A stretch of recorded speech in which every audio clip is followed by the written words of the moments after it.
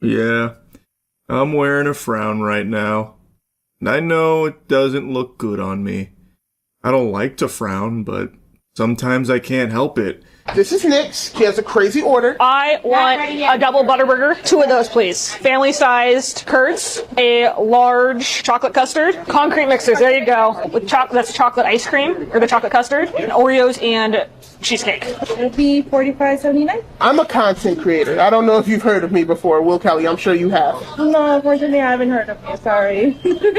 At first, I just thought this was rage bait. I kind of wrote it off as being too on the nose, too obvious that it was on purpose. Rage bait has become like a staple on Twitter and TikTok specifically because it's super effective at engagement farming.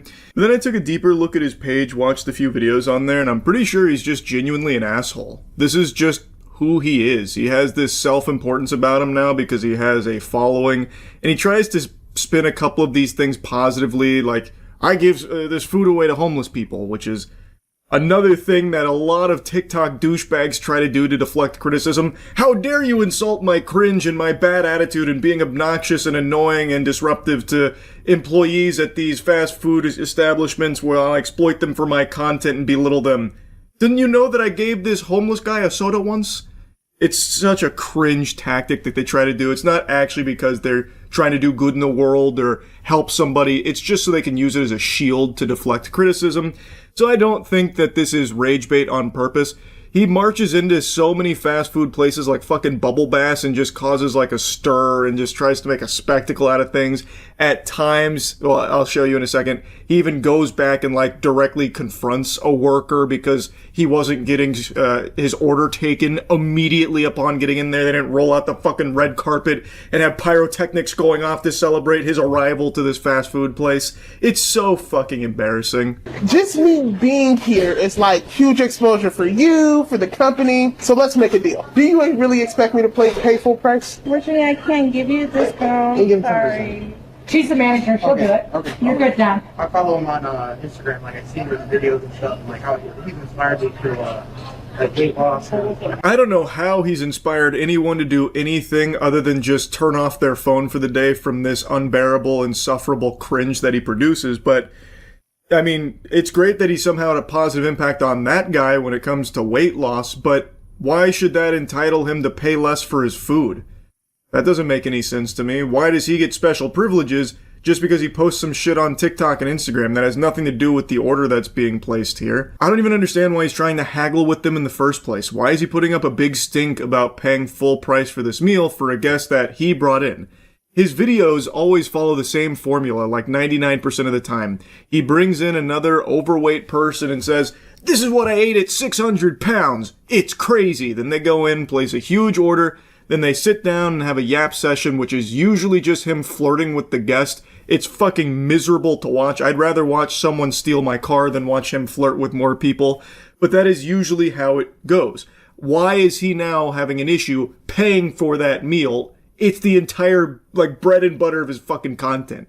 It's so cringe. And this is why I thought it was rage bait initially, because he is actually going through, like, the bullet point checklist of a douchebag influencer that everyone spits on and throws tomatoes at.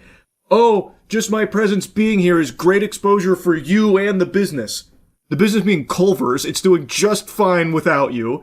It's a massive business. It is also one of my favorite fast food establishments. So him going in there with this kind of behavior, besmirching the good name of Culver's, already sickens me to my core.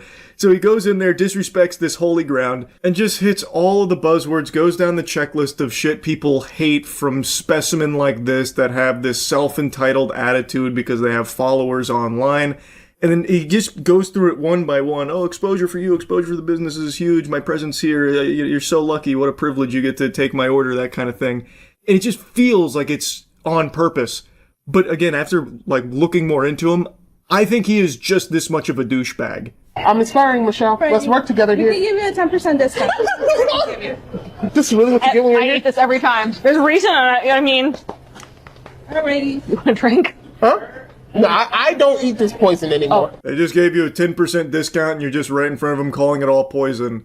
Very classy, Will.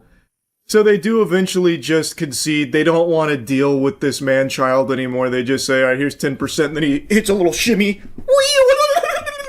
He just gets so gleeful, which is over the top and performative for the sake of the spectacle, the fucking circus that he's putting on here, where he's the main nose-honking clown for it. And even though it feels like it could be rage bait by design, I just don't think it is after looking more into his shit. And also, you can even see it kind of in the way that he treats someone who's being very positive about the impact he's had on their life, which again is against all conventional wisdom. There's nothing that this guy has produced that I could ever see being inspirational to anyone other than just not wanting to end up like him because he's a fucking insufferable loser. But this guy at Culver's said that he knows this guy's content and it helped him with weight loss. And you know how Will responded to it? By just shaking his head, disregarding it entirely, and then trying to leverage that as a way of benefiting himself financially where he doesn't have to pay full price for the meal. He says verbatim, after that guy gave a pretty heartfelt endorsement like, hey, this content meant this to me, Will then just says, you see that, Michelle? I'm inspiring, so let's work out a deal. Like he's fucking Rick from Pawn Stars. So he completely disregards that guy's appreciation of his content. He doesn't even give you a thank you. He doesn't even really look at the guy. He completely ignores him. Instead just shakes his head and then instantly goes into trying to capitalize off of that like we got a new bargaining chip, so I'm definitely not paying full price, right? Look, this employee over there likes my shit. So come on, what are we doing here? Obviously he likes my shit. You're weird for not knowing me, Michelle. Especially all the exposure I'm going to bring you on a personal level. You can be the guy that gave me my order. You took my order, and people are going to throw flowers at you going down the street. You're the lady from Culver's that took Will's order? Holy shit. See, that's what I could do for you, Michelle. Like, that's his attitude. That is actually how he behaves, with or without cameras, I believe. Yeah, Okay. I'm changing my life. Okay, that's Okay, valid. please don't tip me, okay? I need a support should I system tempt next. you? Alright. Santiago's not real. He's the man behind the camera. Don't speak to Santiago. Them. Huh? Oh, them. Of Do course. not talk to I talk to the camera all the time. Okay, I'm just making sure you're not talking to the cameraman. He's not human to us. No, he's just a tripod. We're on the same page here.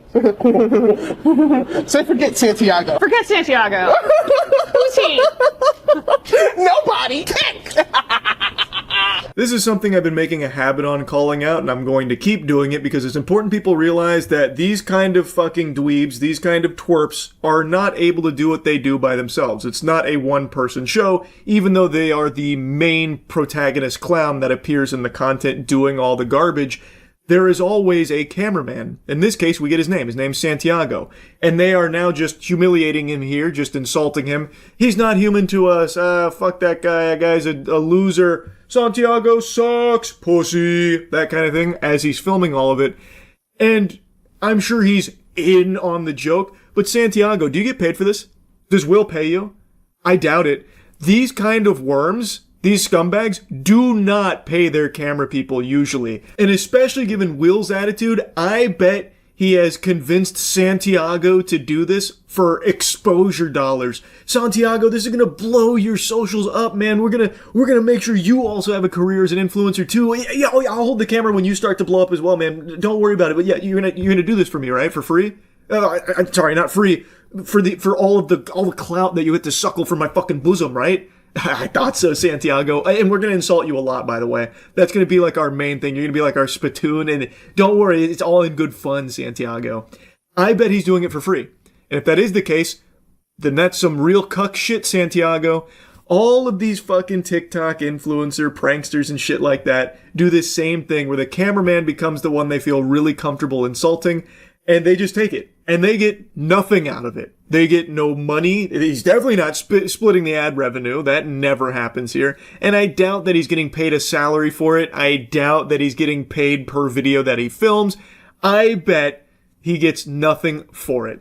And that shit is just as cringe as Will himself. Have some self-respect.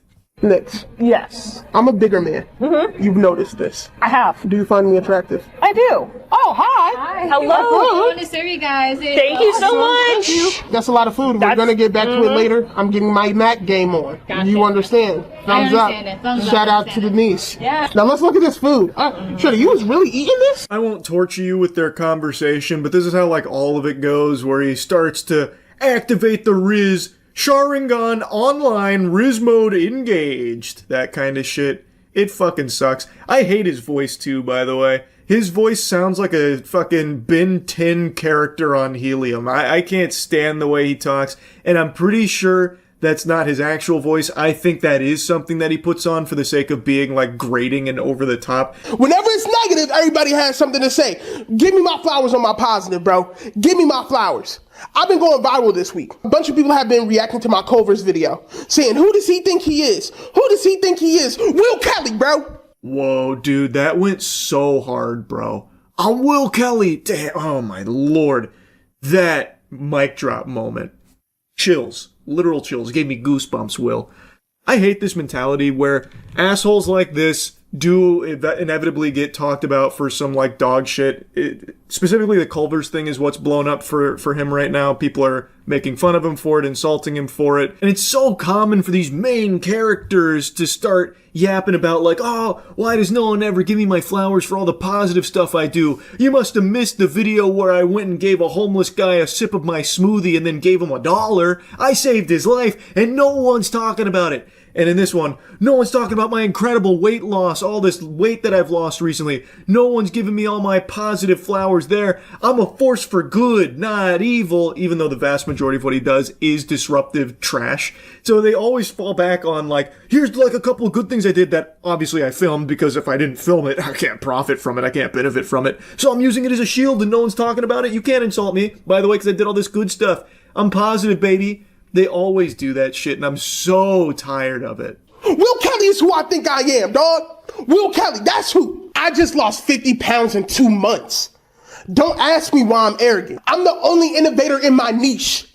Don't ask me why I'm arrogant. All the fat boys losing weight have copied my style of video.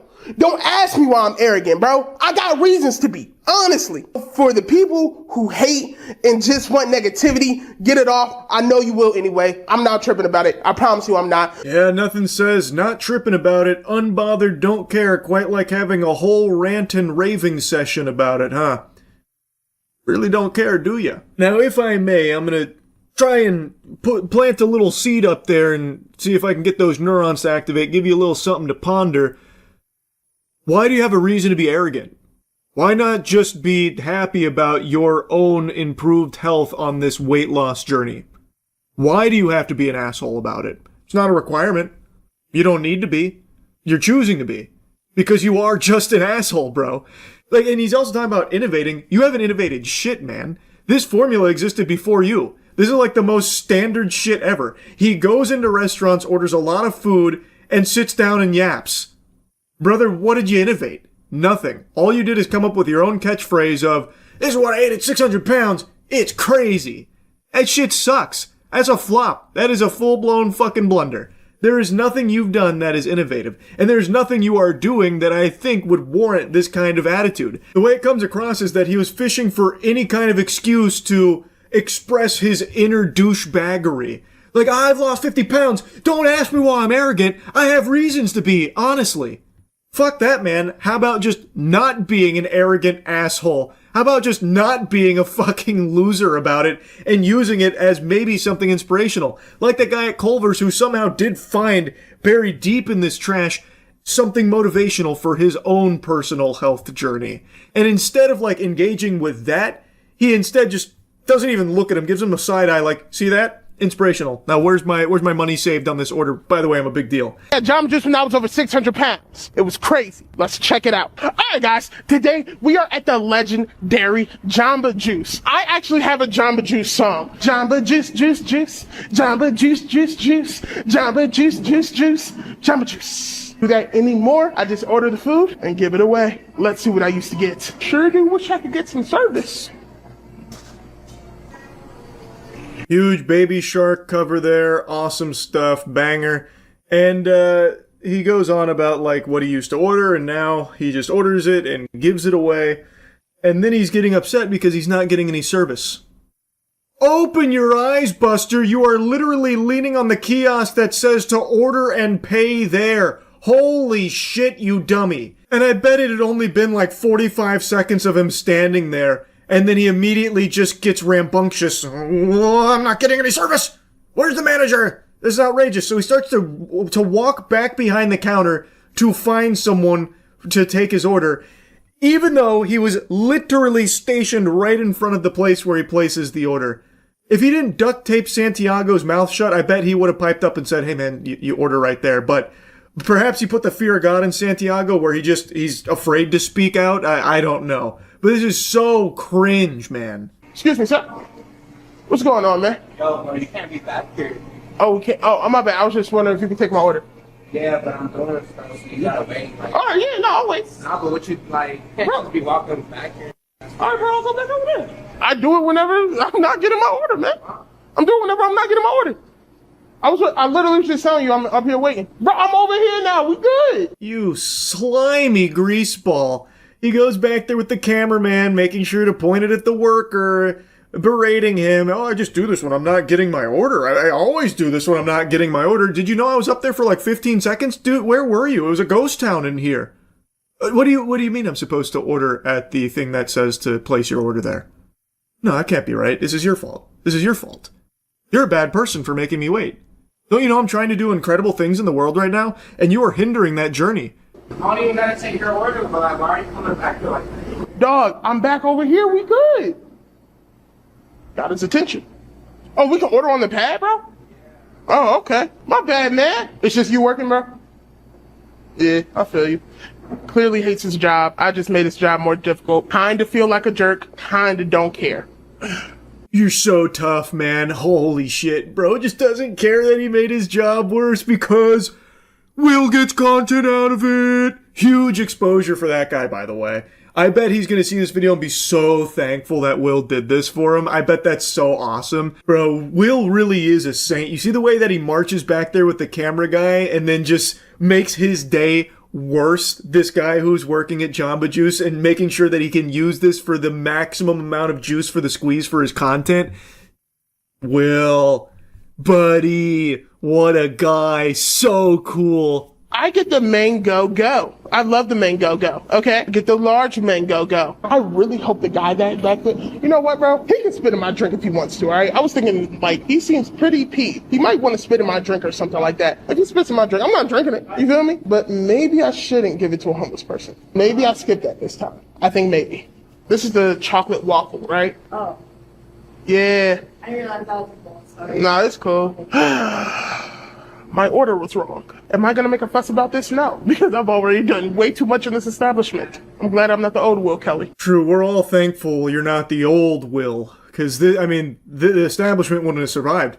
He would have burnt this bitch to the ground. He would have completely dismantled this place like he was Godzilla in there. Just ravaging it for getting his order wrong.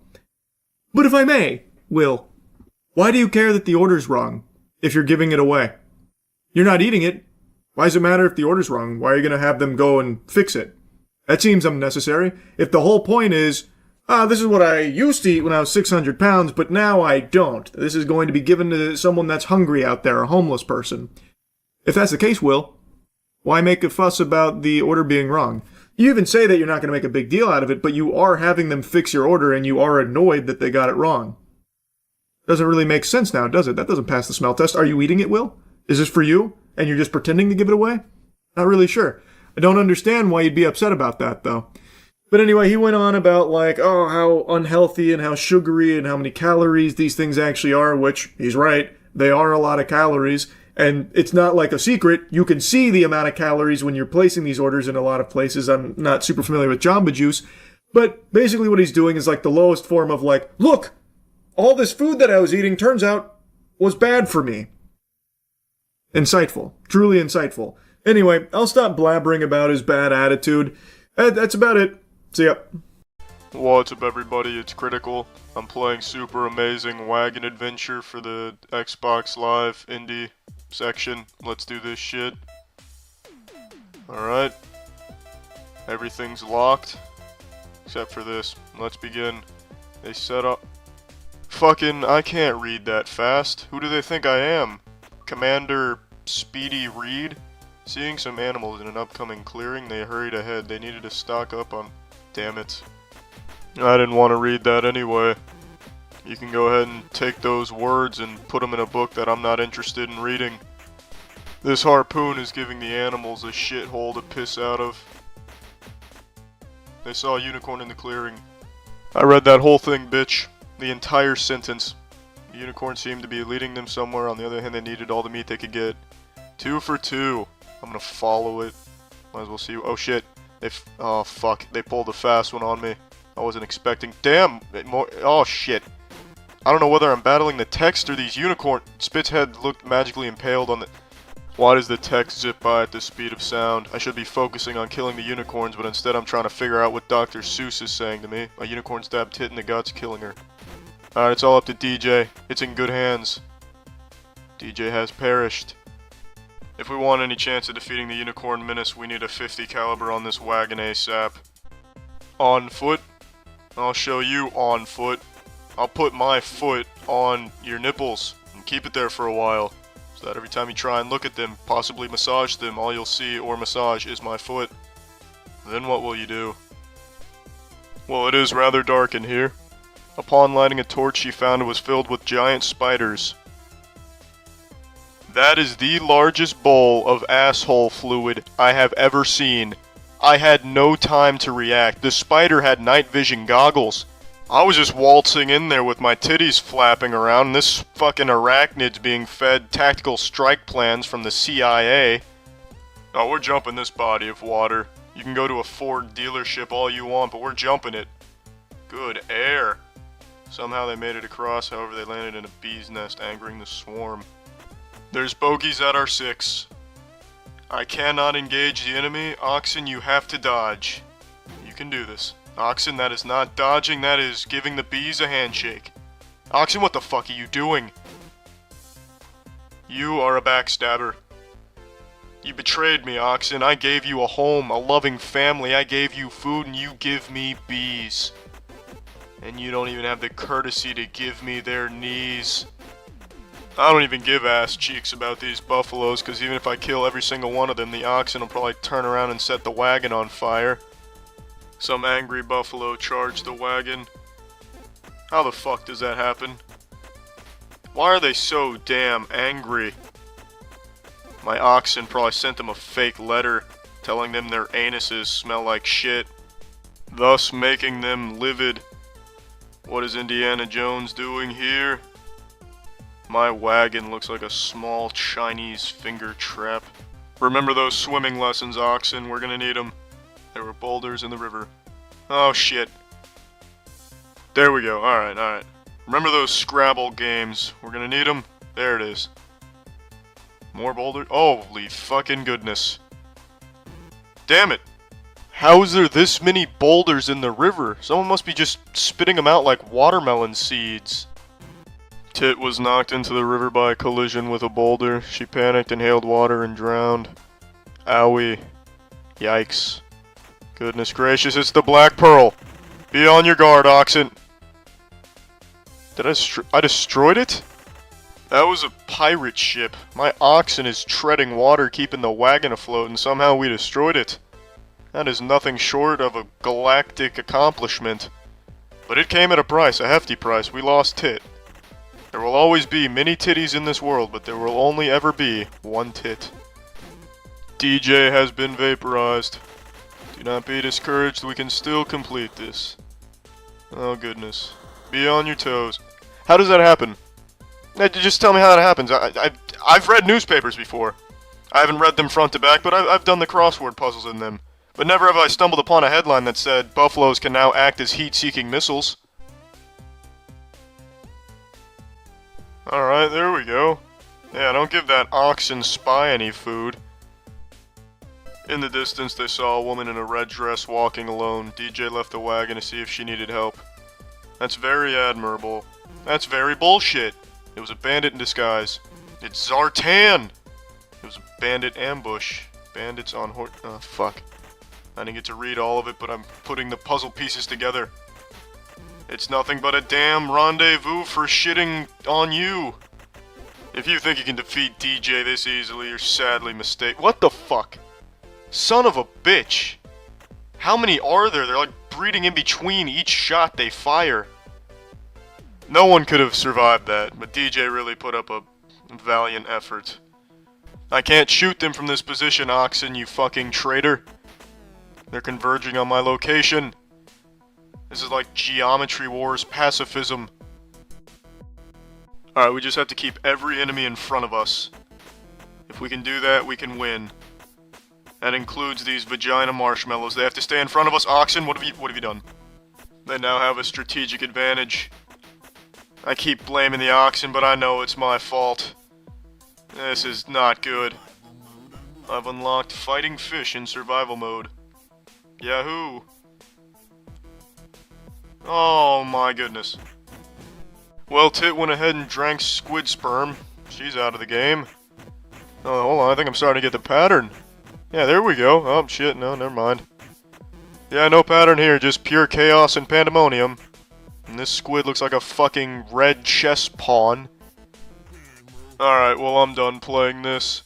Well, that's the end of this video. Remember to rate the video, comment the video, and subscribe if you want to see videos similar to this one. See ya. What's up, everybody? It's Critical. I'm playing Raw Danger for the PlayStation 2. Let's do this shit. Squirtle Wabramop, the ultimate human being. I know the controls to this game, so I can play it, which is good. What is this creature? Let me get a closer look at it. It looks like an obese Krillin. Can I communicate with it? Fuck you, Geo. Nice talking to you. I hope you enjoy the party. What else we have here? What is she doing? Melting ants with a magnifying glass? She doesn't seem to know. Now that is deep. They say knowing's half the battle, but she doesn't know, so she can't even start the battle. Very philosophical. Oh, she just lost the contact lens. Yeah, I'll help you find it. Let's look for that shit. Where the fuck is her contact lens? Did she bury it underground? Yeah, sniff my ass cheeks. Scoot a little closer. Let me motorboat your titties. They're not even being served real food here. These are just blurry pictures of nipples put on top of plates. This is not a well-balanced meal. This is not nutritious. People are not going to walk away from this dinner party feeling like their tummies are stuffed.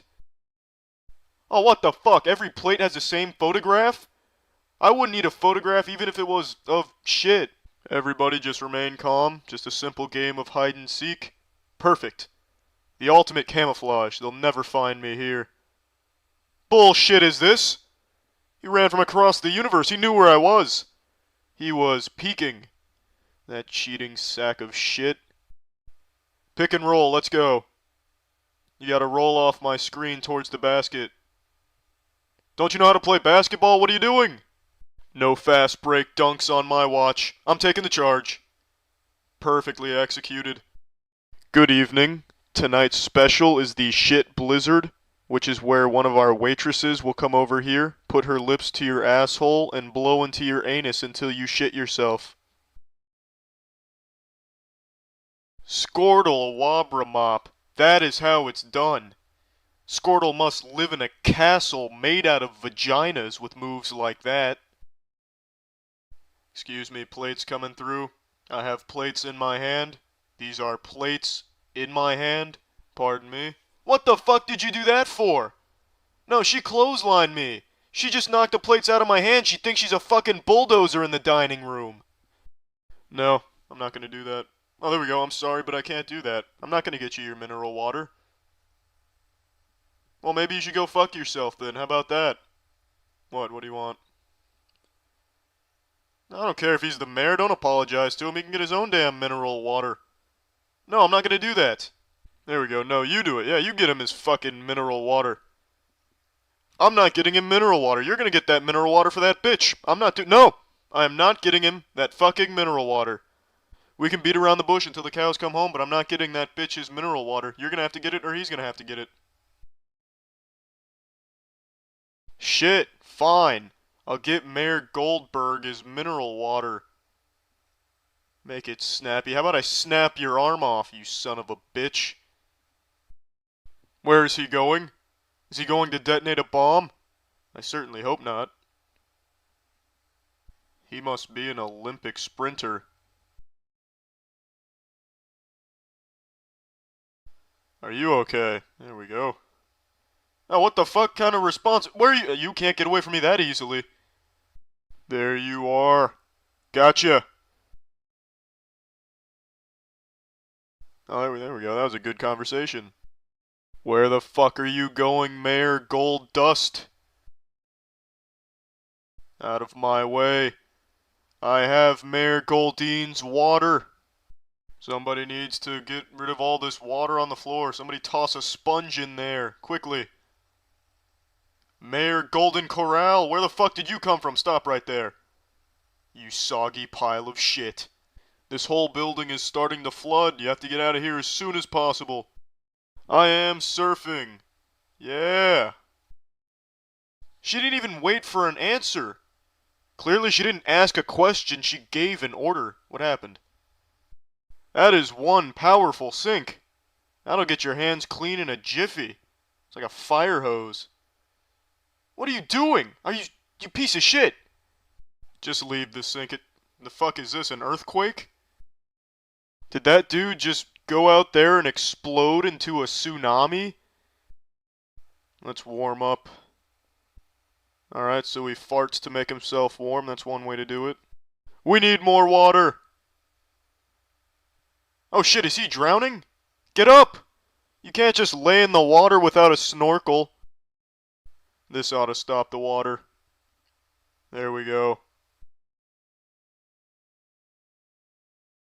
There we go, the electricity's off. That's right, Squirtle, you can go through the hole. Oh shit! Shamu just took a piss. Get out of there, Squirtle. Run! There we go. Oh damn! What was that? Oh damn, again! It's like he's stepping on glass. Keep running. Damn! Oh shit. Blasted me onto the ladder. The frame rate is slowing down. There's just too much action for one frame rate to handle. It's abandoning its frame rate responsibilities. Raw Danger has more action than it can even handle. Alright, well I'm done playing this. Well, that's the end of this video. Remember to rate the video, comment the video, and subscribe if you want to see videos similar to this one. See ya. Well, we learned how to handle strangers, but how do we handle God? What if God meets us in the alleyway next to the old van? You failed to watch when they got to bad touch territory? You telling me Winnie the Pooh's Too Smart for Strangers gets into molestation? I don't know, it seems like an iffy topic to be covering, especially on Twitch. But as a PSA, don't get molested. Work until they drop. Scribes? Pharaoh Hitler? Yeah, Pharaoh Hitler. This is who Yugi was fighting in the Yu-Gi-Oh show. Oh, good lord. But now the Spirit of God moved in the land. Man, the Bible is hardcore. His children. What the fuck?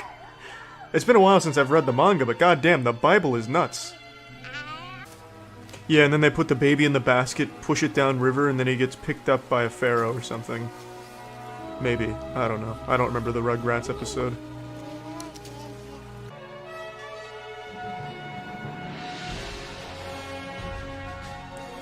Dick's Commandments? Well, they need a better name for that. Yeah, here's the 10 Dick Commandments, losers.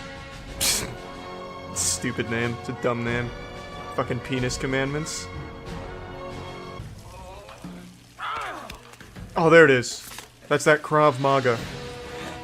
I've seen these in the women's self-defense courses. Start hitting him with the purse. That's enough of that. Damn, Moses is a super Chad. What is he, like 6'5"? Business. I beat you.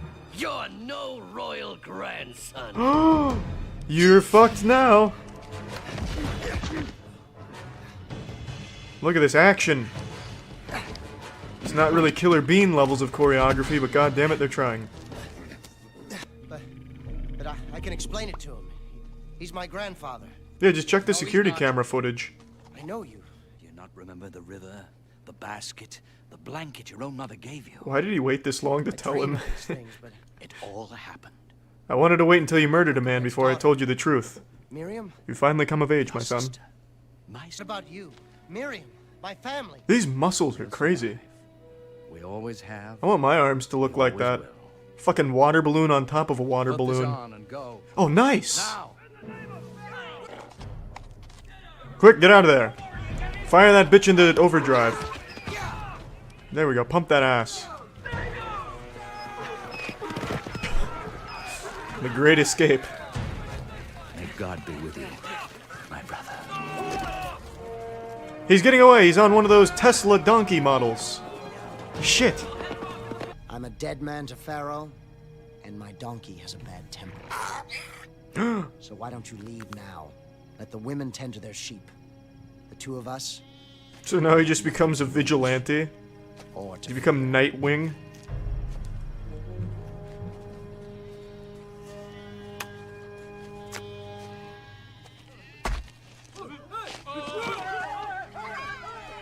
Yahoo! Oh, Yahoo! Yahoo! Oh, ew! Bald! Ew! Ooh!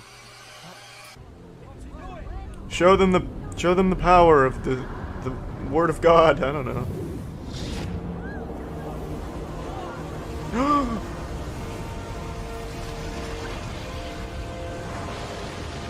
Good God! go, go, go! This isn't even accurate. Yes. If you actually paid attention to religion and watched Beyblade, you would know Moses used a Beyblade to let it rip and parted the sea. Don't forget the wax. Those manatees are fake. They're CGI'd. Moses is pulling like a Chris Angel mind freak scam. They'll kill us all thanks to you. What do you mean? He's just gonna collapse the lake. Obviously. Game of Thrones pre-sequel is getting made. Fuck yeah! I hope it's written by 4-year-olds this time. At least it'd be better than Season 8. Oh wait, is this where he has to sacrifice his son, but then it turns out that God was just playing an epic YouTube prank on him? You guys remember that in the Bible? Joshua, I must Might have been go alone Abraham, from I don't here. remember, but it was like, I'll wait kill for your son for me, it'll make me laugh. And he's like, why, God? Well, because I want to laugh. Slit his throat and put him on the altar. It's like, God, I don't want to. He's like, you do it or the world dies. He's like, alright, God, I'll kill my son. And then as he's gonna kill his son, he's like, no, don't do it. Just wanted to see if you would. Lol. I'm pretty sure that was Abraham. Dad! This guy sucks. Never come back. Fucking fat chef He'll come pedophile man. Doubting the 10 Commandments. What have you done? Oh, also, spoiler alert. God doesn't forgive this guy for this. Here is your God, children of Israel. That's a shitty god. Let's all dance and sing! and Let's give worship a praise cow to with the a true God. magnifying We'll glass. see, face to face. Looks like one of the Arankar from Bleach firing a Sero. Oh yeah, anyone remember the Tower of Babylon? Where God just wanted people to spread out a little bit more because he put a lot of work into the world, so he made this tower that scrambled their languages for no reason. Instead of just asking them to separate, he just scrambled their languages so they couldn't understand each other. God's quite the prankster, actually, like the original YouTuber. Here comes the genocide. The Lord hates golden cows. Oh, what are you afraid of? It's the judgment of the Lord. Wasn't there one Jesus Christ. Oh! Well, you just broke the commandments. That's your fault, Moses. Oh no. Dear Jesus. Moses has gone mad. Save them, golden cow. Lord, forgive them. What? They're sorry. You just condemned them to hell. That wasn't Still him. angry. You broke the commandments. If you want to punish anyone, You earthbended, not him. punish me first. Oh, nice. Blueprints. For the first RGB keyboard for gamers. What do they even eat out here in the desert? All Moses does is talk with What, fucking, they sustain themselves off faith? Is that their nutrients? Where we're going. That's an empty bowl. You're not fooling me, lady. It rains bread. How long will these people disobey me? Oh.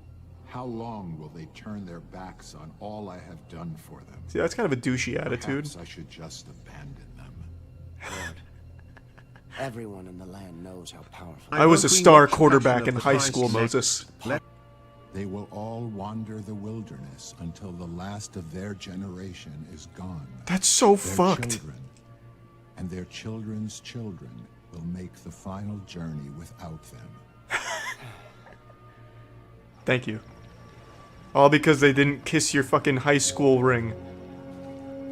See, it was things like that during, like, the church ceremonies where I was like, well, it's a little douchey.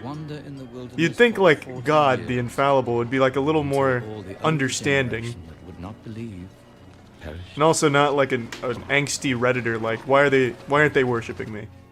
Didn't they see my comment karma? This because soon our people will see the promised land. They won't. That is a great thing. No, that's a shame that he doesn't know. God already forsake them. Told them they couldn't see it. He denied them entry to the club. One time, I failed him. What? So, justly, I was punished. When did... Oh, he failed him when he hit the rock, right? That was Moses' one sin because he hit a rock. That is to be my reward, Joshua. That's such cutthroat. Like, those rules are strict as shit. So where's Moses going? Just looking for a nice rock to die on or something?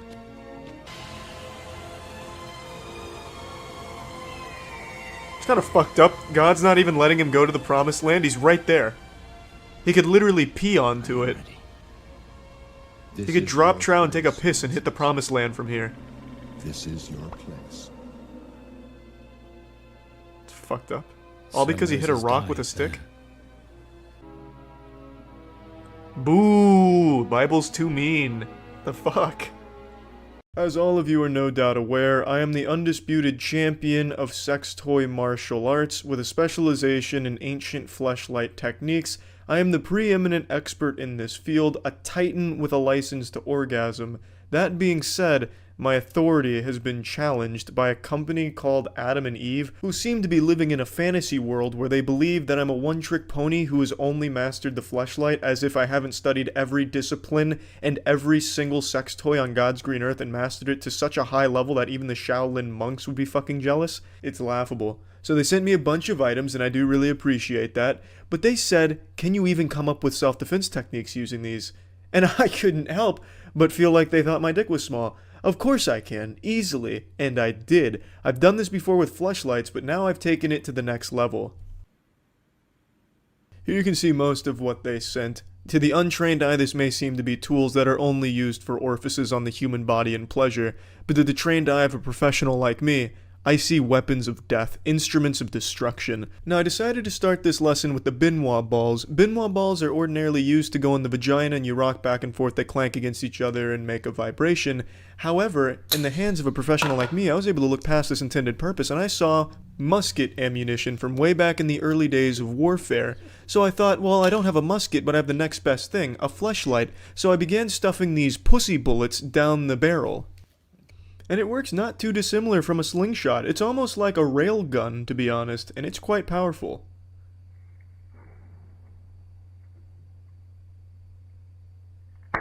Listen to that late explosion. The shot heard around the world. Now I knew I was capable of much more, so I decided let's pull it back further like I'm knocking an arrow. Great success. As you can see, you got someone coming up to you with ill intent and you're armed with only the Benoit balls in your pussy and a fleshlight? Well, you're not defenseless. In fact, you've got yourself a projectile weapon that can rival a shotgun.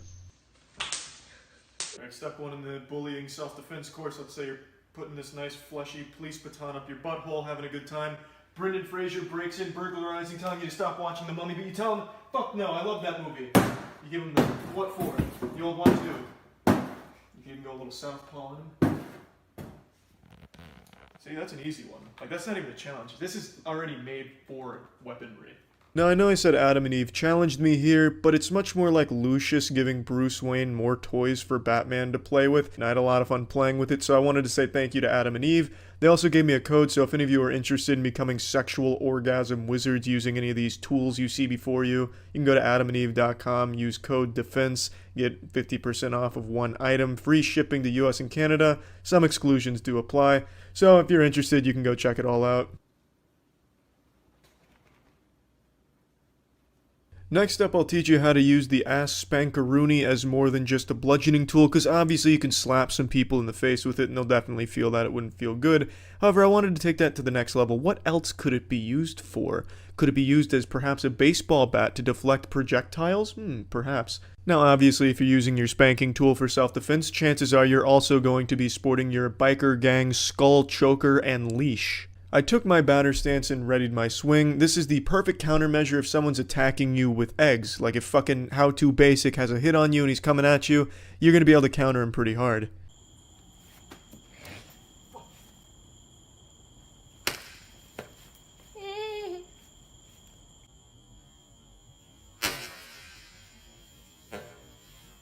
Now using this thruster and clit stimulator, and the clit stimulator portion looks like someone doing the I love metal hand gesture, I thought to myself, can't really use this for self-defense, but this looks like the perfect tool for some RuneScape grinding.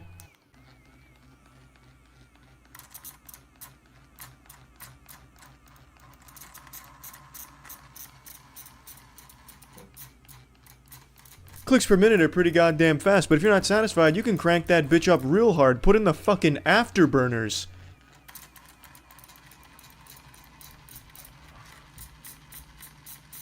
And even still, engage the nitrous on the 3rd level setting.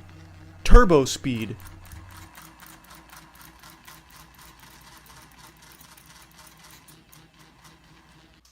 Of course, you got the classic Great American Challenge, the latest from DARPA. The most recent defense technology on the market. You don't even need to get creative with this. If you're playing with this, you're already a force to be reckoned with. This is a dildo for fucking Hagrid, maybe. It's massive. The cave troll from Harry Potter probably couldn't take this, but over your shoulder, pretty simple. Lock and load it. Makes sense to me. The classic chip test. Yeah, its bludgeoning power is second to none. An absolute force to be reckoned with. And obviously, you can go with the traditional kettlebell swings using it as well and get yourself a nice little workout in there. I can't even turn the lights on for this intro here. Many of you know I've been on this quest of trying to prove the paranormal exists while not being a believer in it even slightly myself. I've gone on 5 ghost hunts prior to the one I'm about to talk about, and nothing's happened. It's been a bunch of fiddlesticks up until this point. But the one we just went on at the Tampa Theater, I don't even know how to describe it. It transcends what I thought possible, and I've been racking my brain trying to come up with rational explanations for what we experienced, but just nothing is coming to mind. So I want to share some of the scariest moments with all of you here, but if you want to watch the full thing, it's over on the other channel. I'll put a link to it in the description. I highly recommend you check it out because this is a perplexing mystery, and for the first time, it's shaken my belief in what I thought I knew about our world and what's possible. I think there's a good chance that our investigation will be cited in numerous paranormal studies for decades to come. I think what you'll see. You'll see. This was a mistake. I didn't believe it till today, but it's right behind me.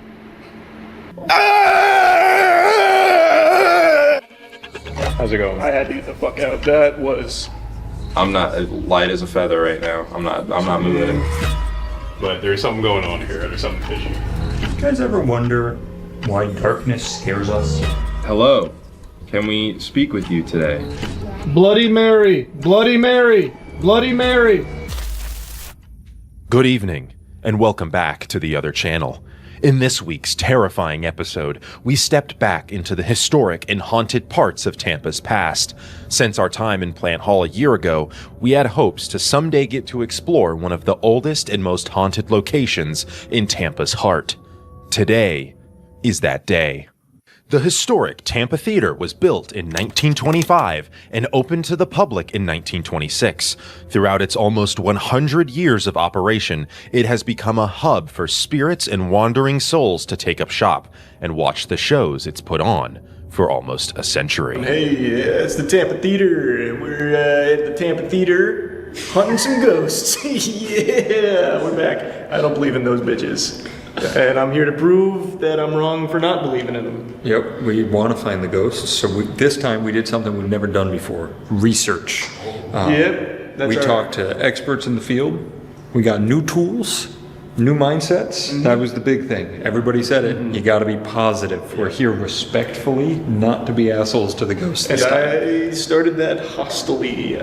I didn't. Matt hasn't shared his research with us. I didn't know. Let me tell you, I don't want to spoil too much. The first ghost is over there. We haven't crossed the barrier. That's right. They haven't heard anything. Oh, you're right. We're good. The Dark Souls fog behind it. Yeah, the fog walls. Boys, let's find some ghosts. Yeah. Let's ghost hunting time. Ghosts. What we always say. 1, 2, 3. Get him! Is there anyone here with us? Tile. Oh, worth noting, this is the original tile. He died right where Danny's sitting, and apparently in a pool of blood. So that may mean something. Say. Hello, Robert.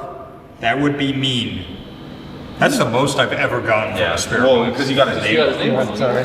And also, that is the new upgraded spirit box. Yeah, this is the Sam and Colby recommended spirit box, so if it doesn't work, Entering. you know who to blame. Ronald, if you are here, please. Robert. Sorry, I can tell from the vibration of Charlie's voice, he's not being respectful. It's not. I'm trying to. Oh, I'm not going to be the first one to go in there. That is actually a very disturbing painting. This dude went in the ladies' bathroom.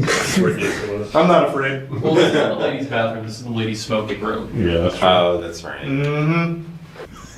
That seems pretty cold. And I'll spoil this, I'm not a believer. Yeah. Tonight I'm a believer. I'm not normally. So normally I would never say anything about this. When I walked up to place that cat ball by myself up here, I got goosebumps. That's good. Normal me would go, I got goosebumps. Tonight Matt got goosebumps. Oh, she was here. What? She was doing that. She picked me up with her mom powers and shook me like a dog. Guys, gotta be The believing is immediately gone. I'm sorry. With the above ground levels primed for spiritual encounters, the basement was where the most haunted room in the theater could be found. The dressing room. Though there isn't a name associated with this entity, many have referred to it as a trickster ghost, or a spirit not in need of closure to move on, but instead a malicious presence that only wishes to torment and erode the sanity of those who goad it. Little did we know that a prime vessel for this trickster may have been walking among us. All right. Let's leave Charlie to his hunting. Yeah, just lock me in here for a little bit. Bye, Charles. No spirit box? Nah, I'm good. Where are you guys gonna be? Actually, don't even tell me. That'll be part of the scare. Yeah. We might leave. Yeah, well, that'd be fucked up, but yeah. That was a little bit of fear I heard. That'd just be mean. That was a little bit of that'd be mean.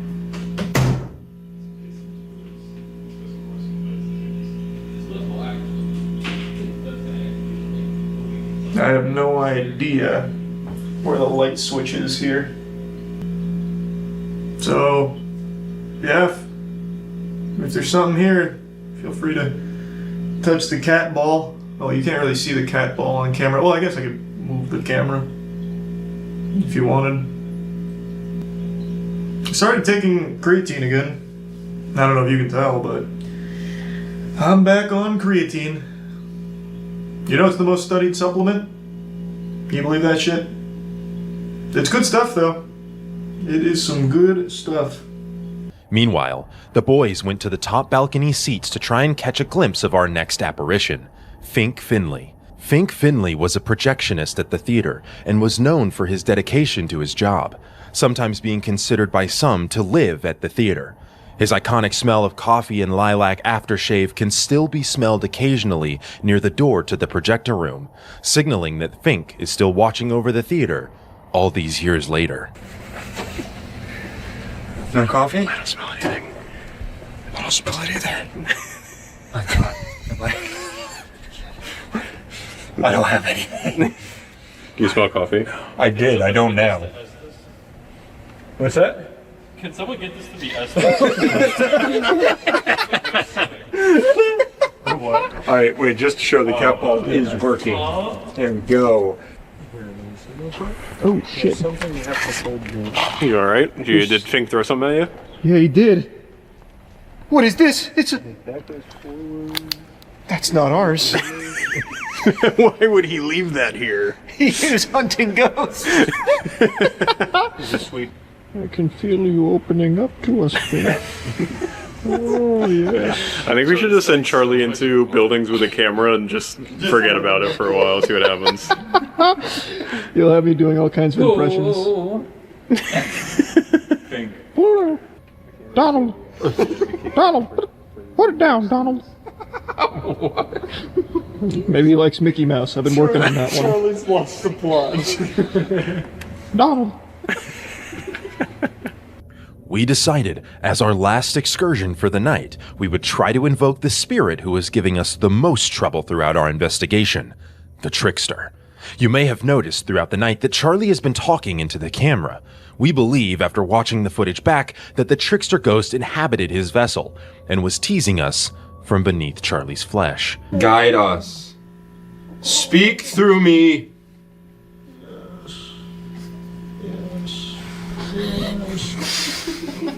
The video's getting fucking haunting just because Charlie's voice. Oh! My laugh sped it up, I'm sorry. Where are you taking us? It's trying to tell us the year it died. Guide us through the ether. It's going to the 3. I have no idea. I can't see it. I'm just saying shit, really. With the Trickster teasing us still through Charlie but giving us nothing to go off of, we switch back to the Estes method. Until suddenly... This hot tub for all of us. I'm here. Oh, that was real. Hey, Trickster. Hey. What is your name? What is your name? Speak up. Workers' compensation. Jesus Christ. Clark, if you appear in this mirror right now, I'll actually shit my fucking pants. What is it? You have to say it in 3? This won't go away. That's actually horrifying, Clark. So. Hey, Clark.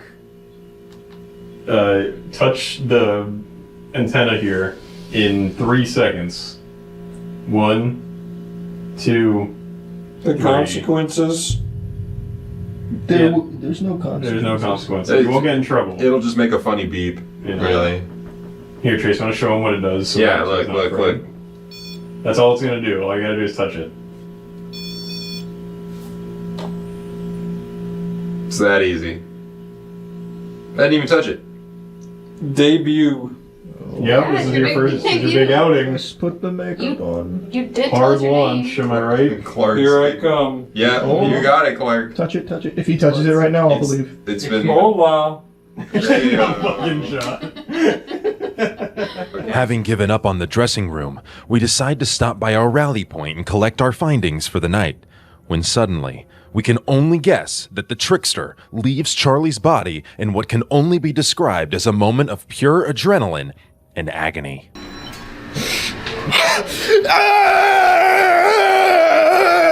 I don't like Ticketmaster. You all know that. By extension, Live Nation, because Live Nation owns Ticketmaster. It's a huge, messy web that I've clowned on and insulted numerous times now. And I feel like everyone probably shares that same sentiment. I believe in every human being's soul there is a spot reserved purely for their hatred of Ticketmaster to reside. I'm sure everyone has their own experiences and horror stories here. It is just an absolute dog shit business model that is becoming worse and worse all the time.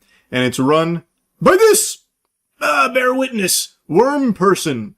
This is Michael Rapino, more like Michael Rapinor, because this man is just a giant fucking wiener.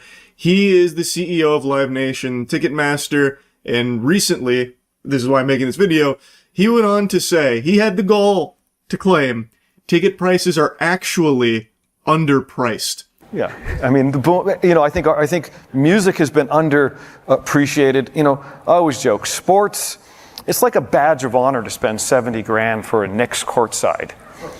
they beat me up if we charge $800 for Beyonce, right? So it's a real, it's a very we have a lot of runway left, right? So when you read about the ticket prices going up, it's still, average concert price is $72. Try going to a Laker game for that, and there's 80 of them or whatever the hell. So the concert is underpriced, has been for a long time. If that isn't the biggest load of fish paste, what in tarnation, brother? Holy moly. There's so much to insult with this statement. Like, I don't even know where to begin. If you have been to any concerts or shows over the last, let's say, 10 years, you've probably noticed a trend where it's getting more and more and more and more expensive. The biggest complaint you will see anytime there is a concert is people talking about how they're priced out from attending it. Even the biggest fans can oftentimes not afford to go to it, or maybe they can only get like the nosebleeds or something, which isn't usually even worth the price you'd pay for that, because also that is often expensive too. And they get away with this because they have fundamentally a monopoly when it comes to live performances, live shows like this. And there's always the huge issue with scalping, which almost seems encouraged by Ticketmaster. At least historically it used to. I don't know if it's as bad as it once was. I haven't noticed it to the degree I did a few years ago, so maybe they started to fucking put the nipple clamps on it and twist to try and stop that a bit.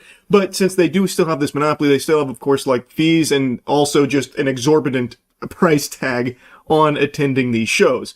Because they can. You don't have like an alternative to get the tickets or anything. And I hate that comparison he makes where he's like, oh yeah, some people will pay like 70 grand as like a badge of honor to sit courtside, comparing it to like a big sporting event where people shell out tons of clams. Brother, you just blow in from Stupid Town. How in any way, shape, or form does that even remotely associate with these prices for a concert? It's so night and day, I don't even think it's worth digging into like the actual meat and potatoes of the statement. It's just a false equivalence. And he tries to use it as a way to justify that there is still so much room to charge more for their tickets. And I think that is just sickening. So I've been to 2 shows recently. I went to a Deftones concert a couple months ago. Unfortunately, I did somewhat brown my trousers a bit there. There was a couple tiddlywinks of fecal matter, which I made a video talking about it. It was pretty embarrassing, pretty shameful. Fucking shit myself a little bit as a 30-year-old man. Not that I blame Michael Rapino for that. I know he didn't put poop in my butt. That's on me. That was my responsibility. Like, I get it. But anyway, I'm getting a little sidetracked. I'm starting to like pseudo-trauma dump on you here for no reason. Deftones concert was amazing. And then recently I saw a My Chemical Romance show here in Tampa. Also amazing. But you know what both of these had in common besides being extremely entertaining? Extremely expensive. And Ticketmaster gets to basically charge the moon for it if they want to. And they do want to, make no mistake. And it looks like they want to charge even more for it. They want the fucking whole kit and caboodle here. They want your entire piggy bank just to see your favorite artist perform once. And I understand concerts aren't like a necessity. No one needs to buy tickets to a concert. But you can see this trend that when Ticketmaster Live Nation kind of took over and got this like monopoly, they have been jacking up prices non-stop. And it's just spiraling out of control where it prices out tons and tons of normal people that no longer can afford to go see their favorite artist perform because they'd have to decide between spending the money for a couple of tickets to that event or like, you could also just spend that money on, like, a fucking week-long vacation in a lot of cases because it is that fucking expensive. So it's just, I also think it's bad for the artist, too, because then you're not performing to as many occupied seats. You're not performing to as many actual fans anymore. Like, I just think the whole model sucks now. And you can see a huge change when Ticketmaster Live Nation took over. Tickets were far more affordable, and I get everything's gotten more expensive. I understand that. But in this sector specifically, this monopoly has been extremely awful for fans and artists as well. It is only good for Ticketmaster. And the CEO's out here like, well, actually, it's like super reasonably priced. In fact, it is underpriced. I need to be making more money. Meanwhile, last year he took home like $32 million, like himself in total compensation. Like, I wonder why he thinks it's underpriced and why they should be charging more. What's the incentive there? Man, that's so interesting. I wonder why he would have that perspective. Any sensible, sane person will tell you the same thing. Ticket prices suck. And Ticketmaster super fucking sucks. So I definitely don't agree with Michael Rapinoe's assessment here that there's a lot of runway for more ticket price increases. He says that people beat him up for charging $800 to Beyonce. Well, what he doesn't mention there is that $800 to see Beyonce is to see her through like a fucking glory hole on like the 39th floor of the stadium she performs at. Like, you do not get good value even when you do spend a lot of money going to these concerts because everything is so fucking expensive. So I think his take on this is complete trash. Complete trash. But he does say something during this event that I think is an important thing to mention in regards to how important shows are to the artists. Well, you know, the live show is, you know, the artist is going to make 98% of their money from the show. The record label, all the other ways they made money is irrelevant now. The show is where they're making their money. Now, in this section, he is actually correct. He did pin the tail on the donkey here. Record labels take the lion's share of what an artist makes, or what a band, group, whatever makes. I have heard some, what I believe to be, or should be, criminal contracts in the record industry where they will take sometimes like 90% of like streaming revenue, record sales, merch sales, that kind of thing. And thus the band needs to survive off just tours alone because that's where they make their actual money. The record label makes the rest through them on other things. They only see like a small percentage of it. It's fucking terrible. The music industry itself is so unbelievably corrupt. Ticketmaster is just a small component of that. But he is right. The actual shows, that is the most important part to the money that an artist brings in, which I believe is also contributing to the increase in ticket prices. Not always solely Ticketmaster, but there are cases where groups or artists have knowingly increased their prices as well and like even agreed to like the surge pricing type shit, the like dynamic pricing model, because streaming revenue, record sales, merch sales, all of that stuff, the record label has got its filthy fucking paws in a big way. Thus, they need the tours to, you know, bring in their actual chunk of change. Again, the system itself in the music industry is super fucked. Also, streaming revenue is not a ton for music. I feel like most of you have probably heard artists talking about how much like a song of theirs makes through like Spotify or something. And it's not overly incredible from the numbers I've been made aware of. And I guess from my own personal experience, I'm in a band, The Gentlemen. We are working on more music. Across our 2 albums, we maybe have like 100 million streams across all the songs. And we even did do like physical sales. And in total, I believe what we've brought in over the last 6 years is like 120, 140K, somewhere in that general ballpark. So you divide that between 2 people over the course of 6 years, it's not, you know, the biggest bag of money you'll ever see in your life. You know, you're not talking Scrooge McDuck levels of wealth coming from like music streaming sales. At least not until you're in like the, I guess, hundreds of millions as opposed to just like the 100 million club. Again, I can only speak from my own personal experience and at least the other numbers I've become aware of and what artists have made from those. And we've never toured or anything. If we did, that would probably be where the bulk of the money would come from, because there's not a ton of people buying physical albums anymore. And streaming revenue through listening, through like just song streams, isn't like incredible per stream either.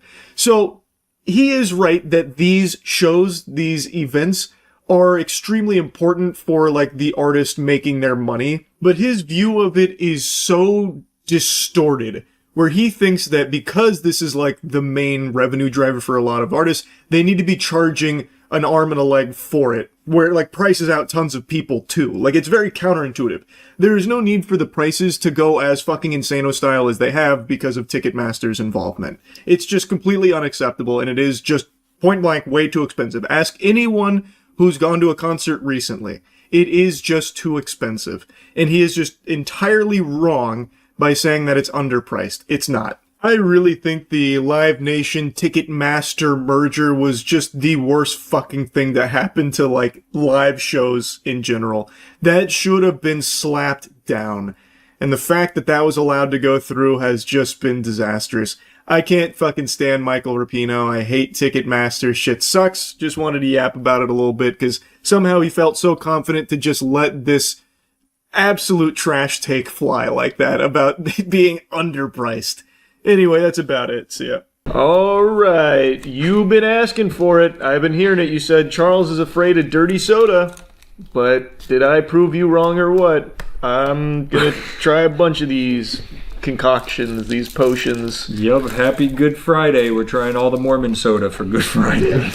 Oh, is it? Can you can you explain what this is to people who might not know? For you non-enjoyers of Secret Lives of Mormon Wives, Mormons cannot drink coffee. I think it was meant to be caffeine, and they loopholed it into just coffee, so they can drink soda.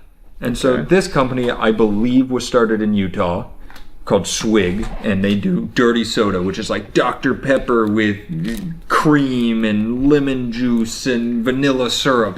This shit's like 600 calories a cup. Well, some of it. It's nuts, and they call it dirty soda. So we're gonna try it all. That sounds cool. I feel like dirty soda just has a negative connotation I right agree. away. What about should be like tasty soda? I think it's supposed to. Is it supposed to sound like a cocktail? Like you get it. I can see that. You get it dirty or you get it But neat. I think like in that the kind of show, have you seen the show, Chelsea? You've seen it, haven't you? Don't they like drink massive ones of these like all the time? 48 ounces or something. I don't know. Like multiple times a day and They're shit. on Ozempic or doing blow because they're all skinny as hell still too. All of these have fun little names, going from Raspberry Dream, the Ring King. Wow, the Ring Dinger. The old Ring Dinger, Beach Babe. So I think we work our way down the line. These look the best to me. That looks like sludge. These feel more like, I think some of these are called like refreshers, which that's like what you get at Starbucks, that kind of thing. These are, so Raspberry Dream. Does somebody want to pull up the menu? Oh. It's Dr. Pepper, raspberry puree, and coconut cream. Okay. Coconut cream. That doesn't sound too bad. Yeah, it sounded fine until coconut cream though. I can't imagine that's any good. Coconut is extremely common in all of the dirty sodas. Really? Yeah. I like coconut. It's not bad. It's probably the way to sweeten it without adding too much like. You don't like it? Stuff. It's kind of. It's not. Like, it's not the worst thing in the world. It just tastes like you melted a bunch of candy and then put ice in it. Very sweet. Yeah. Like super sweet. Like I don't get a lot of. It tastes like a Slurpee. I could see it. It's like a melted Slurpee to me. It's just like I don't get like a lot of flavor. I just get a lot of like sugar. Is the thing. It's a lot. It of sugar. is sweet. But I'm sure this one. Oh, we're supposed to rate these. Yeah, I would say I wouldn't order that, but if you gave it to me and I was like dying of thirst, I'd be like, man, thanks. You really helped me out. Now, if you took that, though, now quantify how would you that. quantify that as a single letter? Like a C. See, I was thinking like a C. I'm thinking, as always, the first one's our baseline, and we'll ignore that immediately. Probably. Yeah. This C, easy C. It's not bad. You know what it feels like? A root beer float almost. I do agree. But like, to your point, with the root beer float, you get like the flavor of the ice cream and stuff. This is kind of like root beer with sweet. Yeah, just a lot more sweet. Yeah. All right. What's in the Founder, Drew? The Founder. Hold on. The actual website cuts off the recipes for some reason. What do you think the Founder's in reference to? Oh, I actually know this. The Founder is the first dirty soda, I think the original recipe. Oh. It's Diet Coke, sugar-free coconut, fresh lime, and coconut cream. Okay. Let's see. Huh. Oh, we got a big mouth straw. Got a lot on that one. I get a little bit of the lemon or lime or whatever you said it was. Citrus. Yeah, there's a whole lime in there, so that does make sense. It's floating in there, so yeah. Oh, that does make a lot of sense, yeah. It's refreshing. That's a lot better than that. I would go, personally, one step up into B category. I was thinking I'd almost go like a very high B. I was teetering with A because, I mean, it's pretty refreshing. Like You could go A if you want. I know a lot of people here say you just copy my answers. People do say that. But they're always saying it. I don't know. I just feel like it's a little aggressive to go A for that because it's not like amazing. It's just a lot Right. better than the other one. Yeah, But I'll go A because I don't know what these are going to be like, so I'll go A for I'm that. hoping we find somewhere where we're like, damn, that's good. Yeah. This one, big news on the signs. Swig is having their Sweet 16, which I'm assuming means they're in their 16th year, which is crazy because I've never heard of it until it opened here 2 months ago. And that's what that is, Sweet 16. This is the birthday girl. It's okay. They do dirty sodas, cookies, and I think pretzels was Oh, that's what cool. it looked like. It's a weird combo. That's good though. What's in the birthday girl? It's Dr. Pepper blackberry, raspberry, mango puree, and coconut cream. Okay. And you Has said nothing to do with like birthdays or anything at all, huh? No. I expected like some birthday cake Oh, flavoring or something in unless there. That's the birthday girl's favorite. Yep. Here, I'll let you get the first sip on this one. You're welcome. Oh, wow, yuck. That's not very good. You know what that reminds? Do you like that? No, that's a lot. That is a lot. That reminds me of what is the flavored rum that everyone used to get in college because it was cheap. Anyone remember what I'm talking about? Yeah. The wacky Malibu flavors from back in the day. I'm going back in for a second. I didn't like that one. That's the worst so far. Does it tell you calories in it? Oh, yeah. I don't know. my have this one. I didn't see it. Yeah, my it's probably tongue illegal. calculated Still it. figured it out. Oh, for a small, 140 calories. Oh, that's not bad. Most of them are like around 140 for the smalls. How many grams of sugar? That I can't. Oh, you see. said it's Diet Coke, right? Yeah. Ah, okay. Okay. So even more sugar. Oh no. This one is Dr. Pepper blackberry, full sugar, baby. Oh, full sugar. Because this is, we were saying this one's sweet. This is just sugar. Yeah. Like sugar overload. How much aspartame is in each one, do you think? Not enough. Nobody got it. Not enough. I'd give that a D. Yeah, I easily worse than this one. Yeah. All right, get it out. So are these all coconut cream? Because I know some on the website said half and half. I know that not all of them are going to be, but so far, yes. All right, well, this is the one I was most excited about based on name only. The Ring King. Ring King. This is. Oh wow! What the fuck?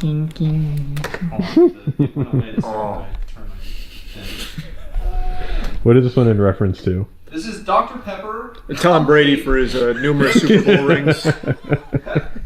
All of the restaurants are picking up football guys. Yeah. Dr. Pepper, cupcake, strawberry puree, and vanilla cream. That's the birthday girl. Yeah, that's definitely birthday girl. Wait, cupcake and then I blacked out? Strawberry puree, and vanilla cream.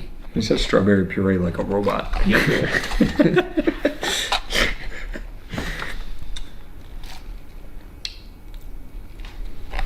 All right, no spoil it for me. I saw your face.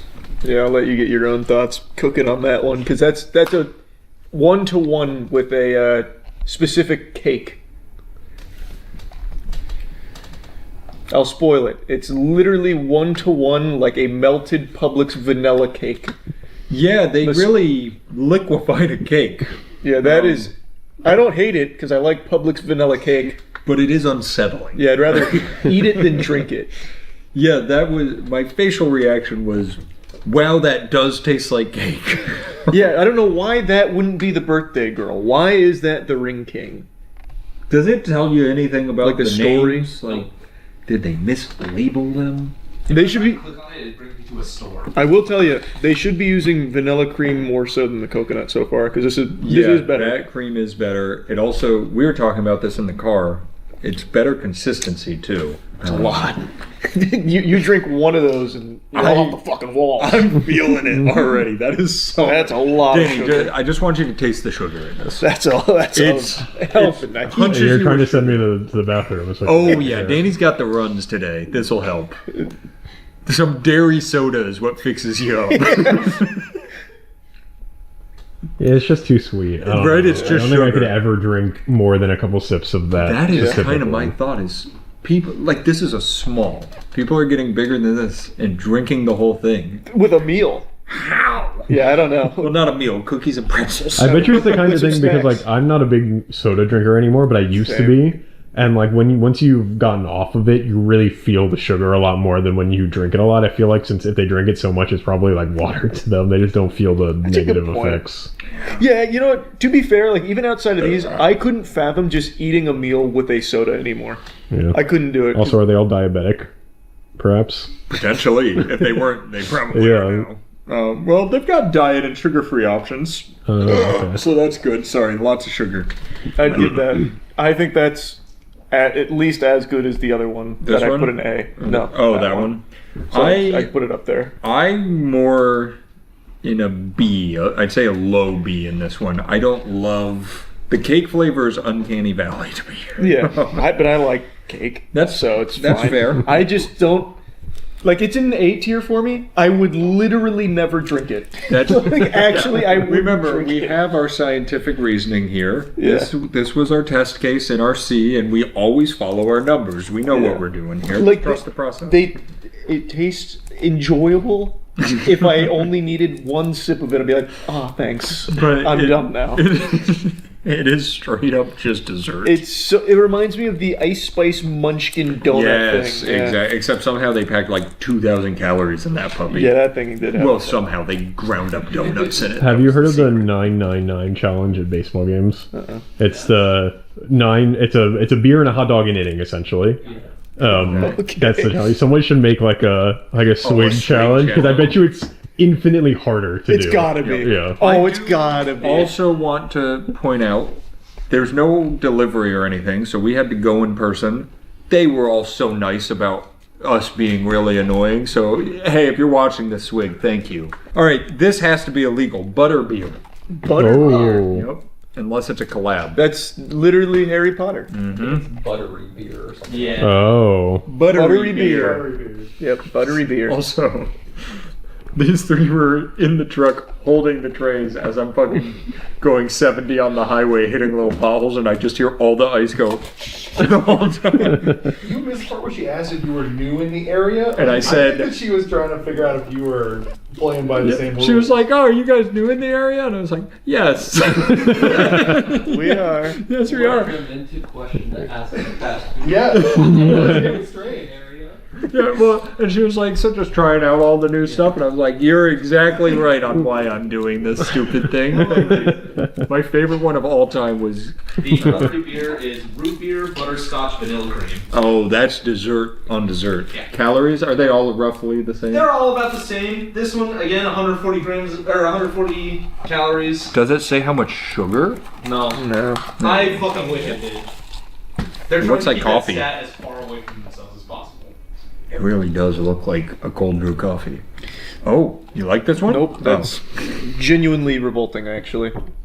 That's cough medicine. I think you don't like root beer. That might be it. I don't hate, but the thing is, I don't hate root beer and other things like a root beer float. Yeah, that's fair. I just get more root beer than the other flavors in this. I just got literal cough medicine. It's buttery root beer. Just that kind of shit you take when you're a kid and it makes you feel yucky. I think you and I are going to have opposite opinions on Mormon soda. Yeah, that to me is the worst one so far. That'd be an F. I'm going B. Wow, that's quite a That might be discrepancy. this might end our relationship. Yeah, that's a big discrepancy. I did not like that one at all. And not just our friendship, our romantic relationship too. Pretty much everything collapses there. Oh, I can already tell by the time we get there I have a tummy ache. I got the sugar for buttery beer. Oh, it is 45 to 115. That's probably 45. Yeah, but this is a 45 small. for the kitty size. 40? Yeah, kitty size is smaller than that. Oh, those are real. What? So then probably my I could have gotten kitty sizes? Yeah. Probably my calorie count instead of being small has been kitty size, so probably like 280 calories. That makes more sense for that amount of sugar. Yeah. That Because checks out. honestly, if they're stuffing that amount of sugar into that amount of calories, that's impressive, and they need to work on protein drinks. Holy fuck. 45 in a kitty? Wait, so probably around 16 ounce, would you say? I would say 16. Okay, those are smalls, and most of the stuff is around like 150, 200. Which I think is still insane that they're... Calories? Yeah. Oh, wow. So, It'd still be like 50 do you know about sugar count in a small? The 'Cause- sugar count would be... How much bigger is it? Doing math. The minimum is 40 grams in a 12 ounce. Okay. So those are 16 ounces, so it's like 60. Yeah. 60. That's 60 grams of sugar. Insane. That's a lot. That's insane. How much is in just like a Coke? Like It's a normal? lot. It's like- 32. Okay. Is it 32? I'm almost positive. For 'Cause like I a know normal Coke, it's 32. There was. Those are like 40. I was gonna Is say it? the full calorie root beer, like not a diet root beer that was in the fridge, was like 44. Oh, I'm surprised. I thought it 12 was. ounces of Coke, it's 39 grams. Oh. Jesus. I thought it was 32. So that's where a lot of the sugar's coming from, is the soda. Yeah. Dude, we just figured something out. Soda is not good for you. That's so weird. Yeah. Give it aspartame. Yep. When are people gonna figure that out? Is there something you could work maybe have that's like a replacement for soda that might be, you know, a little bit healthier for you, maybe? I read a story the other day of a guy on Reddit who He was You're- setting you up for gamer You're subs. missing an ad spot, Matt. Come on. Oh, sorry. I thought you were saying water. So wait, I can move over to Matt. Like, Matt, what did I just say? All right, so yeah, edit this better. Oh shit, he's gonna edit this. No, we could have I we can could have do someone it. whip it up real quick. Gamer subs. Get Goof Juice. Uh-huh. Get it down in the description. You got sugar free. You got the hydration formula. You got all the good stuff there, and it's all in that description. Just click the link. Now, what'd that guy on Reddit say? Okay, so he was saying he went like 7 years with migraines, and he went to doctor after doctor and nobody could figure it out. Scans, tests, everything. He moved, went to a new doctor, and they were like, well, how much water are you consuming in a day? And he's like, What's that? 4 to 6 drinks. And they were like, drinks of water? And he was like, well, Diet Coke, but yeah. And the doctor was like, that's not water. Does this sound familiar for which I forget which one of you? Oh my God, you're right. I think I brought this up. You in college, right? Yeah, that's me. Yeah. But no, I read the story, and the guy was like, literally the next day was my first day ever without a migraine because I drank water. And I was like, why, Zach, are people not drinking water? Caffeine is a diuretic. All right, drink. What's that? This is the Texas Tab. This is Dr. Pepper, vanilla, and coconut cream. I bet you this one's decent. I like vanilla Coke and I like coconut. Yeah, you're right. That one's good. Keep it simple. Yeah, that one's very simple, very dirty. That's a dirty soda. Yeah, very dirty. Yeah, tastes like vanilla Coke with some coconut. Yeah, that's good. What's Dr. That's Pepper? weird because it's Dr. Pepper, yeah. Tastes like some vanilla Dr. Pepper with some coconut. That's a high B. I'm gonna go A. Whoa! And that's the halfway end point of our caramel colored sugar drinks. Now we get to the real colorful ones. All right, this one. Take your straw. Is the Beach Babe? Peach Babe? Beach Babe. Beach Babe. The Beach Babe is Mountain Dew, raspberry, peach, and vanilla cream. Bang. They even did this with Mountain Dew. That's crazy. Oh, that's like shockingly solid. I didn't think there would be a single positive noise in this video. Yeah, that's like Wow. like genuinely tasty. I like that one. That's probably the best one now. Oh, very fruity. Yeah. Yeah, still very sugary, but much better. Yeah, that one doesn't attack you though. Like No. the sugar wasn't aggressive. It was, And the Mountain Dew comes through a little bit. Big Mountain Dew enjoyer. yeah, it was more subtle. That's the best one. That's Did an I A. say we're not going to S? Oh, sorry, Oh. I have my own opinions. It's fair. I personally wouldn't go to S because I would literally never drink these. I That would is the feel very sick hard to my part in stomach. this video. I will never go back. I'll give it an S compared to the rest, though. Yeah, I'm going S. I think it's the best of all of them we've had so far, but I can't, in good conscience, give it an S. So this, I think, is what Drew was talking about. Of sometimes the coconut cream curdles. Separates. Well, maybe not. What if you There's, just like kind of swirl it? yeah, there's also boba on there, Oh, there is boba. so that's nifty. What did you say? Nifty. Oh, I thought you missed the T. Oh yeah, that's nifty. Nifty. Doctor. All right, the watermelon sugar. It's just called watermelon sugar. Yep. It's the song. Oh, did they work with Harry Styles? Yeah. This is a Mountain Dew mango watermelon coconut cream. Hey, that was the Daily Dozen question last night. Watermelon sugar. Right. Harry Styles. I've never heard of the song. That's good though. That's crazy to me. I'm not a big Harry Styles guy, I guess. He's a big metalhead.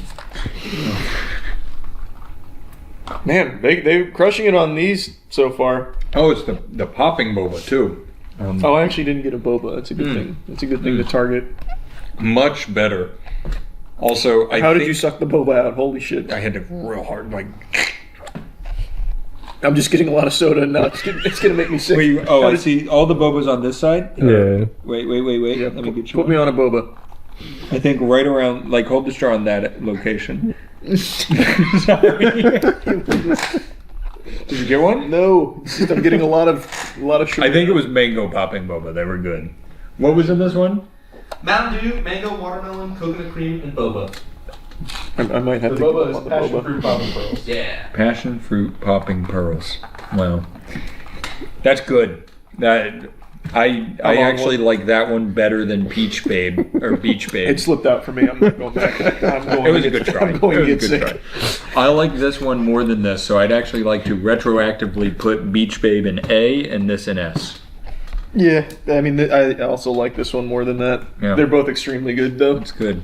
I think I'll go back and get one of those. It's very bold. Boba in there too, I think. Or there's Or just bits chunks. of something.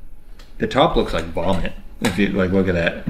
Oh, that does look very Or vomity. like stomach acid. Yeah, come vomit. take it. Come It take looks a little bit like when you put some Up in olive here. oil in water and it just kind of has like bubbles that sits on top. Get on that angle so you can really see the vomit. Oh, they gave us boba straws for the ones with boba. That'll do it. That will do it. That's why it was so difficult. There you go. You really got them. Yeah. That one looks like it could use a little bit of a stir as well. Rip off a little bit more there. All right. Unsheath it.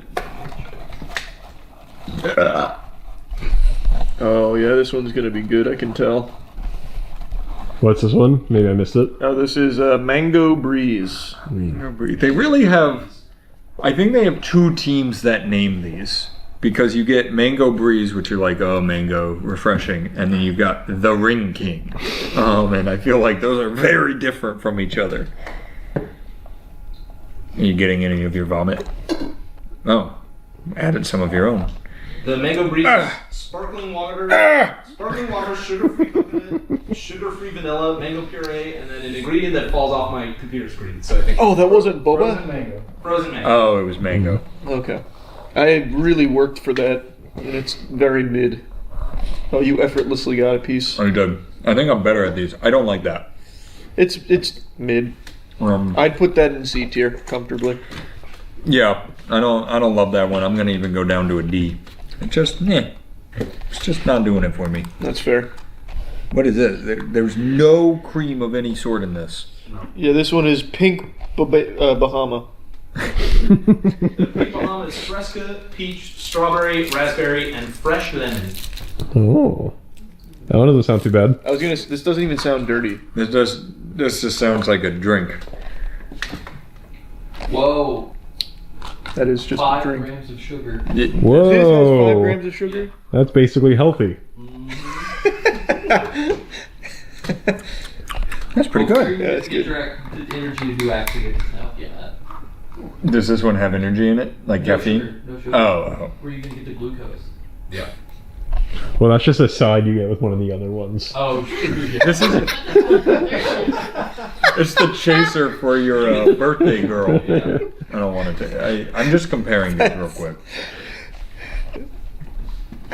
Drastically different. Yeah, it was good. B tier. I think if they did things like that, you know what? Dunkin' Donuts is starting to do things like that, where they just put some juice with some sparkling water. That's definitely strawberry puree. Strawberry Breeze. Yes, they pureed a strawberry in there. They sure do. I think you're onto something, and that looks like coconut milk. Yeah, probably coconut milk. Are they right, Drew? The Strawberry Breeze is water, sparkling water, sugar-free coconut, sugar-free vanilla, strawberry, and then my fucking ingredients fall off. Strawberry puree and frozen strawberry. There you go. Good. Thank you for having a competent phone. I just have a desktop website. Oh. So, these big straws, man. Yeah, no, they're tough.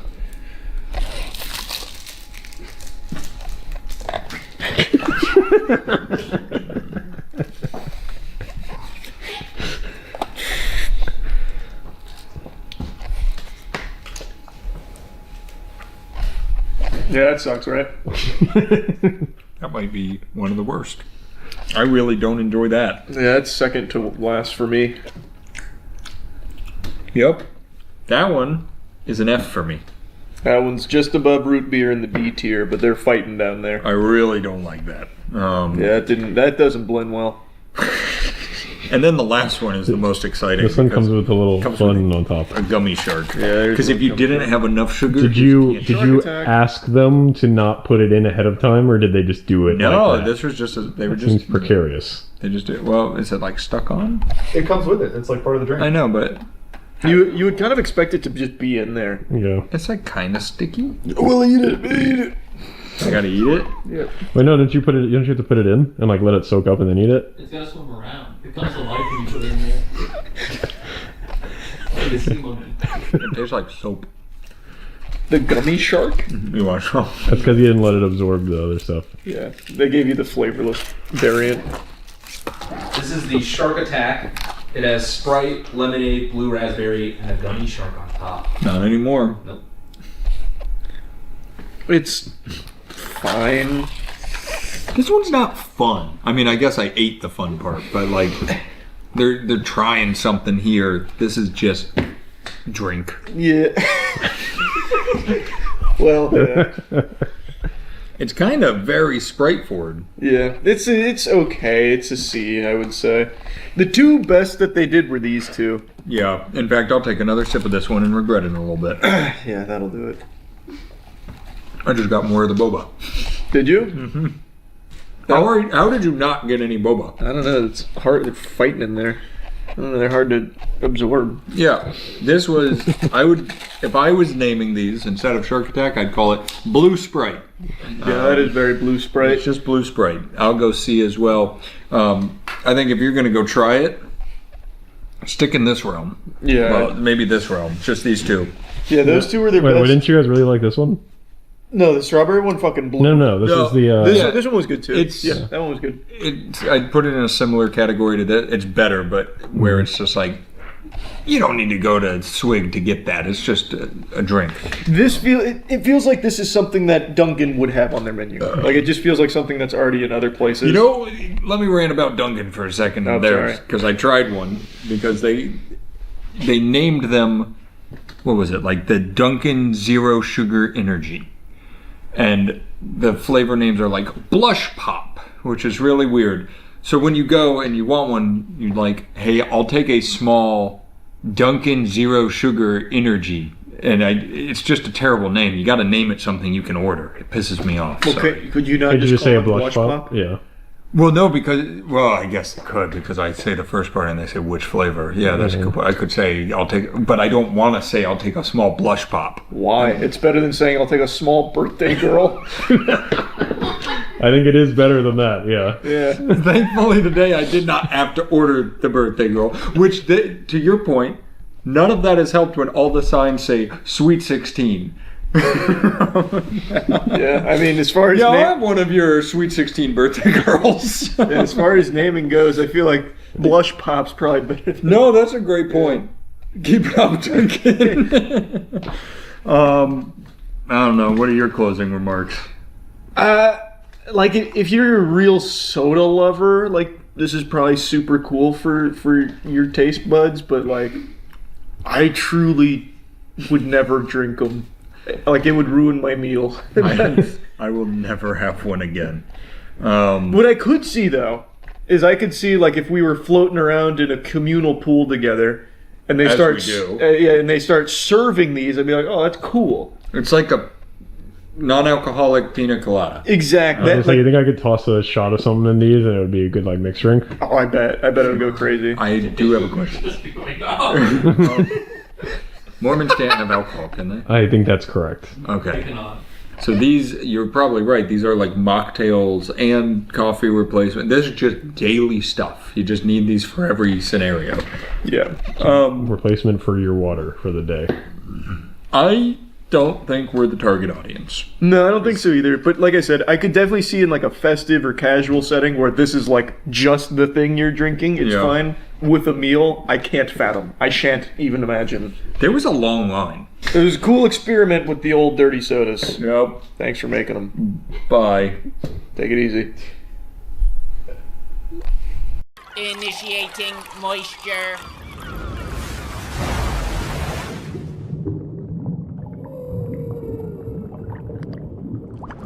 2019 has been an outstanding year for movies, and that continues with Knives Out being pretty fucking great, which is pretty fucking surprising considered it's directed by Rian Johnson, the man responsible for nearly single-handedly destroying the Star Wars cinematic universe with The Last Jedi.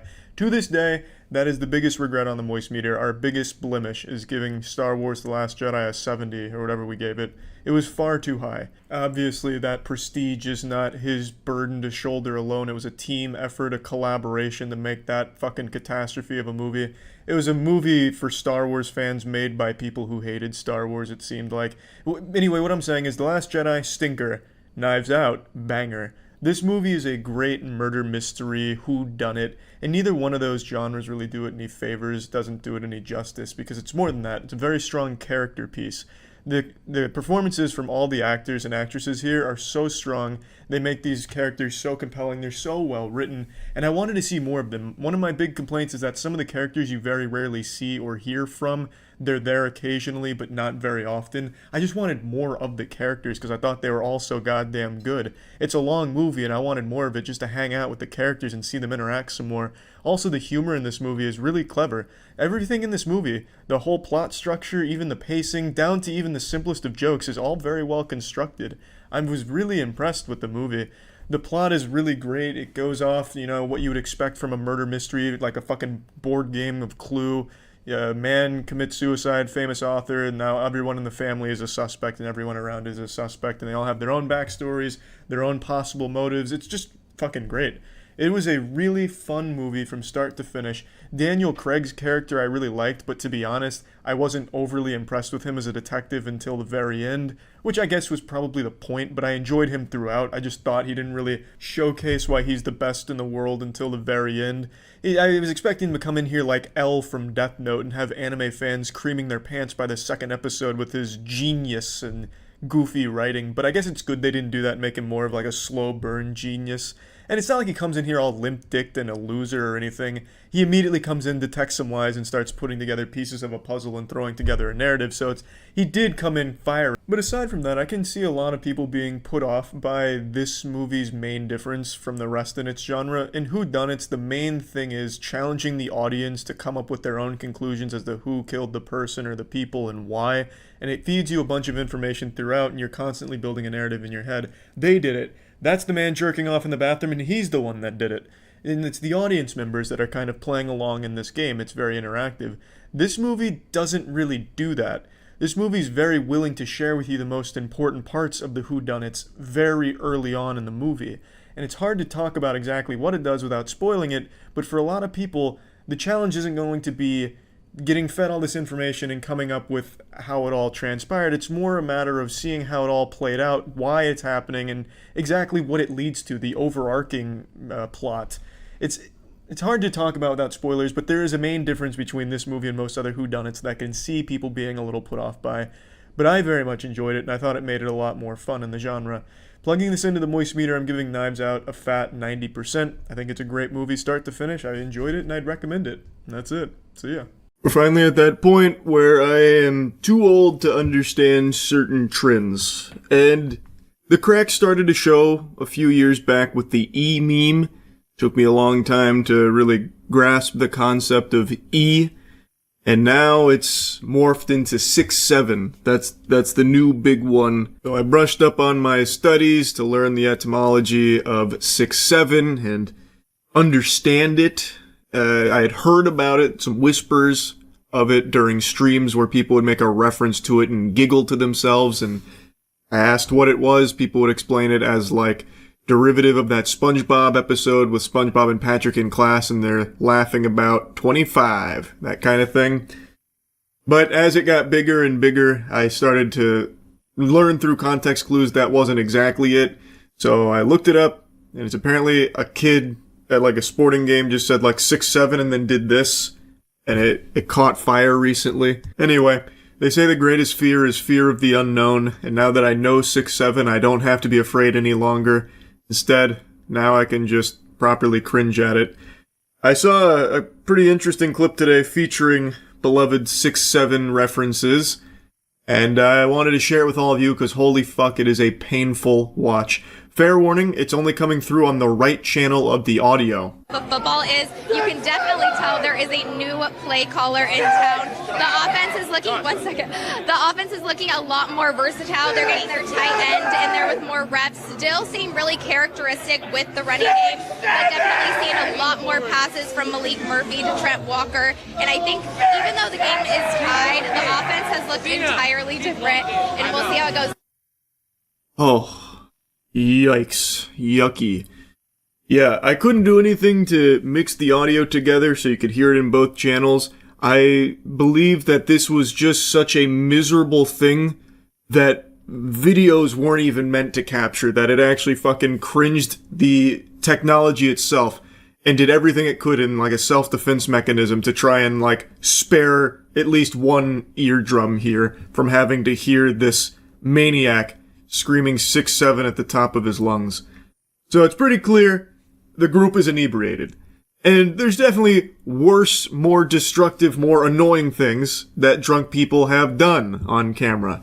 So on the totem pole of degeneracy, this is kinda low. But I gotta tell you, sports fans, there is something particularly embarrassing, something special about the Goob Squad rolling up here with Even Stevens shouting 6'7" at the top of his lungs like it's his war cry, like the last thing he's going to be able to get out on the battlefield. It's just so embarrassing. It is so ass that it's able to elicit an actual fight or flight response just watching this video. Like, again, I only just recently learned the origins of this in the first place, and now seeing it in the state it is here, with adults spamming it like Fortnite emotes in the background of a camera, it just really makes you think. You had the guy looking right down the pipe, straight down the barrel of the camera there, all of his friends getting in on the action, doing this kind of thing. It is an actual symphony of agony. Like, everything that could be awful about a clip is awful here. A reporter just trying to do her job, getting yelled at, like, 2 feet behind her, ear-piercing screeches from this guy whose voice keeps cracking under the desperate weight of his need to be the center of attention by saying popular popular meme. It's all a masterpiece of disaster. Through the second half of this game.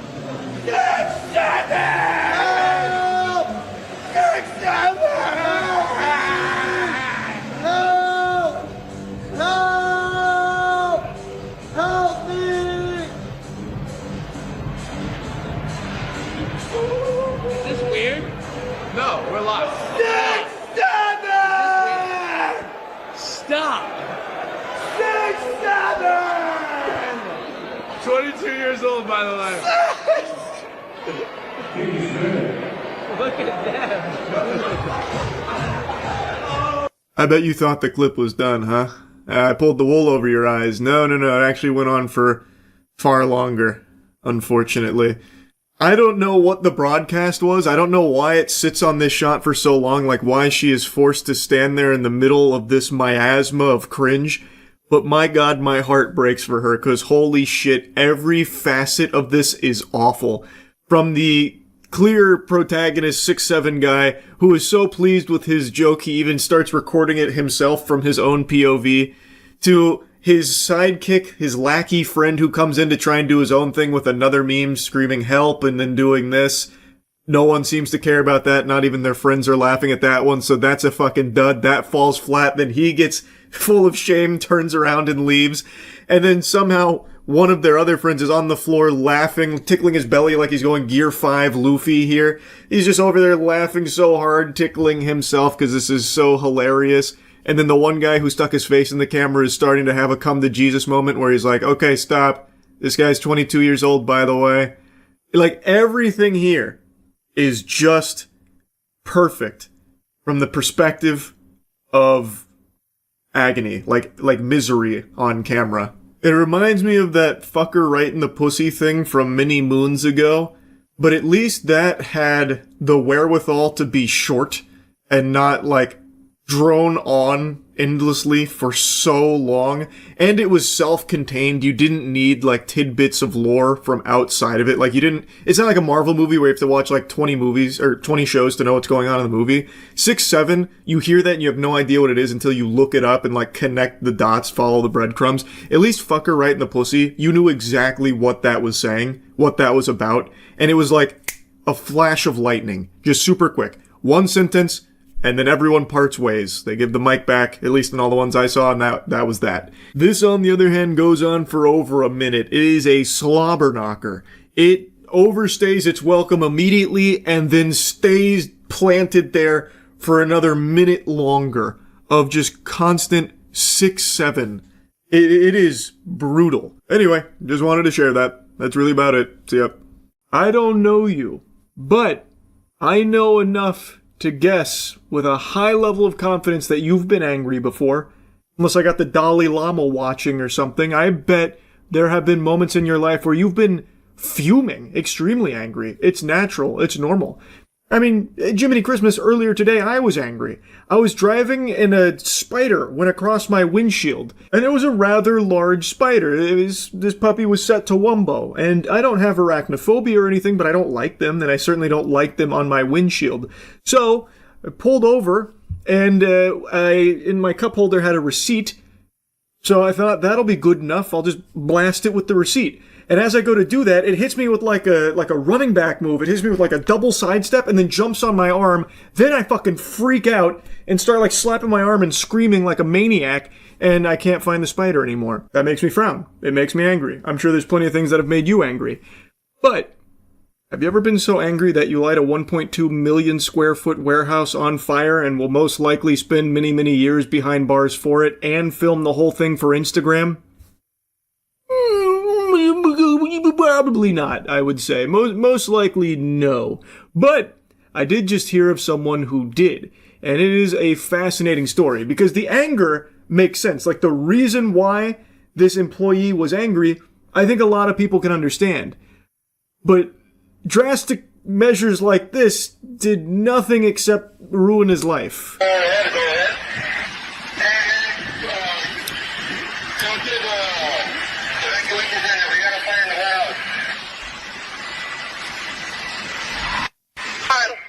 Should have paid us enough to fucking live. You know, we may not get paid enough to fucking live, but these bitches dirt cheap. All you had to do was pay us enough to live. All you had to do was pay us enough to fucking live.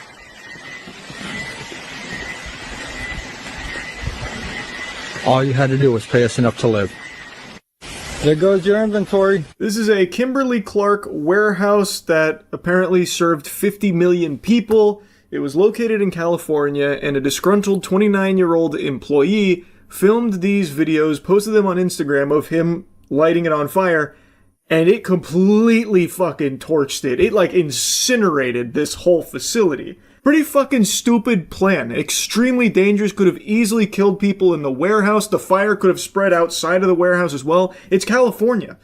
California fires, like, that spreads a lot. This could have caused so much more damage, destruction, and death in this, like, raging inferno that he created here. Again, thankfully, nobody was injured in that fire. No firefighters or none of the employees. They were all evacuated safely. So, Nick, we should note you were just listening in on that news conference. That's why we couldn't go right to you. So this employee, a 29-year-old, did they say what he did there at that plant?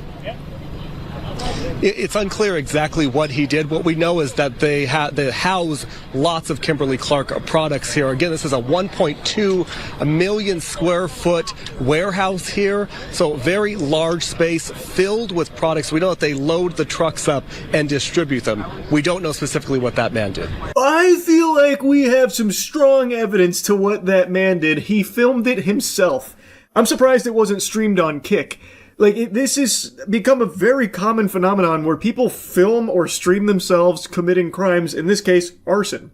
So he made it very clear what he was doing and why, the motive.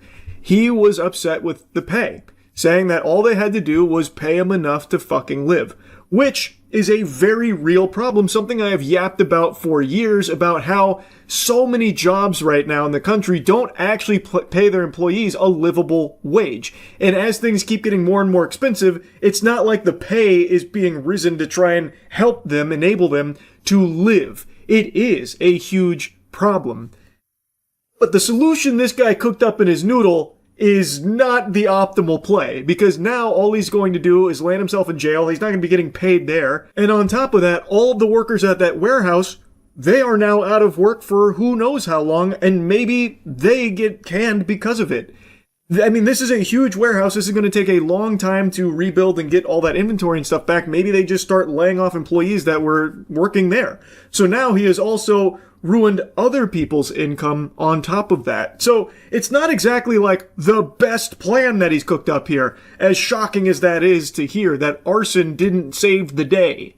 It is an issue. His anger is understandable, but this didn't do anything to solve it. It's not like that this company is all of a sudden going to have a come to Jesus moment like, oh, we didn't know that by underpaying our employees, it would make them frustrated.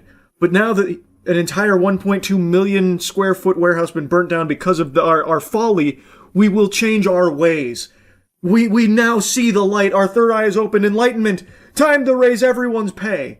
It's just not going to happen. Do is pay us enough to live. Chilling video posted online by the suspect appears to show the moment a massive warehouse fire was deliberately set. All you had to do was pay us enough to live. Investigators say the man behind the camera is 29-year-old Shamel Abdul Kareem. He was believed to be an employee of Kimberly-Clark. However, it is confirmed that he is an employee of NFI Industries, the third-party distributor of Kimberly-Clark. Officials say he had posted grievances online before igniting the Ontario, California warehouse on fire. Now, I've actually seen people applauding this, saying that they need to start a GoFundMe ASAP so that way they can donate to him because he's a hero. He's standing up to capitalism. Finally, enough is enough. We need more of this across the country. That's fucking ridiculous. That's like actual dangerous, stupid brain. Like, people are saying, oh, wah, wah, wah, crying over all this lost product from, billion-dollar corporation, that kind of thing. I don't know how people can be so, out of tune with reality. It's not even about, lost products or anything. It's about how easily people could have died in that, how it could have spread way beyond just that warehouse, and how this doesn't even really affect the company all that much. They have insurance. You know who this actually affects? Is the employees that are most likely going to be out of work here while this facility is out of commission and under maintenance, so they're going to be out income, and he just threw his whole life away for this, and it's not going to do anything to actually help people get a livable wage from this company or anything like that. It's just reckless, dangerous, jeopardizing tons of people's lives and safety and the area around him. This could have caused a huge fucking problem. Like I said, it's California. Wildfires spread wider than Kash Patel's butt cheeks. In that area, this could have easily spiraled way out of control, way beyond just that warehouse as well. This is just not something anyone should be Anyway, there is something other people have pointed out as a very surprising element to the fire itself, that a warehouse of this size housing this much supply, apparently this accounts for 3% of West Coast volume for toilet paper in particular, from what I was reading. I don't know if that's confirmed or how true that is, but it is a huge facility that houses a lot of paper product. And one thing people were noting is that the fire suppression system didn't really do a whole lot to stop this. And I was doing a bit of digging because they definitely have a fire suppression system. I don't know if they maintain it, maybe it was malfunctioning. From what I read, it apparently was working, But because he started multiple fires in multiple locations, it just wasn't effective at stopping the spread. So that's how it was able to get so out of control.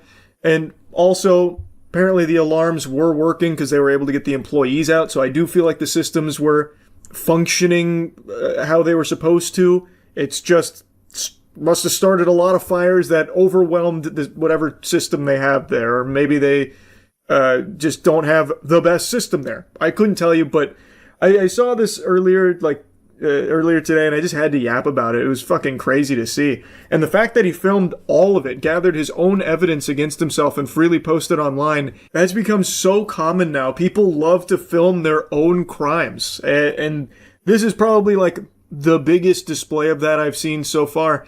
Anyway, that's really about it. See ya. What's up, everybody? It's Critical. I'm going to be using the Vine Sauce ROM Corruptor on some Nintendo 64 games. Let's do this shit. Well, Link's being dragged behind a horse, so he must have been caught by a group of cowboys while doing something mischievous.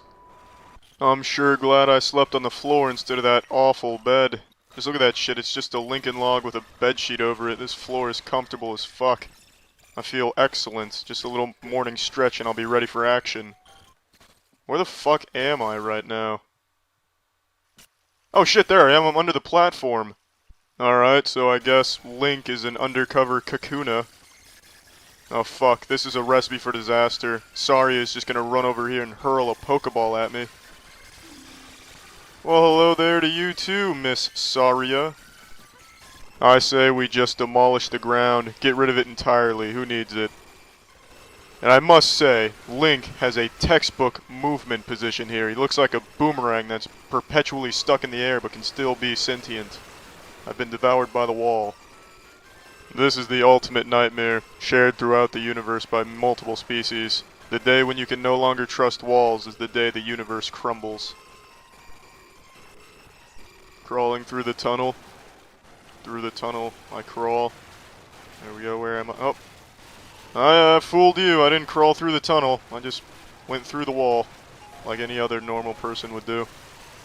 So go ahead and put that in your science notes. And then take a pop quiz on fucking yourself. Why can't I open this chest? Damn it, why is this so difficult? Oh, there we go, I can read the sign. Just gotta get right up on it and give it a hug so I can make out the words. Oh, read it again. Alright, let me open this fucking chest, thank you. Yeah, here we go. Incredible cinematography. This is the director's cut Ocarina of Time.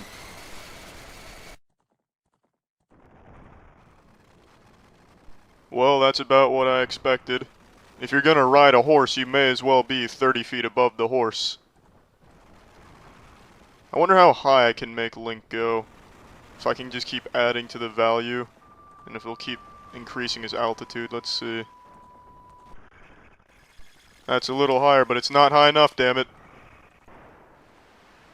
I'm not stopping until you're in space, you son of a bitch.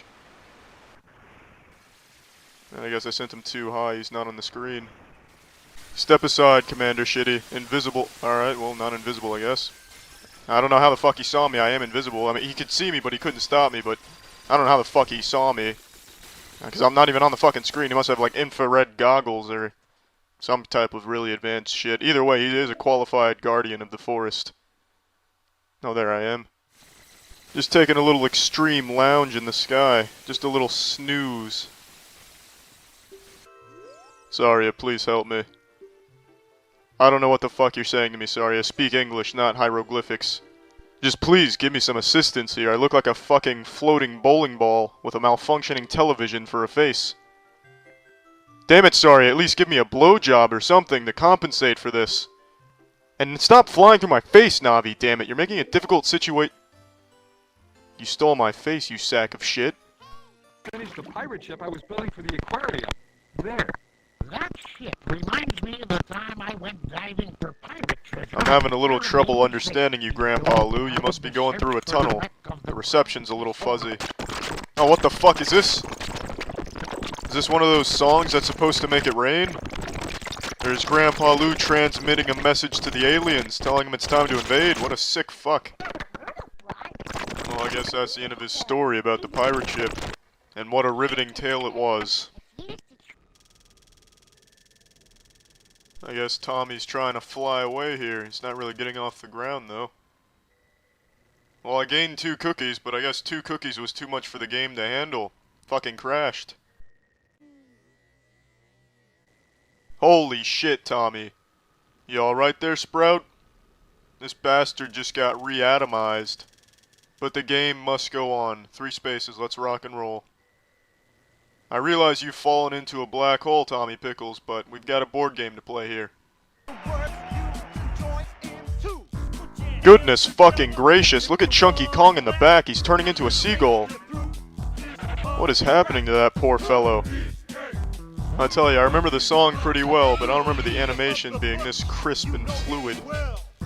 I feel like Donkey Kong should be here. Oh, there he is. He was just exploring a different dimension. The sing-along lyrics are a little behind the actual audio, so if you're trying to sing along, be wary of that. Oh, fuck! Oh my goodness, Donkey Kong is giving us the serving treatment right now. Holy shit. I feel like Donkey Kong just shaved my ass cheeks with those moves. Might just slide out of my fucking chair here now. Oh, here we go, now we're talking. Some river dancing action. Oh yeah, take that, you fucking green mutant. I tell you, the choreography here is outstanding. It could easily win every award at the choreography competitions. Just look at those feet, look at those fancy feet, look at that shit. Look at that fancy feet, you find me feet like that, and I'll tell you, you found a damn good pair of feet. This is the scariest fucking thing I've ever seen in my entire life.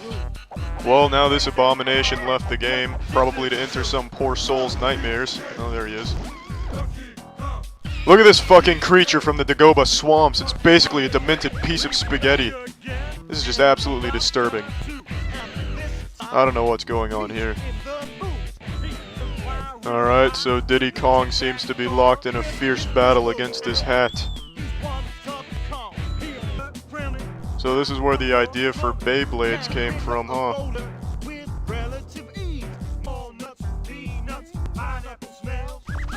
Yeah, this is pretty much what it looks like when I go to a club.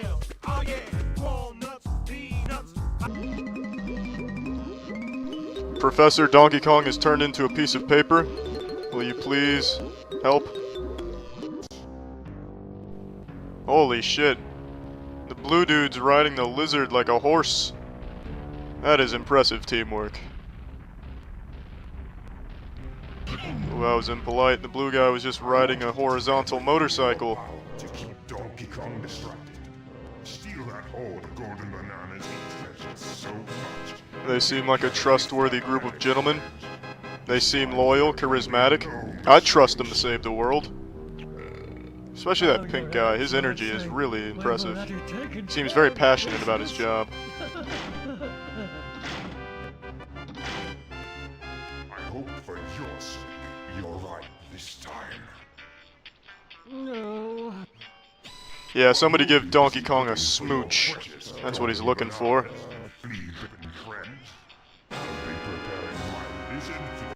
Alright, well that's the end of this video. Remember to rate the video, comment the video, and subscribe if you want to see videos similar to this one. See ya. Do you feel better about yourself after you said that? And coming up. Now she a does. couple days after Jay left. She didn't at first, but once she got out that I ended fat up pig, going to the hospital. a wave of euphoria That's why I washed wanted to over be her. alone. Well, that looks like the ideal couple. What's up, Cole? Larissa is freaking out right now, and my mother kicked her out of the car. And Was it I came moving? home from Because work, I'd be pretty upset if I got kicked out of a moving vehicle too. because I wouldn't go upstairs. You figure that's your husband like this boy. Cole, don't let her talk to you like that. Show her your Fortnite, KD. Show her the Twitch chats you moderate. Prove your worth to her, goddammit, Colt. David doesn't allow me to do it. What are these like goofy Looney Tunes expressions he's putting on his face? Okay, go ahead, protect your mama. Like a fucking animatronic with eyebrows moving around and shit. I'm going to divorce you. Well, now you've gone a little Oh, far. don't treat me now. That's a little far. This won't end well. Oh shit. She's getting the sledgehammer. Colt, get your mother. Use her as a meat shield. That speed bump scared her. Please slow down. That speed bump. He's clearly on the interstate. What are you talking about? Very nervous. But if something made the car jump up like that, he must have run over a body. There's no speed bumps on the interstate. Not wanting her to hold the baby. She got to the point of she doesn't want anyone holding. Well, I mean, it's fair to have that complaint, I guess. I don't know. I haven't had a baby. I've never held a baby. I don't want to. Yeah, that is another thing. So I don't even want to have right that now, responsibility Paula for just even a wants to be the one smidge of a second. And she doesn't want you holding the baby. Especially in this climate where I hold the baby, and if the baby ends up She does autistic the or same something, thing they'll with her blame me. mom. Like I transferred like gamer autism to it or something. I just want no part of that entire ordeal. Holding babies is overrated. I'm a little worried about We got a my baby mom holding veteran in the needing chat. Poppy, Level because 20 I told baby my holder. mom He's already maxed the our game out. relationship isn't the best, Prestige but mode baby holder. I'm really glad that Well, he's been doing some fishing stuff and then. Fishing? What kind of fishing? Like. Internet scamming, fishing for RuneScape passwords I via guess. Twitch streams. An honest living, Robbly. Stop being so fucking judgmental. she's a lot more needy than I thought. Just because she's like a brand new baby, so I'm not getting much sleep at all. I mean, yeah, that's like a But level she's 0 my little human sweet right there. girl. Like, it has no skills or anything. It's gonna be a big fucking burden to train. Sure. She has a stinky diaper though, so. Uh-oh. Perfect. He was hungry anyway. Scripted? No, it's not scripted. They just happen to be chilling in the kitchen, full makeup on. No siente bien para el precio de ustedes. It's not that big of a deal. And mic'd up. Quiere involucrarse con nosotras, no Who doesn't wear a lapel mic? Just in the off time. I tell you, the only time I take mine off is when I shower or jerk off. What? I prefer full episodes, bro. Idiot into the driver's side door. She broke phones, plural. It's a good joke, isn't it? She erased my phone. She's very controlling. You got fucked so hard for no reason. Yo, fucking take that, pussy. What are you doing? You know, maybe the pussy's not worth it, big guy. It's like he's being haunted by it. I am coming back. I am coming back now. She's being exorcised. Can you at least be there for when they pull the demon out of her? Ed and Lorraine are really doing their best, goddammit. What about price point? What are you comfortable with? 10 grand. What is your most expensive dress? Our most expensive dress would be $45,000. Is that okay? Or whatever makes you happy. There is no way Jorge is pulling that much Now money that for a I'm here, he keeps telling $45,000 me dress. that he can't afford everything. Do you at least get to put it in her butt sometimes? I mean, what are you getting out of this, Jorge? It's just like you're spending money and get nothing in return. Come on in. I can do that too if I flushed it down the toilet. Just a little smooch? No, obviously, I don't have 20,000 in cash right now. Nerd, who doesn't have 20 grand in cash? What? Dude, have that in small bills like under my seat. So it's not your And problem. Fisa, get with a real man. Yeah. Say for all of the Jorge things that you got like, arrested for moving that are 300 really pounds expensive of that you weed. want, like right now. Really? Wait, are you serious? My boy Jorge's pushing 300 pounds of weed? In February 2018. He looks like According to Jake Radar Gyllenhaal, Online, but police said chunkier. Nava had 293 pounds of high-grade marijuana in his vehicle. He was charged with possession of marijuana, possession of Like the marijuana ice for cream man sale, of marijuana. transportation of marijuana for sale, and possession of drug paraphernalia. He was released on $25,000 bail Not after spending bad. 2 days in jail. That's less than he Pleading spent on innocence. one dress for his TMZ wife. reported that That's a police fucking found deal. Nava's marijuana stack surprisingly supportive of him during his arrest and sentencing. George told TMZ, "There's really nothing wrong Their in our first kiss. relationship right now." He's breaking promises that he gave me before I arrived. Yeah, I'd be tight too if someone said they'd give me anything I wanted and they couldn't buy me a $45,000 condom or whatever she wanted. Dude, you're pulling 300 pounds of weed on like a Monday night. You might as well at least splurge. 50 years to pay off. If Jorge brought me to the States and I knew he was peddling that kind of numbers, I'd be asking for $45,000 dresses too. That's pretty impressive. George and I. So basically, you're saying if I can't provide, I'm worthless to you. That's what love is. I don't understand what's wrong about it. She's very controlling. I thought that was a really good one. This guy looks like Josh Peck, like Drake and Josh version of Josh, but if he started peddling 300 pounds of marijuana instead and ordering Russian mail-ordered brides. Family says council planted slug to destroy their business. You see, you gotta love the ACA, man. You can't find this kind of garbage shit stories anywhere else. They found one. Is that the criminal? Books say they have proof it's That a piece of shit. Secret agent. In hospitals in Victoria. What a wholesome business. What kind of evil slug would infiltrate? But we had towards the corner of Yeah, the it looks like a company's criminal. industrial kitchen. She squats down for 17 seconds off on. Did you wonder what is she Maybe doing? she was peeing. Yeah, I found it. My staff, because I know we did the right thing. But why would the council council sensationally destroy the backed down business? And withdraw. Father. So Ooh. why would council want to kill off I Cook Foods? Well, it just happens to partly own a rival business, Community Chef. Real job. Boys, we're losing in quarter 4. What do we do? I don't know, but I found this slug outside. Maybe we can use it. You're a genius. But you're fired. The last man standing. Ian calls this the smoking gun. Photo evidence council gave him. You can't argue with the This facts. is That's the a slug. picture Michael took minutes later of the same slug. Spot the difference? Ian and Ben allege this piece of tissue has been photoshopped out. I Cook Foods No! administrator Alicia Hodges greeted the council's health inspector the day They of the deep faked a discovery slug. and claims she saw something odd. Jet fuel can't melt slugs. She came in alone. God, there's so many She'd never chapters to been this. our factory, and she doesn't wear her body camera and miraculously finds a slug. Oh God! Already the next chapter. Just 2 days before council. Fuck, we're moving arrived. fast. Is that right? That's correct. Over 15 years, we've never. Maybe seen this was the woman that killed Jeffrey Test Epstein. inspector Alex Church. Unless it's sort of a bit damp or wet. They brought in the slug whisperer to weigh in, and even he agrees it makes no sense. Would a slug be able to? And where is the slug's telltale trail? There's no sign of it sliding in. Oh! The plot thickens. Hook, A line, separate and council stinker. worker claims she was pressured They slugged to them. fabricate evidence against. They popped him with the Michael slug. Foods. They are just. Ombudsman is satisfied What with the assholes. procedures and processes it followed. Well, why don't we ask the slug? Or was it assassinated? Because if so, that'd be very fishy. Cameras malfunctioned or something? It'd be a very valuable witness to the crime. Genius Dad is turning skip bins into epic budget pools. Ah. I see. When we The look modern at a day rubbish Da Vinci skip, most then, of eh? us see a large. Turned into a successful That's gotta business smell and like become a shit, hit though. with his kids. Olivia How thoroughly does he clean these? They're fucking dumpsters. I wouldn't swim in the dysentery pool. swim in a bin. Yeah, neither would I, man. This is just asking for cholera. One a day. But if you're fiberglassing the dumpster, wouldn't it just be cheaper at that point to just get one of those, like, plastic big circular pools? It'd be spacier and cheaper, and not a dumpster. And then we had a little bit Oh. extra delivery. Rachel Watkins, who lives Bro, you can get one of those cheap plastic pools that serve the same purpose for like We love it. $200 It's changed our maybe. lives and really They break easier. You could break one of those plastic pools 10 times over and still not even come up to the cost of one dumpster pool.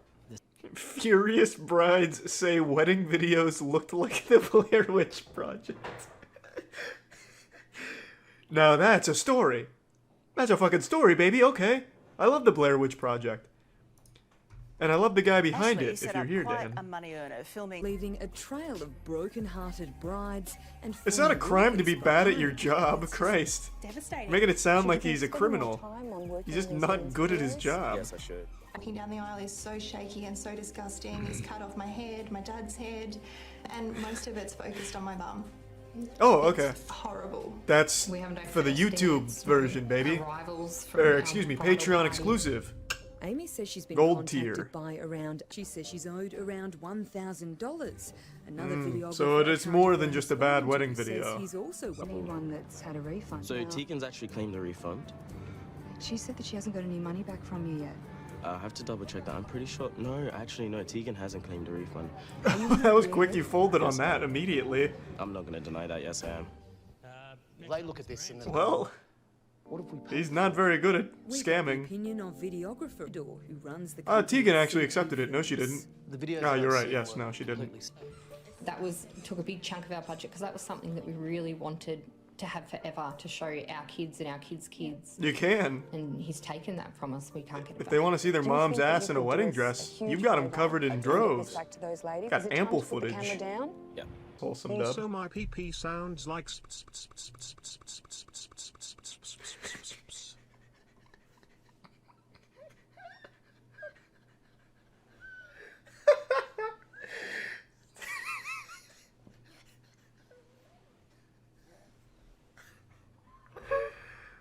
Fuck yeah, baby! Now we're cooking. Ah, that's what I've been waiting for. Now my engine's revved.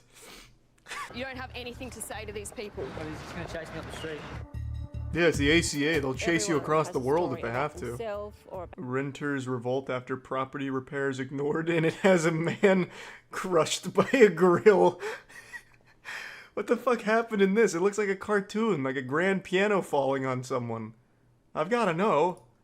Were ignored, and then they all ended up in hospital. Who took pictures of this instead of helping the guy? If my kids had fallen through. Oh god, you got hit by a grill that fell from the second story? Alright, hold on, stay there. That I was the one that had to be injured. Tinder All pic. of these injuries would have been avoidable. Back. This is what happened to Chris What the Deaton fuck when happened? his deck finally gave out as he was moving his barbecue. Like Helen, he had also That looks like Final previously Destination. complained. You know, it's sad what's happened to them, no doubt about that, but this grill one, I don't get it. He was moving his... Like, this picture is taken from inside of his house, looking down on him. Like, it's not a security camera. So who the fuck? Bro, take a picture of me. I'm gonna put my grill on my on my hip here, so it doesn't hurt too bad, and then just snap a quick one, and then get it from the other side, because then they also have a different angle. Yeah, and then go around the outside and take a picture of me with the... Like, come on, man. But yeah, if he did get hit by a rogue grill blown in from a tornado, that is absolutely rough. No doubt about that. Yeah, maybe ACA staged that. They had the camera crew inside and they like loosened everything on his balcony. So then when he stepped on it, it just collapsed and they immediately started snapping photos while he was unconscious. Initiating moisture.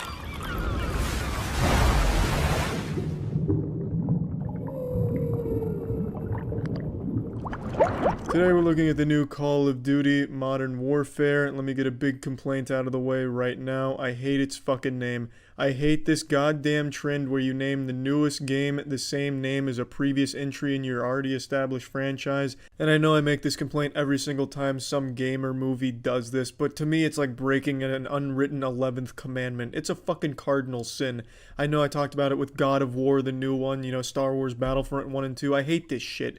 I don't know why you're naming a new game the exact same title as an old one, and every single time those sad, lonely, limp-dicked enthusiasts and super fans of the franchise always defend it with that pretentious, artsy reasoning. Oh, well, you see, Charlie, it's actually a soft reboot of the franchise, so them making it the same title is actually kind of poetic, and it makes a lot of sense if you only watched Rick and Morty. It's just so fucking stupid. It's dumb, it's lazy, it's uninspired, just fart-smelling nonsense. Name it anything but a name that already exists in your franchise. Change it up a little bit anyway. Call it Call of Duty Finger Family, Fingers My Family, I don't care. Just stop naming the games the same fucking title as something you've already had. And now pushing that aside, the game's super solid. And especially one thing that caught me off guard is how great this story is. I was blown away by how competent the story was. It was fun, it was engaging, the characters were well acted, the set pieces were fucking beautiful, cutscenes great, but the cutscenes were so good looking that it always lagged. It always caused frame drops. And it wasn't just me.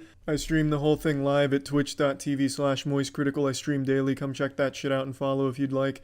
And everyone in chat would say when they played campaign, the cutscenes lagged their machines as well. So it wasn't local to just me. It's not a shitty computer. It's just the cutscenes look so great that technology hasn't caught up to their beauty, so it struggles.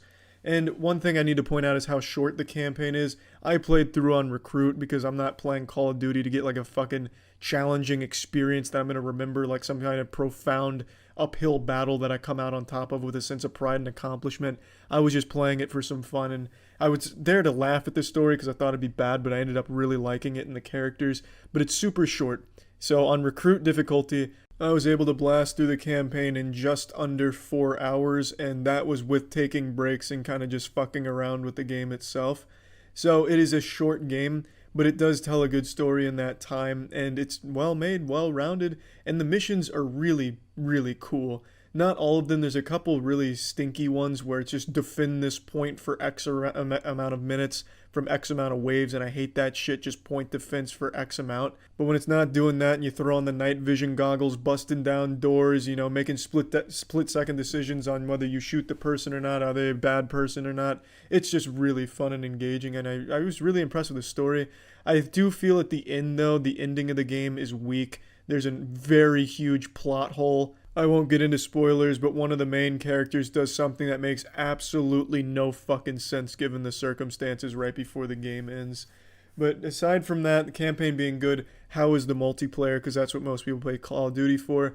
The multiplayer is great in terms of its gunplay. The gunplay is so fun. It's nice and fast, very responsive. The guns feel nice. There's a lot of customization options. It's pretty fucking deep in that realm, and it is just always fun to run and gun someone down. But it is held back substantially by some of the worst map design I have ever seen in a video game.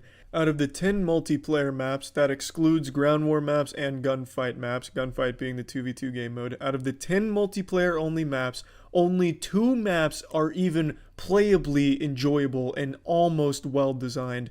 Everything else is absolute fucking dog shit. And I'm not exaggerating. What is the big problem with these maps? Why do I think they're so bad? Why does most people agree that they're so bad? It's because they were designed to favor camping hugely. And I don't know if it was on purpose or not, but that's what it ends up doing. Because every position you take on this map, no matter where you're going, where you're at, you can get shot by like 15 different possible spots. You can get shot by 5 windows that you don't see and 4 different fucking hallways and alleys you don't see. And if you wanted to check each and every one before going, you wouldn't have time before you got blasted from some fucking obscure window that also overlooks you. Everywhere in all of these maps is constantly being able to be seen from pretty much anywhere on the map, which leads to people constantly just picking a spot and camping it.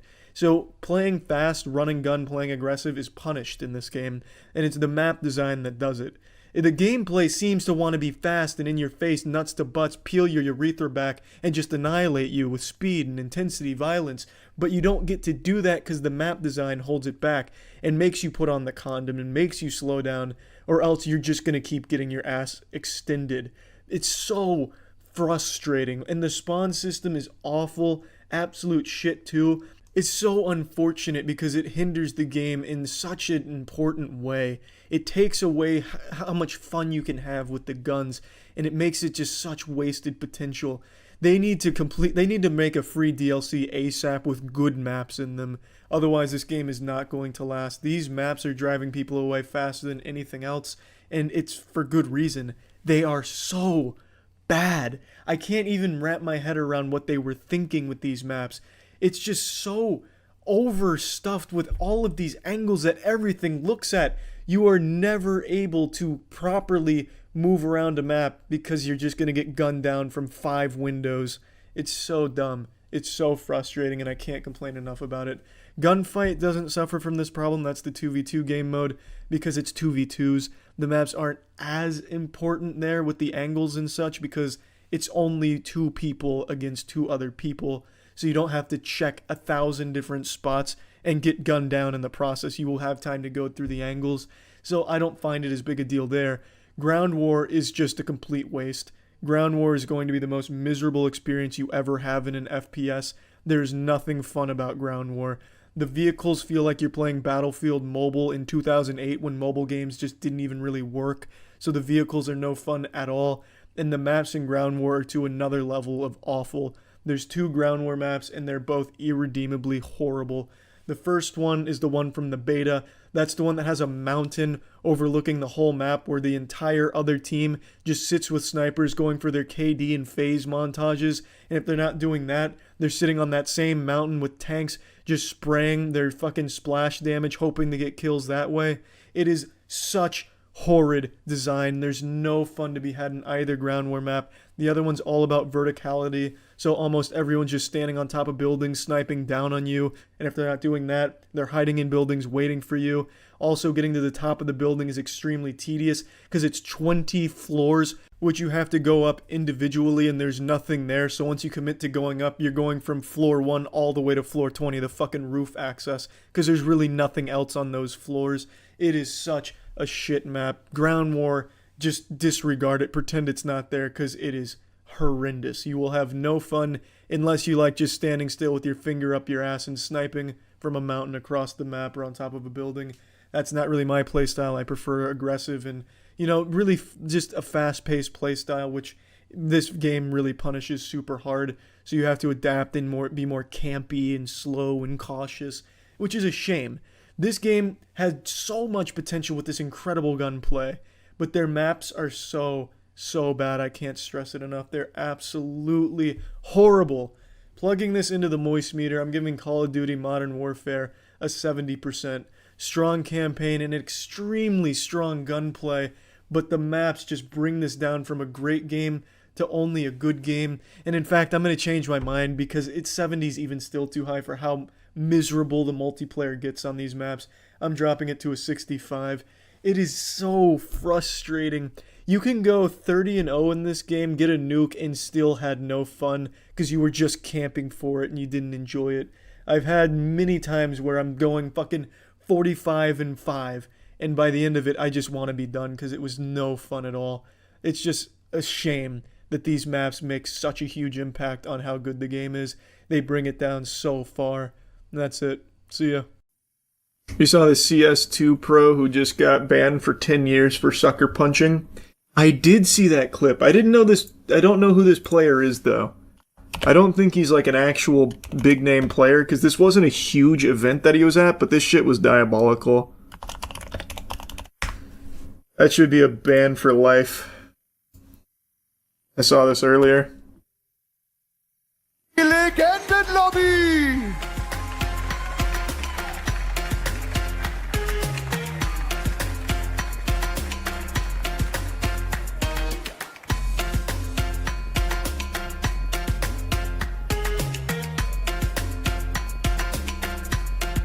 Die stellen sich auf. What a bitch. Nee, geh ruhig mal runter. Eins. So he's been banned for 10 years, this guy. Fucking loser. Why did he punch him? Well, that was the winning team, so it's because they didn't win, would be my guess. COD crash outs go way harder than this. Only kinda. I mean, it's rare to see just a full-blown sucker punch. Die stellen sich auf. Usually the rage is like screaming and then squeaking. Nee, nee. Also, this guy ate it like a champ, by the way. Man's got pillow hands. This dude had no problem. He's just kind of confused, like, are you serious? Bitch? This is gaming's Will Smith slap moment. Yeah, I suppose so. Very, very true. What was the prize of this tournament? I have no idea. Like I said, I don't think this is a big tournament, so I couldn't tell you. I haven't heard of this one before. What would you do if he did that to you? Like, if I was up on stage, won a tournament, and then the opponent sucker punched me? It depends. Depends on how hard it was. Like, if it hurt me a lot, I'd probably just try and play it off like it wasn't that big of a deal. But if it was really weak, I'd go full, like, SGA on it and try and sell the shit out of it. Like, I'd start flopping all over the place. I'd act like I just got hit by, like, white phosphorus or something. Really sell it. And then, I don't know where I'd go from there, but I think that'd be so fucking cool. It'd be some WWE shit. I'd sell that like a stunner. But if it actually hurt me, I'd try and do my best not to cry. Some lawsuit maxing? Yeah, I guess basically, yeah. I'd sell the shit out of that. You know the robot that tripped and shattered during the robot marathon? I did not. I saw a robot won a marathon, though. He literally exploded. Dude had to be stretchered off. Let me see. I'm assuming he'll come up if I just do this. No, this is the thing I saw. This guy won. It starts He's like fucking any zooming. other race, but this one is different. 12,000 runners are competing against more than 100 humanoid robots in a 21-kilometer half marathon. Oh, is it this? Wait, is it this? Do one of these robots like trip and blow up? It is this. Oh, okay. Beijing. This is the second competition of its kind, and expectations were high. 40% of the robots are moving autonomously, using their own sensors, algorithms, and artificial intelligence to navigate the course and maintain pace. Man, they're fast. Spectators weren't disappointed. I was shocked. I never expected those robots could run and walk like humans. China's Where's the one robotic that? industry Oh, is this the one has that fell? developed fast. It's a major step up Oh, from no. the inaugural race in 2025, when most Oh man, yeah, I remember we watched this one. robots stumbled and overheated. Only 6 of the 21 finished. The fastest took 2 hours and 40 minutes, twice as long as the winning human time. For the companies behind them, this isn't just about speed, it's about data. Every step each robot takes generates information about how they handle. Look up the marathon running robot shatters. How about I just do this? Oh, oh god! Oh my lord, that was gruesome! Oh my lord! Like a fish out of water. Quick! Get him out of there! Get him out of there! Fuck! What happened? Did he fall on a landmine? This is the guy that won, by the way. He looks like an athlete. Just look at how mean he looks. Wow. What, how did it go so wrong?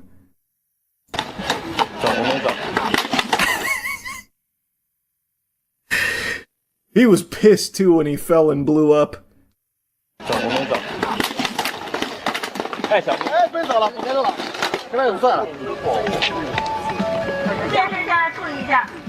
God, that's awful. 这个 bumper， 你看啊，前面已经有人在这 bumper 上栽跟头了啊！看看，走过这个线吧。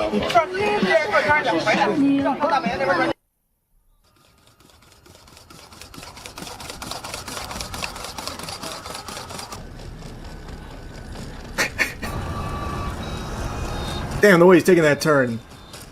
Impressive.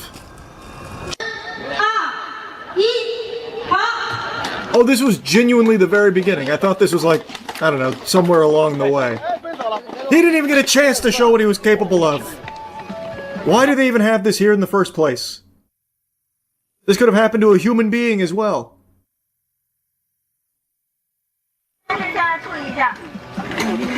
就这个 bumper， 你看啊，前面已经有人在这 bumper 上栽跟头了啊！看看，走过这个线吧。Oh, this guy's hungover. Hello. I feel bad for this one. Oh, he's swerving. Nice. Keep at it, sport. This must be the junior division, the Pee Wee League.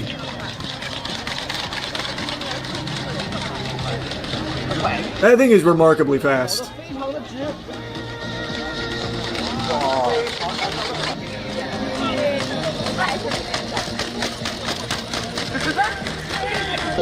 Oh, 它是一个方形的。 This guy is very boxy.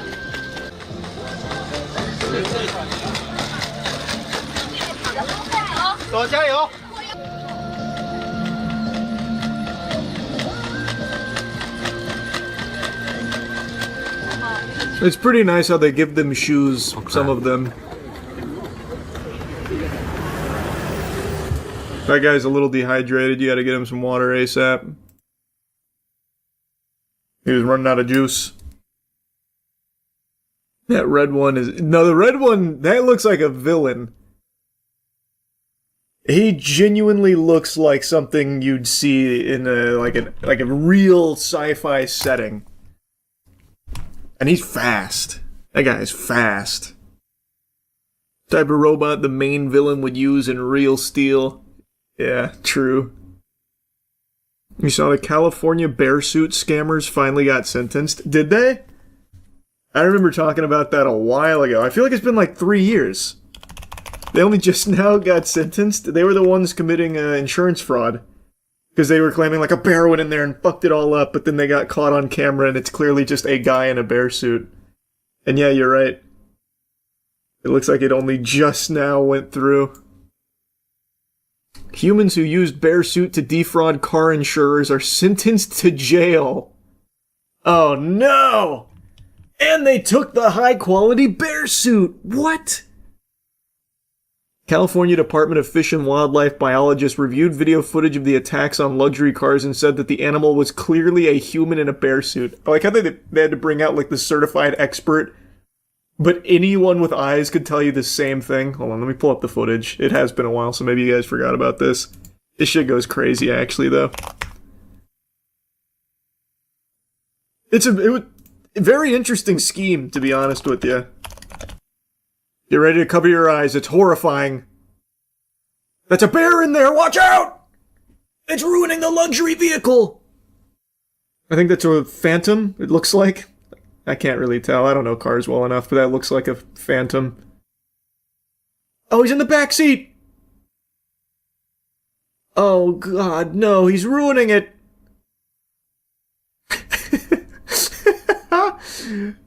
What's he doing, that degenerate? Oh, the bear's gooning in there. No! He just bought that car, too. Wow. That's brutal stuff, man.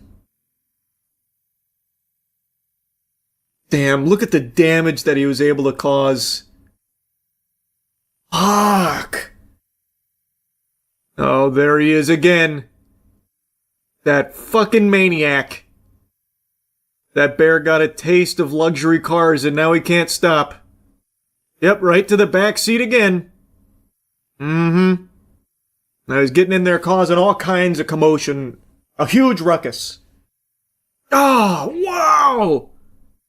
He's back again! Oh, look at the way he opens that door. He's so smart. Who taught him to do that? Apparently they're going to jail for this, by the way. Imagine going to jail because of this fucking scam. Absolute losers. Holy. They forgot to draw a sea bear circle around the cars. True. I truly cannot believe the horror there. So what did they rule? They were sentenced to jail after masterminding a scheme in which they staged fake bear attacks on luxury cars and collected more than $141K in insurance payouts. Isn't it sad that it actually worked? They actually got paid for that. Someone watched that footage, fucking mouth agape. Oh! Wow, alright. We're approving this, my god. We're sorry this happened. To carry out the attacks, the residents had a person in a bear suit climb into the cars and use claw-like kitchen utensils to leave scratch marks. The residents filed claims to defraud three different insurance companies. Two defendants, Ruben Tamrazian, 26, and Vahi Muradkian, 32, of Glendale, were sentenced to 180 days in jail, or about 6 months, and ordered to pay more than $50K each in restitution. Another defendant, Alifa Zuckerman, 39, was sentenced to 180 days in jail, while a restitution amount is yet to be determined. All three had previously pled no contest to felony insurance fraud. Oh, there's a fourth one. Ararat Cherkinian, 39, of Glendale, has a preliminary court hearing scheduled for September. Not immediately clear if they had lawyers. Oh, maybe they represented themselves. Or maybe they brought someone in a bear suit to defend them. Pretty cool. Hey, Boo Boo, what do you think we're gonna find in this Rolls Royce? 180 days in jail. Good thing they brought in the biologist. They would have got away with it, too. Kickstarter. I guarantee at least one person watching this just had a PTSD flashback. I just induced trauma with a single word. Kickstarter's a platform that's no stranger to scams, that goes together like peanut butter and jelly. That's not to say that all of them on Kickstarter are scams. In fact, some incredibly great projects have been the result of successful Kickstarter backing. But ask anyone out there that's ever put a few clams behind some projects, and I guarantee you they'll tell you some horror stories of how they've been burned. It is a platform that can send shivers down your spine for all the lost money because you bought into an idea and then it never came to fruition. There's no guarantee what you back on Kickstarter will ever even really exist, and there's never any real repercussions to the scammer should that unfold. God rest the soul of Michael Superbacker and the Air Umbrella. At least that story has a somewhat wholesome conclusion, but on the whole, Kickstarter is a platform where you get some good and you get some real bad. And now in the age of AI, Kickstarter has never been worse. It is in a brutal position for people to identify what's real and what's fake. I'm reading every day about more and more disgusting uses of AI. It is basically technology that is exclusively used to exploit people and mislead people. Quick side quest here before diving into the Kickstarter state and how awful it is thanks to AI. I read a wild story today about a DoorDash driver who was using AI-generated images to pretend as if he delivered the food to the customer. So I believe that he was using like Google Street View. So he brought up the address and brought up the Street View and would take the image of the person's door and then AI generate that door with their food there and then marking it as a completed delivery. So the scam is they AI generate the front door with their food there as if they had delivered it. They cash it in basically and they're able to do that instantly.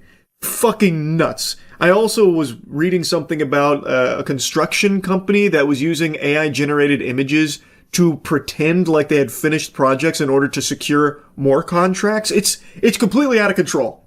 And in Kickstarter specifically, last night on stream, we did like a quick dive to see the most popular projects on the platform to see if they used AI. Spoiler alert, they all did. So it is extremely difficult to even know what's real and what's fake with what you're backing on Kickstarter now, it seems. It is so fucking absurd.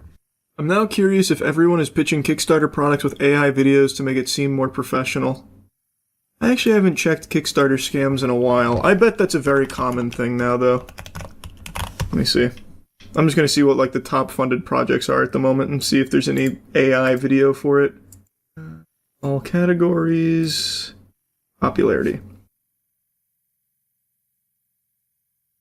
So the most popular thing right now is called Pick Pack. Let's see. What can I think? We all have too many and choosing them is a nightmare. This doesn't look like AI. They're basically trapped on our phones. But the song sounds like it's pseudo-generated. Is there any better way? Oh, wait. Is that an AI voiceover? Is there any better way? Meet PickPack, an e-ink album that custom feeds your That's definitely AI voice. So I'm pretty sure that was AI Suno music and an AI voiceover. At first I thought it was just a very unenthusiastic guy, but it's just an AI voiceover. This is literally the most popular project on Kickstarter right now. Just went to the #1 and it's instantly usage of AI in the pitch. So yeah, safe to say it looks like Kickstarter projects have pivoted to now using AI to make it seem more professional. If only the coolest cooler came out now. Oh my god, these fucking names, brother. These are blasts from the past. The coolest cooler. Oh my god. No more charming videos of the guy turning around saying, "Oh hi, didn't see you there." Yeah. Well, it's just the death of like everything authentic. I want to hear. Let's go to the second most popular and see if it's AI. Maybe this was just like a truly unlucky time to hop in. The second most popular project is called the world's first desktop aeroponic plant ecosystem. This is iZesty, a desktop aeroponic plant. Immediately AI voice. It's crazy. Oh my god. Is everything on Kickstarter all AI now? This is #3 most popular. Hello everyone, this is your old friend, Titanier. It's good to see you again, Titanier. It's excellent. It's been too long. It's always good to see an old friend, Titanier. Oh my god, it's despicable. What the fuck? Yeah, so Kickstarter looks like it's all AI now. Just checked Indiegogo, it's the same thing. Oh, I'm not surprised. Indiegogo was always even more scam-oriented than Kickstarter. But now, just for the sake of a little bit of fun, let me see. Let me sort by most popular there. I bet that one's ballistic. So it looks like the most popular right now on Indiegogo is the Foldio 4, the bigger, brighter, better foldable photo studio. Let's see.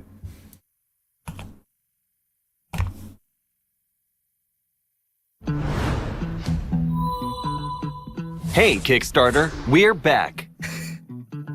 Since 2011, Oh no, man. Everything is so cooked. And it's not even Kickstarter. Well, they probably have it on Kickstarter as well. They're probably double fisting on the crowdfunding. 400k raised, by the way. Yeah. I mean, it's never been easier to scam. AI has made scams easy, instant. Yeah. Not surprised. This just reminded me, have you seen the most recent Kickstarter scam game? It's called Puff Pals Island Skies and raised $2.5 million. The guy behind it basically took the money and went into hiding. You're telling me something called Puff Pals Island Skies raised $2.5 million? Even without knowing it's a scam, I'd hear that and would never even consider putting money into it. Let's see, Puff Pals Island Skies, huh? Wow. This looks even worse than I could have imagined.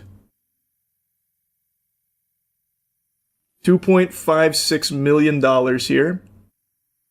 A wholesome life simulator game where you can collect, farm, customize, and explore new lands with cute and fluffy Puff Pals. And pre-order the game. Let's see the pitch. Excellent aspect ratio here. What the fuck is this? Hello? Pardon? Okay, we'll just go full screen. This take place in heaven, or what's up?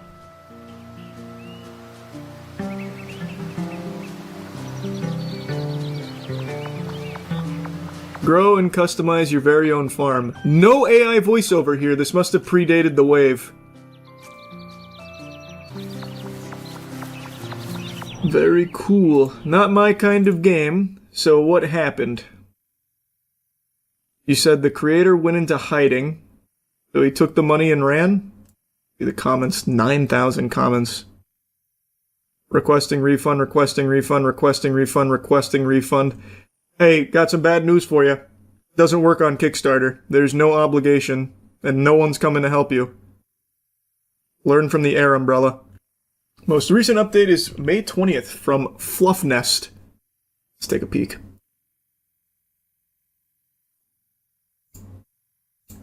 The development of Island Skies has been incredibly challenging to say the least. For the past few years, we were under NDA with a third-party studio and couldn't discuss many of the things happening behind closed doors. However, now that other parties have made some of that information public, we can speak more openly about what's happened. After Kickstarter, Fluffnest entered into a milestone agreement with Roommate Studio to develop the features necessary to deliver early access based on the GDD we created for the campaign. Agreement was for $1.1 million over the course of 1 year. This will leave around $500,000 of wiggle room, approximately $1 million from Kickstarter. I don't give a fuck what happened. Problem with management, wasn't ready for early access or alpha. Alright, where things are now.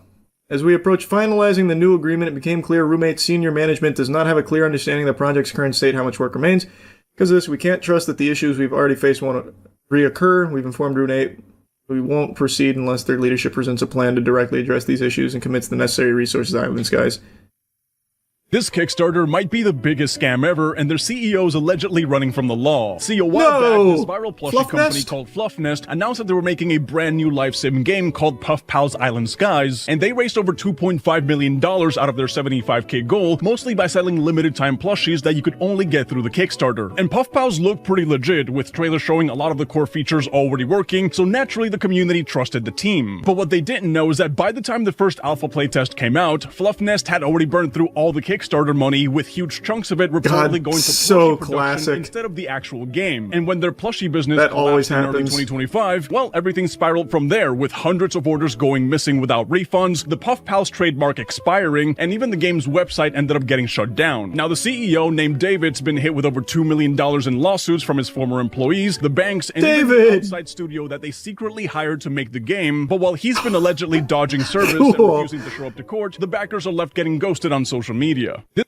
Very cool, David. Very interesting. So he tried to outsource the game to another studio to make it. That still didn't work. Man, I tell ya. If you can't trust Fluffnest, who can you trust? Selling plushies of your game before the game even releases is wacky. Well, this is the first I'm learning of this whole company and scam. But based on that short, it looks like the plushies existed first, and in order to drive interest and money to the Kickstarter campaign, they were offering the limited plushies. So it was for their already established plushie business, which ate shit earlier this year and shut down. Seemed like they were a legit business before it went tits up making this game. Maybe. Or maybe this was always the plan, David's nefarious scheme. Barbecue chicken alert! Barbecue chicken alert! We got another classic YouTube blunder here. I imagine some of you might have seen a little bit from this, but there are tons and tons of channels on the platform being banned left and right. Very loosey-goosey here, and it seems to be AI moderation tools that YouTube uses going rogue. The ghost in the machine here.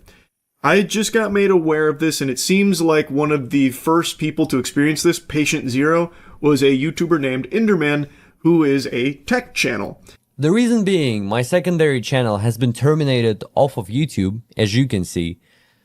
And obviously I can do nothing about this. We're going to submit the appeal together and see how far it gets us now.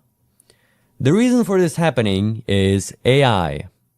It wrongfully concluded my channel was associated with a channel that was terminated for 3 copyright strikes. If we look at what Enderman has provided here, the reason for the termination here is this linked channel, which is a Japanese channel that is in no way actually associated with Enderman at all.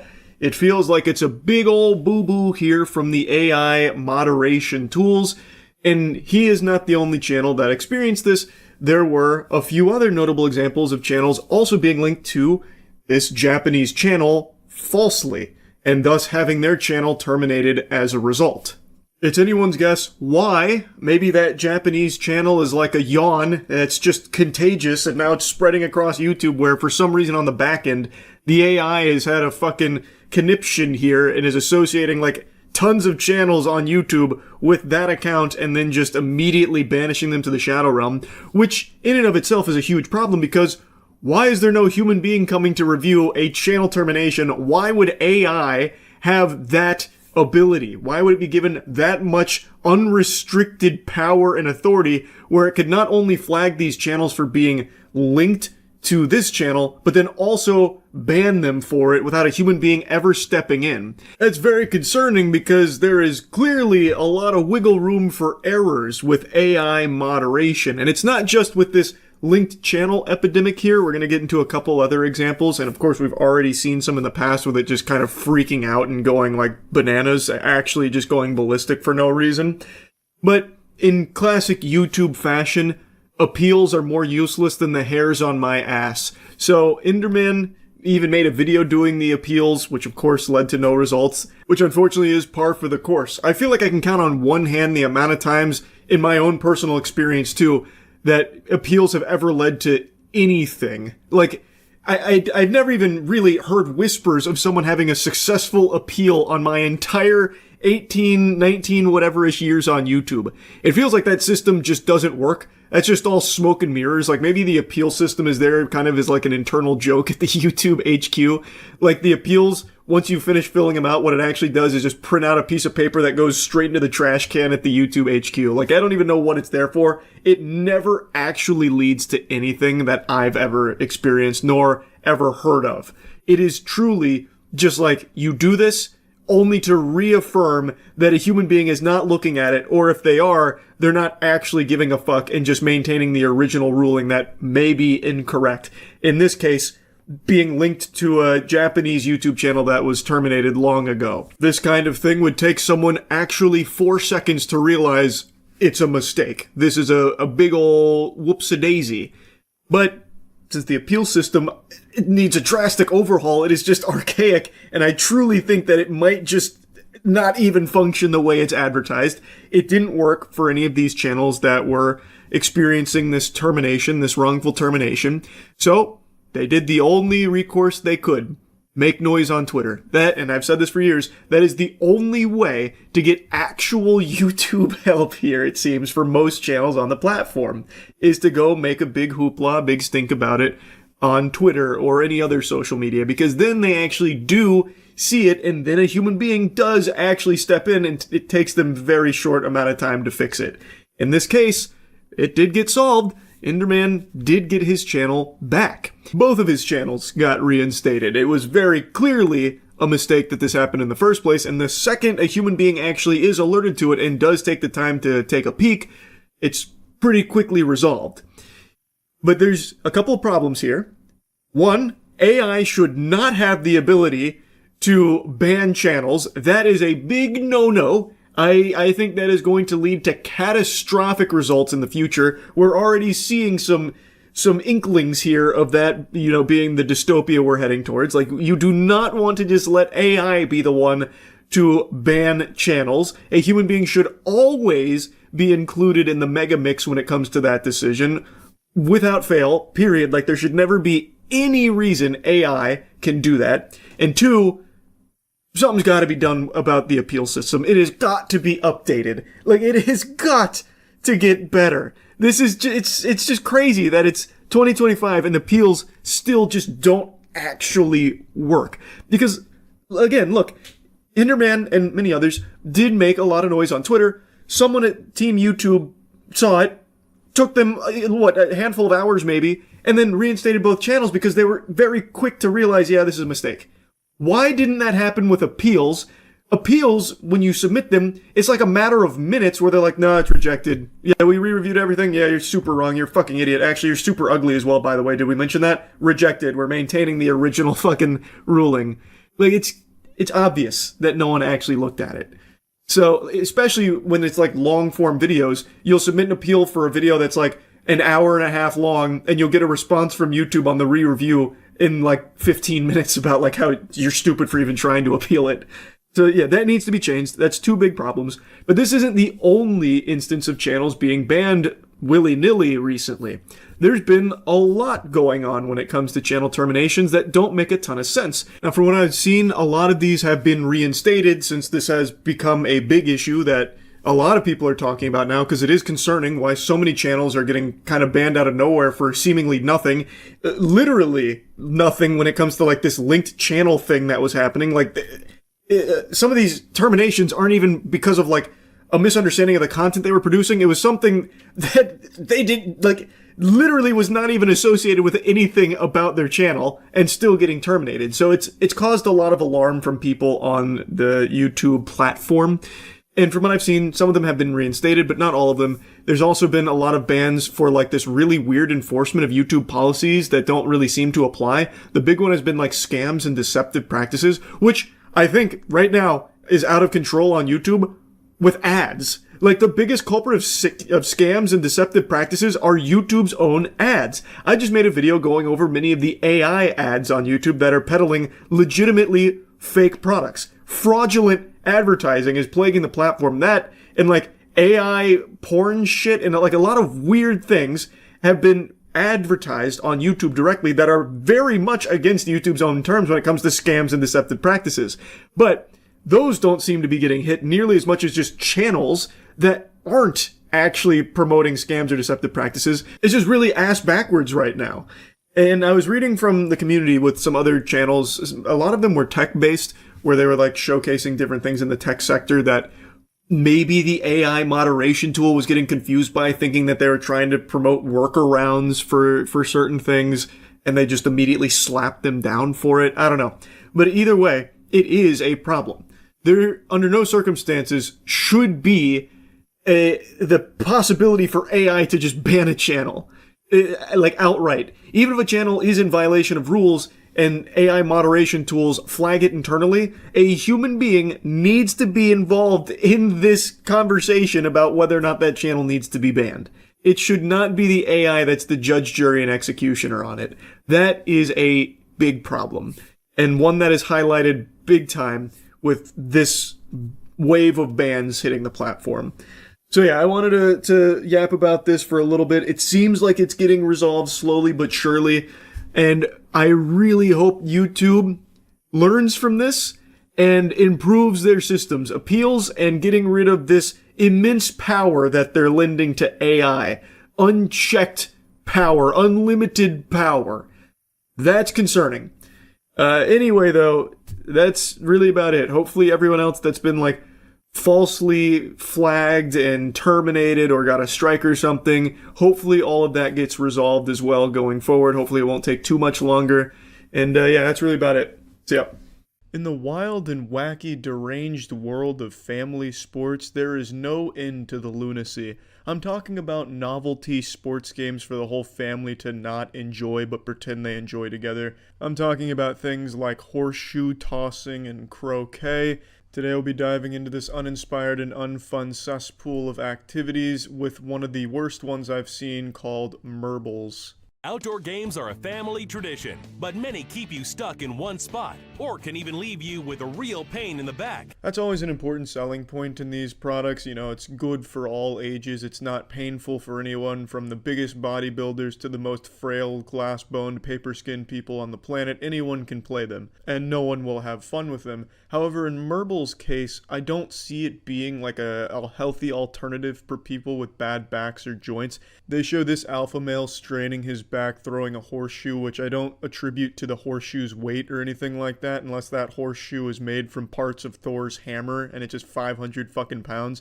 It's really the bending forward motion that would be hurting his back, which you still have to do with marbles, so it's just the same thing but with a ball instead of a horseshoe. Instead, how about you open a bag of fun with marbles? Designed for all ages and abilities, marbles is a fun outdoor family game that's perfect for all ages, similar to lawn bowling. And just as fucking boring as lawn bowling. Notice how the man with the bad back who just threw himself into the hospital with the horseshoe is now doing the exact same throwing motion but with a ball this time. A horseshoe doesn't weigh very much. I think they weigh like a pound, maybe 2. Granted, I'm not the most seasoned veteran when it comes to horseshoe throwing. I'm not over there fucking my sister in Alabama and playing horseshoes at Thanksgiving. But from the limited exposure I've had in that sport, I've noticed that they're not very heavy even when I was a toddler. So I don't think it's the weight, it's the throwing motion, which is the same from marbles to horseshoes to cornhole. Marbles doesn't require a dedicated court or setup. To play, start by tossing the point ball underhand. Then alternate turns throwing the balls, trying to get them the closest to the point ball. After all marbles are thrown, the player closest to the point ball scores. Now be honest, I know you're foaming at the mouth, scratching at the neck, needing your marbles fixed after hearing how this exhilarating sport functions. Fucking digging through your mom's purse looking for a credit card so you can order some marbles now. Looking into your bank statement, seeing if you can afford a bag of marbles. I know this shit sounds thrilling. And also, it can be used with literally anything in the world. It doesn't have to be marbles balls. You can just grab fucking tennis balls and just designate one with like a Sharpie as the point ball. Not that I'm trying to teach you how to pirate marbles or, you know, do-it-yourself marbles or anything. I'm not trying to give you like knockoff marbles. I'm just telling you, there are workarounds here, loopholes to getting your marbles fixed without needing to get the official licensed brand of marble balls. But I don't know why you would do that. This looks so fucking boring. It'd be more fun wiping your ass with a bad case of hemorrhoids than playing marbles. Whether you're at the beach, campground, tailgating, or in your backyard, Merbles will brighten up your day and get everyone excited to play. It will not do that. What Merbles most likely will do is act as a band-aid for a shitty family relationship where the father, the son, the wife, and the daughter, they're not all on the same page. All of them not exactly fans of each other, but maybe once a week, maybe every Friday, the father forces the family to play Merbles in the backyard to try and bond, but it only makes them drift further apart. Merbles is also just a horrible fucking name. It sounds like Leif Erikson Day from SpongeBob. Hinga-dinga-durgan, Merbles, SpongeBob, Merbles.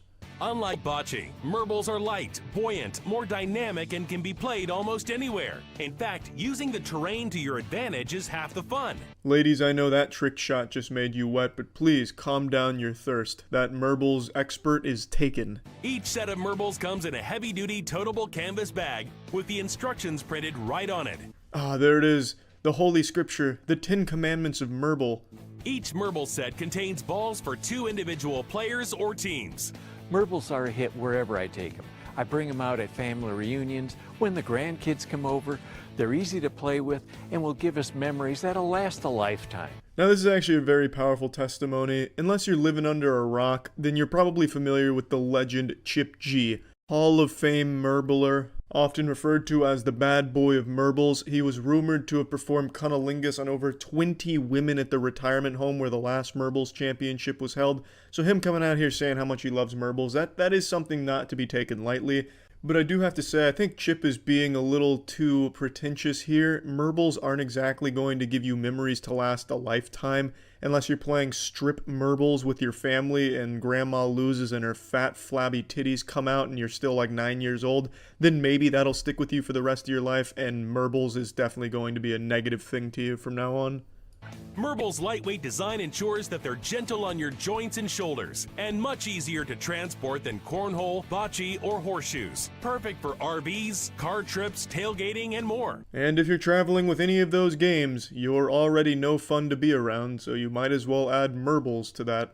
They even make a great gift. Merbles, open a bag of fun. So call now to get your set of Merbles today for just $49.95, only through this exclusive TV offer. That's a fucking ton for just some little light balls. When I first heard that number, I was blown away. $50 for what is essentially just 7 balls that any balls could be used for? That's a bit insulting, but who am I to question the Merbles brand? That shit's probably made out of unicorn hide. But yeah, anyway, maybe I'm wrong and this will be the next huge sport. You know, right now we're in an esports craze where all kids growing up want to be professional gamers. Maybe in like 5-10 years, kids growing up are going to want to be professional Merblers. But only time will tell. That's it. So yeah. Can't resist the urge to talk about this. It's diabolical and just an abomination to what they deem justice here. It's a story out of San Francisco about an 80-year-old woman who was driving 70 in a residential area. She was zooming, reaching ridiculous speeds, like she was trying to travel back in time or something in the DeLorean, going 70 miles per hour, crashes into a bus stop, killing an entire family of 4 who are on their way to the zoo. And she's not going to prison for this. Her defense? I don't know what happened. Car just took off. And I guess that was enough. We learned the victims, Diego and Matilda, were celebrating their wedding anniversary and were headed to the San Francisco Zoo with their 2 young children before they were killed. They were waiting at the bus stop when 80-year-old Mary Fong Lau crashed into them. Matilda's mom, brother, and Diego's sister spoke to the judge about the pain and trauma they have endured and described Lau's request to reduce the felony charges to misdemeanors as insulting. It is insulting. It's despicable. The gall to even put forth this notion of reducing these charges to misdemeanors, that's unthinkable. The fucking shamelessness here is, it's sickening. She massacred a family of 4, blasting through a bus stop at 70 miles per hour without even an attempt to hit the brakes or swerve or honk the horn. What? And then she's saying she doesn't know what happened? Like what? Did she hit a fucking banana peel like it's Mario Kart and just lost control or something? This is craziness. And the news segment I'm showing you is a little older. The most recent update, even though the judge did deny that request, ultimately what happened is she's getting a few years probation and is banned from driving. She's not going to prison or anything. And also, on top of that, she's also being accused of hiding millions in real estate assets because she's also facing a wrongful death lawsuit from the family. So, according to the information here, she fraudulently transferred her ownership of 2 San Francisco homes in a commercial building to Nevada-based LLC corporations in August, which was not permissible under state law to transfer the property while facing the wrongful death lawsuit. This new lawsuit exposes an intentional scheme by Ms. Lau to place assets beyond the reach of grieving families seeking justice, showing an unwillingness by Ms. Lau to take accountability for her actions, the attorney for the victim's family stated. Lau's attorney, Seth, said his client reorganized her property holdings because she was advised to do so after meeting with legal, financial, medical, and mental health consultants after the crash. Yeah, I'm sure that's what it is. Listen, Miss Lau, I know this is a very traumatic period for you. You're the real victim here in all of this, and I think it's important for the healing process for you to hide all of your multi-million-dollar assets right now. It's going to make you feel a lot better, trust me. It's horseradish. This is just very clear baloney here. She is trying to hide those assets so that way they cannot get them. She is very wealthy. She is very wealthy. And this feels like a case of her being so wealthy that she's above the law. She killed a family of 4 with her dangerous, carefree driving, hitting a bus stop at 70 miles per hour in a residential zone. Lau's attorney asked the judge to consider her clean record and the fact that her husband died in a vehicle crash when she was 25 years old, becoming a widow with 3 children. But the judge denied that request. Judge, listen, there may be 4 corpses right there, 2 of which very young children. That's bad stuff. Big thumbs down moment, I get that. But have you considered that this is the first time I've done that? Can we put that into the equation here? What do you think? Oh, also, here's something entirely unrelated about a tragedy that I've experienced, back at 25 years old with my husband. Can we consider that as well? Like, that has nothing to fucking do with any of this. You killed a family of 4. It doesn't matter what's happened previously to that. There needs to be punishment there. There needs to be justice for the family. It's such a slimy, weaselly tactic. And then she goes a step above that by hiding multi-million-dollar assets so that way the grieving family can't get their paws on it. So that way it can be protected from them. So that way she never faces any real punishment. A few years probation and she can't drive anymore. That's justice? In the courtroom, the victim's family members questioned why Lau didn't hit the brakes or honk as she sped 70 miles an hour in the residential area where she crashed into this family. Lau's attorney said she was headed to her brother's house to take him soup and couldn't explain why the vehicle, quote, took off. Oh, I see. It's like that scene in that Fast and Furious movie where they hacked the cars and just fucking took control, assumed direct command of the vehicle, and forced it to go 70 miles per hour in a residential zone, and then crashed into the bus stop, killing a family of 4. This is actually her defense, by the way. She doesn't know how it happened. Oh, geez. Well, if she doesn't know how it happened, what are we supposed to do about it? How are we supposed to know what really went on here? Maybe it wasn't even her fault. Maybe this was like in Mario 64, that speedrunning phenomenon where a potential cosmic ray flipped a bit and caused that, one-time glitch to occur. Maybe that's what happened to her vehicle with the sun phenomenon, forcing it to go 70 miles per hour out of nowhere. If she doesn't know what happened, then what are we supposed to do about it? This is such a strong defense. We're powerless here. The real justice is making sure, she gets 3 years probation and the grieving family gets nothing. That if I was putting myself in that place, I would never take this case to trial. I don't think a jury's going to respond to an explanation that I don't know what happened, so I killed 4 people. Huh. It almost sounds silly when you put it that way. The defense of, I don't know what happened, now 4 people are dead. Can I go home now? It's almost like that's fucking stupid. And yet, it's worked. I guess she had enough money where anything would work, so now she just gets off with the tiniest slap on the wrist imaginable. The Superior Court judge in the case indicated Lau will likely get probation and no prison time after factoring in her age, remorse, and lack of criminal history. The judge said she would likely serve 2 to 3 years probation and be banned from driving. James, the attorney of the victim's relatives, said they were appalled at this development in the crash where a single family, including 2 children ages 2 and under, were killed, saying, a no-contest plea avoids the moral accountability that this case demands.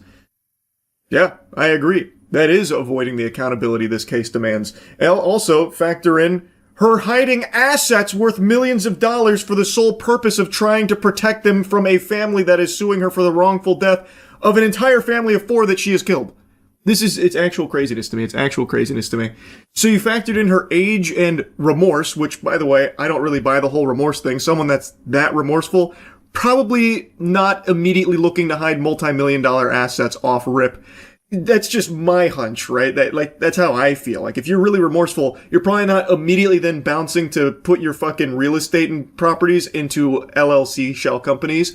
I would think, but who am I to say? As for the age statement here, her being elderly, I think the attorney said it well. He argued that if the defendant gets away with probation without prison time, that it would send a concerning message to the public that an older driver can get away with killing a family in a car crash and simply get a slap on the wrist. Age cannot become a shield against meaningful consequences when the conduct constitutes gross negligence and results in catastrophic loss. I agree 100%. That's a big amen moment from me right there. Just because she's a fucking octogenarian doesn't mean that all of a sudden she can get away with killing a family of 4 with no consequences. How does that make sense? So once you reach a certain age, you're just immune to consequence because you're just already old? What the fuck? Lau's family had urged the court for home detention and meaningful community and service as the punishment that fits the crime here. You know, the crime of slaying an entire family of 4 through your reckless driving? That's what they thought justice looked like. The meaningful community service, by the way, I'm sure would be very, tough stuff. Picking up trash on the side of the road. But I'm sure, given her age, she's 80 years old, it probably wouldn't be that much. Maybe like 1 or 2 Twix wrappers and then call it a day. I mean, that's a hard day's work right there, and that's really setting her on the straight and narrow. That's really letting her think about what's happened here. It's just insanity. It's actual insanity. She killed an entire family of 4. She has no real defense of it. It was reckless driving, going 70 miles per hour in a residential zone, hitting a bus stop with not even an attempt to brake or avoid it or even honk, which says to me that she was truly not paying any attention at all. She was extremely zoned out, maybe on her phone, maybe preoccupied with something else, I don't know. But it is reckless driving, and it led to the death of an entire family. And then she goes and then she hides multi-million-dollar assets in order to try and protect those, it seems, and she is getting away with it. No real consequence. How is that justice? It's fucking absurd, man. It's insanity. I had to yap about this once I learned about it. It just blows my mind. Anyway, though, that's really about it. See ya. Hey, you stop right there, Buster. I'm approaching with intention to mug you. Now show me your wallet. By God, I can't believe it. You're missing $100 in here. I already know where it went, pal, and it breaks my heart. You put $100 down to pre-order the T1 Trump phone, didn't you? And now you still have nothing to show for it, just an empty hole in your wallet where dreams once were. You know what? Take it back. You've been through enough. You've already been robbed. That's right. The T1 Trump phone, we're checking in on it again. It was supposed to come out in summer of 2025, then it was supposed to come out at the end of 2025, then it was supposed to come out in the beginning of 2026. It is April 6, 2026. Still nowhere to be seen. And curiously, not only is it nowhere to be seen, but it is still complete radio silence from Trump himself, and Trump Mobile as an organization. They haven't squeaked out a peep about where the T1 phone is. More than happy to accept hundreds of dollars from tons and tons of Americans, yet not too gung-ho about actually delivering that product, or at least keeping you updated on the whereabouts of it. This will be my 3rd time checking in with the Trump Mobile support staff to see where it is. I feel like I'd have a better chance locating DB Cooper than I would locating a single golden Trump phone, the T1 device. I don't want to just regurgitate the lore, but the cliff notes are Trump advertised the T1, a golden phone for Trump Mobile, a $500 phone that has all the bells and whistles, and it was going to be made right here in America, the land of the free, the land where Jesus was born, baby. And then It never happened. Also, they then removed that messaging off their website when they realized they couldn't make the phone they were advertising in the States at that price point. It was literally impossible. It is going to have to be made overseas. All phones like this are overseas. It's just not possible to be made here. So they had to completely strike that from their website that it was American made. Now they tout that it is American proud design. It is a proudly American design as opposed to American made. And even still, it doesn't exist. I have not seen a single piece of evidence to confirm that there is actually a T1 device anywhere on this fucking planet. I don't even think God could get his hands on one right now if he asked. Which is extremely shocking to me because I thought for sure he'd do the classic Trump thing of just grabbing some dog shit from China and drop shipping it over here for a huge markup. But he's not even doing that much. Not even doing like the bare bottom tiddlywinks of providing a product for money. Like with the Trump Bible. The signed Trump Bible that, $60 up to $1,000 if you want like the inside cover signed by Trump. Those are made in China for $3 a pop and sold here for $60 to $1,000. I was expecting something similar for the T1 device here, but not even that is on the plate. So anyway, this is going to be my third time checking in with support to see where it is, because when I called them a month ago, I was assured by the customer support representative that they were shipping at the end of the month, March. That's when the phones were coming. End of March. It's April now. Still no phones. Still no pickles. And I can't find anyone out there that has one. So, let's give them a ring. Let's get them on the horn and see what the holdup is. Well, last month when I called about my Trump mobile device, the support representative told me that it would be ready at the end of the month. But they missed that window. I'm assuming something went awry with UPS, so it's probably on its way, but I just want to double check. Thank you for calling Trump Mobile. For English, press 1. Para Español, oprima el número English, dos. please. Press 1 to open a new Trump Mobile account. Otherwise, press 2 for support with an existing Trump Mobile account. That's me. Thank you for calling Trump Mobile. Your call is very important to us. To ensure the highest level of customer care, this call may be recorded for quality control and training purposes. Please hold, and our next available representative will be with you shortly. You can also visit our website at www.trumpmobile.com to apply for a new account or access your personal account portal. All right, now we wait. They're not even piping in the waiting music this time around. Hello, this is Michaela with Trump Mobile. How can I assist you today? Hi, yes, I just wanted to check on the status of my Trump mobile device. Hello? Hello? Hello? Hello? Hello? Hello? Hello, this is Michaela. Can you hear me? Are you able to hear me? Yes, Michaela, I can hear you. Can you hear me? Hello? What? Hello? Yeah, but you're good. Hello? Hello? Hello, this is Michaela. Are you able to hear me? Yes, I can hear you. Can you hear me? Hello? Hello? Hello? Help! I'm scared. Hello? Am I being pranked?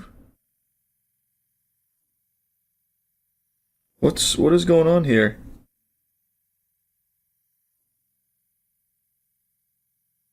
Should I call back? Hello?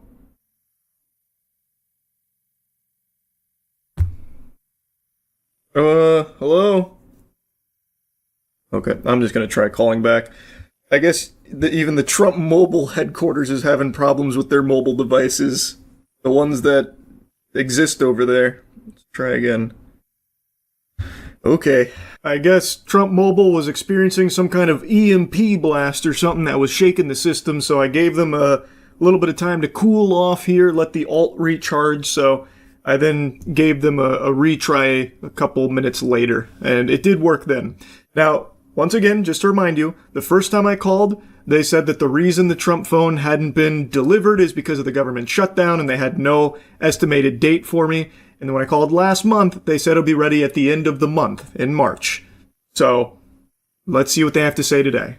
To ensure the highest level of customer care, this call may be recorded for quality control and training Hopefully it works purposes. this time. Please hold, and our next available representative will be with you shortly. You can also visit our website at www.trumpmobile.com to apply for a new account or access your personal account portal.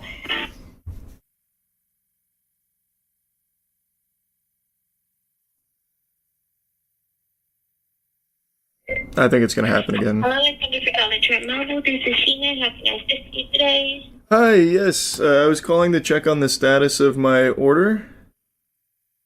Okay, we're happy to check on that for you. Give me just 1 second. Oh, Brother, you probably don't have an account yet. Okay, let me try your email. May I have your email, please? Yes, it's bigcwet@gmail.com.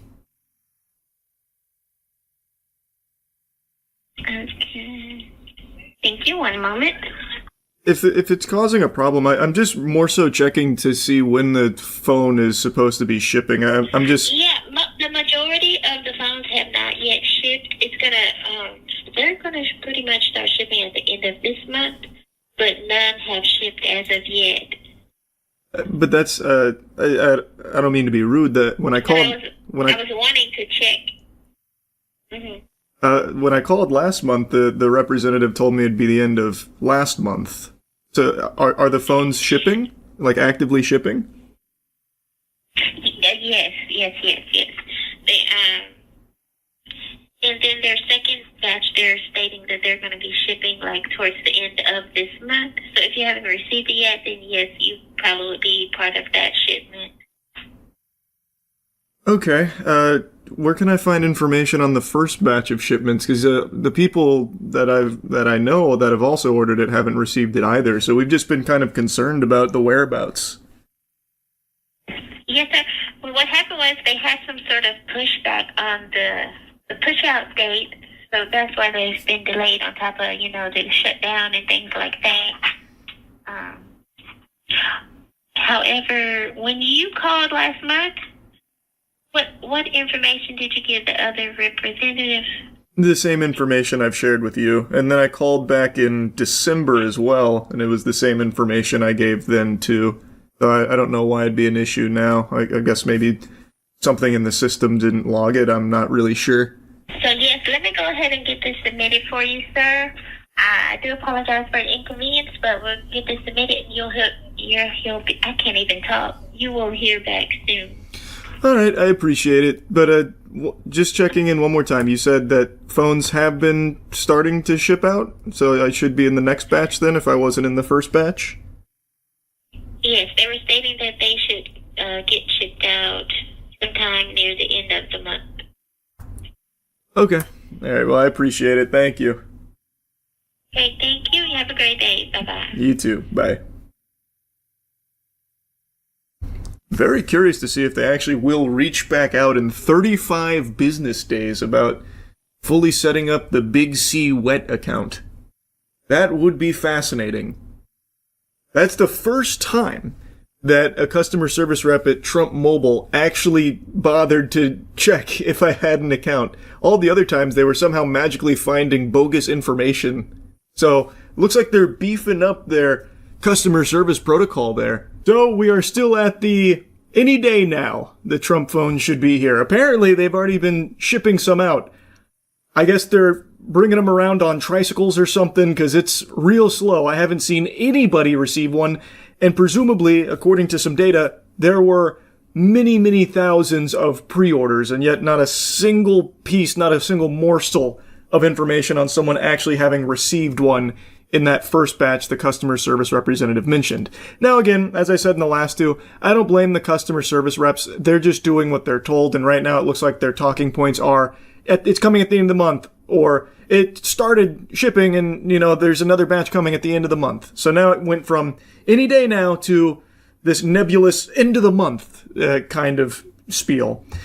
I don't know if I necessarily believe it, but one thing is for sure, the customer service rep this time around actually bothered to look up some of the information I was telling her. I gave her the same stuff I gave the other two, and yet somehow in both of the other cases, they found my accounts and my purchases, which I never made until today, by the way. After the conversation with her, I decided I'll go ahead and put a pre-order down, so that way when we do this song and dance again next month, when inevitably I still haven't seen anyone with a Trump phone, I'll then at least have information for them to pull from, and then they can tell me how it's coming at the end of May, actually. But who knows? Maybe this time it really is on its way. Perhaps that T1, that golden nugget T1 unicorn phone, is right now in the mail carriers, going out to all the good boys and girls across the globe that have wished upon the star and put down $100 to receive it. And by golly, I can't wait, because now I'm excited to get my hands on a T1 device too. Anyway, that's really about it. See ya.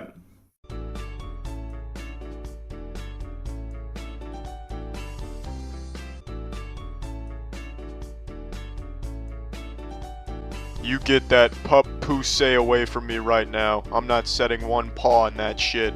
Stop strangling me, please! No! Oh, well, this looks like a lovely blanket. Thank you. Oh, fuck, it's a trap!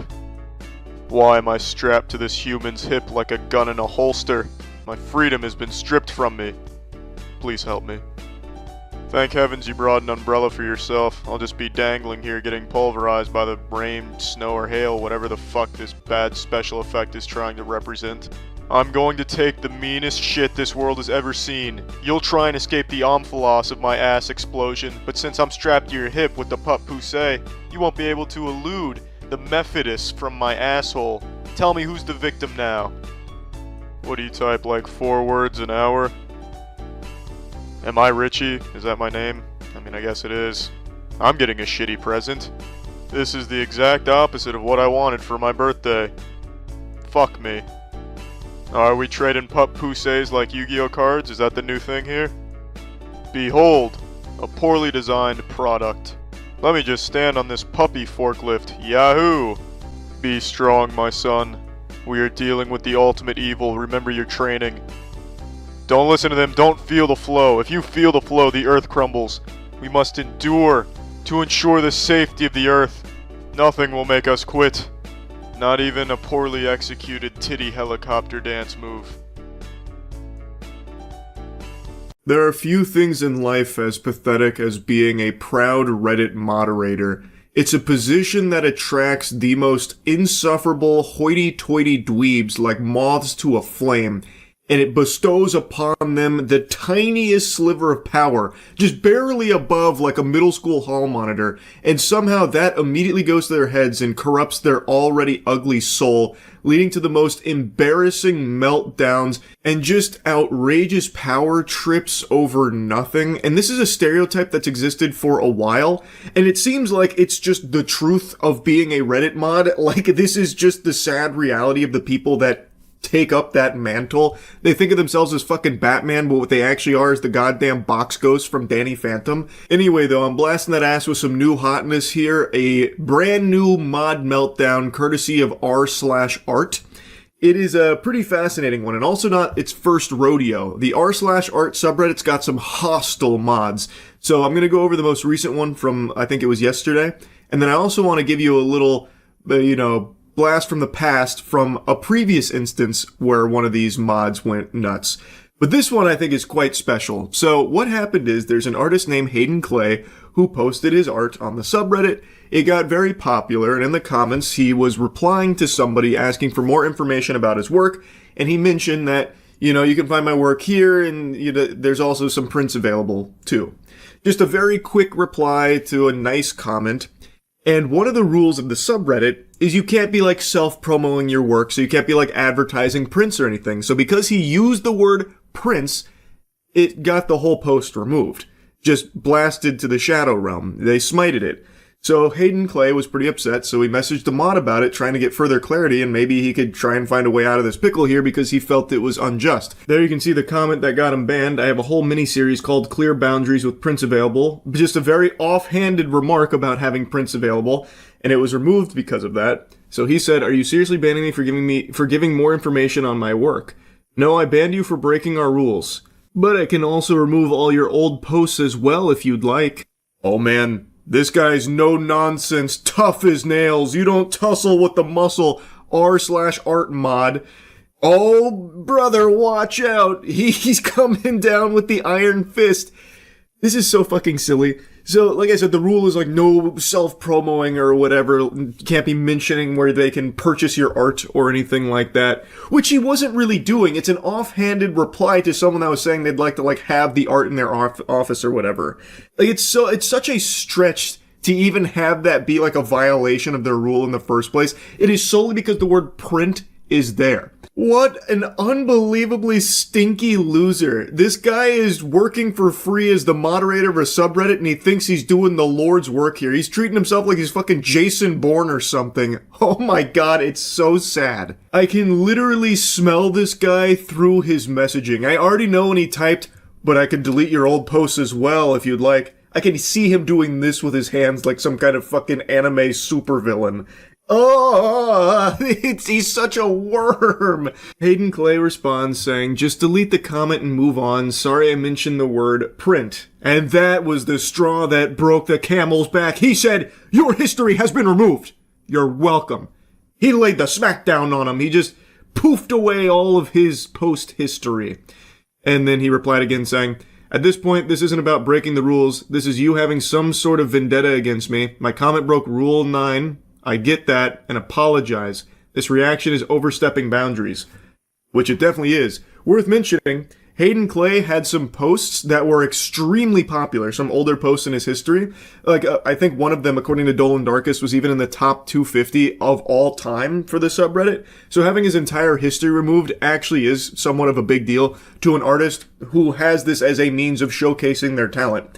This, also, just to be clear, I think this rule somewhat makes sense to avoid, like, exploitation for people coming in there solely to, like, astroturf it for their own gain or whatever. But when it comes to, like, an individual artist, having this kind of eyes on their art, this visibility is very helpful to them. So I feel like it shouldn't be something that you destroy them for solely because they mention that they could be found elsewhere. Like, I feel like that's something you should want to help these artists that are very talented. But on r/art, it's run like some kind of fucking cult, I suppose. And if you step out of line, well, I hope you're ready to take the big beat down that the mods will give you. They'll take you behind the back of the bar and break your kneecaps.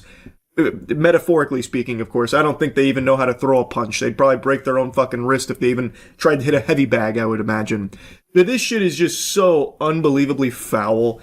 Like, he has done nothing wrong. He reached out asking, you know, like, what's going on? What's the deal here? He even, like, apologized and said, can you just delete the comment and we can move on? And that was enough to make the Reddit mod go even more Insano style. Like, Jesus Christ. Just check yourself into an institution, buddy. Oh my lord. I don't even know who the fuck you are. He thought that line went so hard when he thought of it. That's some major main character energy there. Oh! Yeah, Hayden Clay's the one with main character energy. Certainly not the r/art mod who's gone through and deleted every single one of his posts, all because he had the gall, the audacity to talk to him in DMs. He dared try and speak to a mod. Don't you know they are holy, sacred icons of the Church of r/art? You can't just speak to them and question their decisions. And then he says, he replies saying, says the power-hungry mod who deleted all my posts because I asked a question. True. You've been reported for harassment. Have a wonderful day. Nice job making this sub a worse place for artists and those who enjoy it. Yeah, the mod reported him for harassment all because he was asking a question in DMs and then just responding to having all of his shit just wiped out in the extinction event of r/art. And now he's been reported for harassment. I already know this mod. His heart was beating so fast. This was probably the most excitement he'd had since the last time he had done this. Like, I bet he was cracking open 4 Mountain Dews, like cracking his knuckles. Time to get to business. He talked to me. Time to remove all of his posts. Also, that report for harassment led to Hayden Clay being banned site-wide on Reddit for 3 days. Pretty cool system they have over there at Reddit where one angry mod can make a complete fraudulent, bogus report of harassment and it immediately leads to a ban for the recipient there. What should have happened is this report goes through, someone takes a look at it, they immediately recognize that this mod is unstable and should not have that position in the first place, so they strip him of his mod privileges. That's what should have happened. And if that did, I bet that guy's life would have felt like it was crumbling down around him. Because if he can't enact his power on strangers on r/art, then his life has no meaning. But that is just not how Reddit functions over there at all. I remember over the years it's been kind of revealed that a large part of Reddit is controlled by a handful of these turbo losers, where it's like this tight-knit club of people that have absolutely nothing going on with their life, so their whole existence is dedicated to power tripping on Reddit and like controlling it like they're the puppet masters. And I imagine this is one of those kind of people, because it's pretty clear that he can just report someone and immediately they're banned for it. So I have to guess that this mod is part of that group, especially when you consider that his appeal was also denied with the admins siding with the mod's harassment theory here, believing that that was the correct course of action. He needed to be banned for 3 days, all because he decided to try and ask a question to an r/art moderator. That's a sin punishable by death on Reddit. But anyway, as a result of all of this, r/art went into like a pseudo lockdown where you couldn't submit new posts or make comments. They have since soft reopened it so you can make comments again. And of course, all the comments are probably what you're expecting, where everyone is mentioning Hayden Clay and how unfair this is, and basically calling for the resignation of this mod as if it's some kind of like legitimate position. It's not, and it's also never going to happen. He is never going to relinquish his mod privileges. It is literally what he lives for, I bet. And you can kind of see that because he still replies to people that reach out about this. Like, even outside of Hayden Clay, there's people expressing their concern. So here's another r/art mod classic. We ban people who don't follow our rules, for sure. Cool, but I'm more talking about the way the mod spoke to the person. They just asked a question and they got their history wiped. Not sure what you mean. If you look at the link I provided, you can see the conversation they showed between themselves and the mod. Or they refused to follow our rules and were removed. Okay, but like I said, their history was wiped for asking a question. Is that what you do here? I'm not clicking on your link. It's a Twitter link. I'm not sure how this can be a productive conversation if we aren't looking at the same information. And then they got muted. Pretty cool. I'm not clicking on any of your links that maybe go against what I'm trying to express here. You're out of line, Buster. Get muted. Goodbye with you. You're not welcome on r/art anymore for asking us questions and trying to bring up concerns. We don't do that around here. So that's kind of the state of r/art mod team. And I think it's important that you know that this isn't an isolated incident. A few years back, something kind of similar happened where one of the mods went on a bit of a wacky power trip where they had removed a post from an artist claiming that it was AI art. That artist reached out to prove that it wasn't to try and get their post reinstated. I'm the artist of a painting, A Muse in Warzone. I'm here for complaining about the unfair ban, but I can give you guys the process or the PSD file of that painting. I'm not using any AI support and that punishment is not right. Sorry for my bad English and thank you for your time. Here's my portfolio. Take a look. The r/art mod replies, I don't believe you. Even if you did paint it yourself, it's so obviously an AI prompted design that it doesn't matter. If you really are a serious artist, then you need to find a different style because A, no one is going to believe when you say it's not AI, and B, the AI can do better in seconds what might take you hours. Sorry, it's the way of the world. You've been temporarily muted from r/art. Yes, very classy r/art mod. I can hear your pinky was up when you wrote that reply there. So he struck the post down believing it was AI art.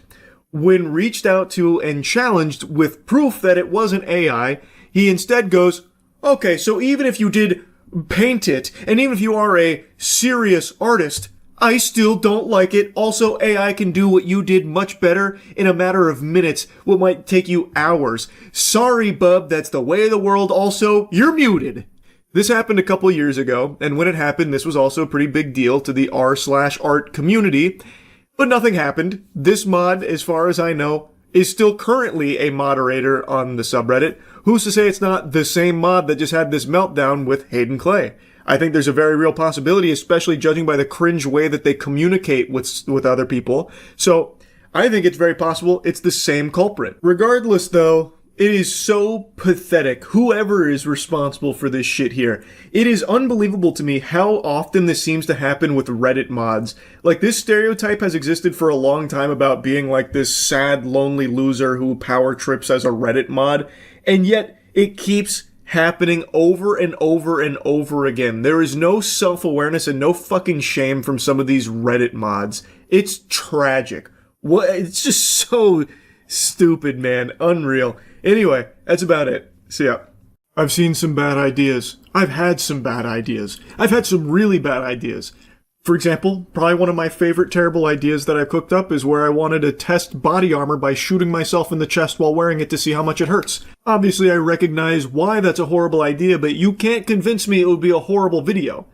I think that would be a slapper. I think it would just be a full-blown Red Alert DEFCON banger for sure. But point is, I've had bad ideas, and I have seen innumerable horrible stinkers, especially from the likes of Ubisoft, who have become kind of like the Michael Jordan of bad ideas. That entire office, all of their headquarters, this entire company has basically become like Willy Wonka's factory for churning out dumb dog shit brain dead ideas instead of candy. And yet, what I'm about to talk about today is not a Ubisoft original. It actually comes from Meta. They have just announced what I believe to be the stupidest possible platform ever that will likely not be used by a single living, breathing, sentient human being on this planet, at least not on purpose. Let me introduce you to Vibes, a fully AI platform designed to share and create AI short-form videos. I just learned about this from Dole and Dark, who covered it. I had no idea. It feels like they made this announcement like whispered under their breath, because I haven't seen anyone even shoot spitballs at it. No one's even giving it the time of day to insult it. That's how under the radar it has flown. They have to know that no one wants this. Like, even people that don't mind AI content, I can't imagine being excited about this. There's just people that tolerate AI slop on TikTok and YouTube Shorts because it's become inundated with it now. It's like impossible to avoid. But I don't think even those people that can stomach that are going to be all gung-ho about going to a platform that is nothing but AI videos. That is a platform I can only see being used by bots. Just bots creating and sharing videos back and forth until the fucking heat death of the universe claims all our souls. Well, Meta has announced a new feature on their app called Vibes, which is basically TikTok, except the content is entirely AI generated. As if scrolling TikTok wasn't brain-numbing enough, now you can do fully AI generated. For the longest time, I thought considering yourself a professional Redditor, like a Reddit content creator, was the most pathetic title you could ever give yourself online. But I think if there's ever a point where someone unironically refers to themselves as a Vibes content creator or like a Vibes influencer, that should actually be grounds for some criminal charges, because that cringe is just illegal. There would be nothing more pathetic at all. I actually couldn't think of anything. You could come out and talk about being like a scat fetishist cuck or something, and I would still think there's more dignity in that than being a Vibes content creator. Anyone who even uses this platform, I think, should be shamed. It's so trash. There is no purpose to it. I cannot even picture what the person would look like that would be interested in a platform like this.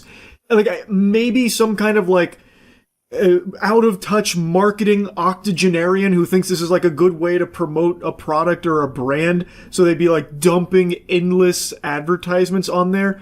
But I don't think there's anyone there that wants to consume that. Like, I don't think there is an audience for it at all. You're just putting it out to bots. Because bots will no doubt use this. It'll be nothing but bots. This is exactly what that shit would be utilized for bots to endlessly fart out just AI content.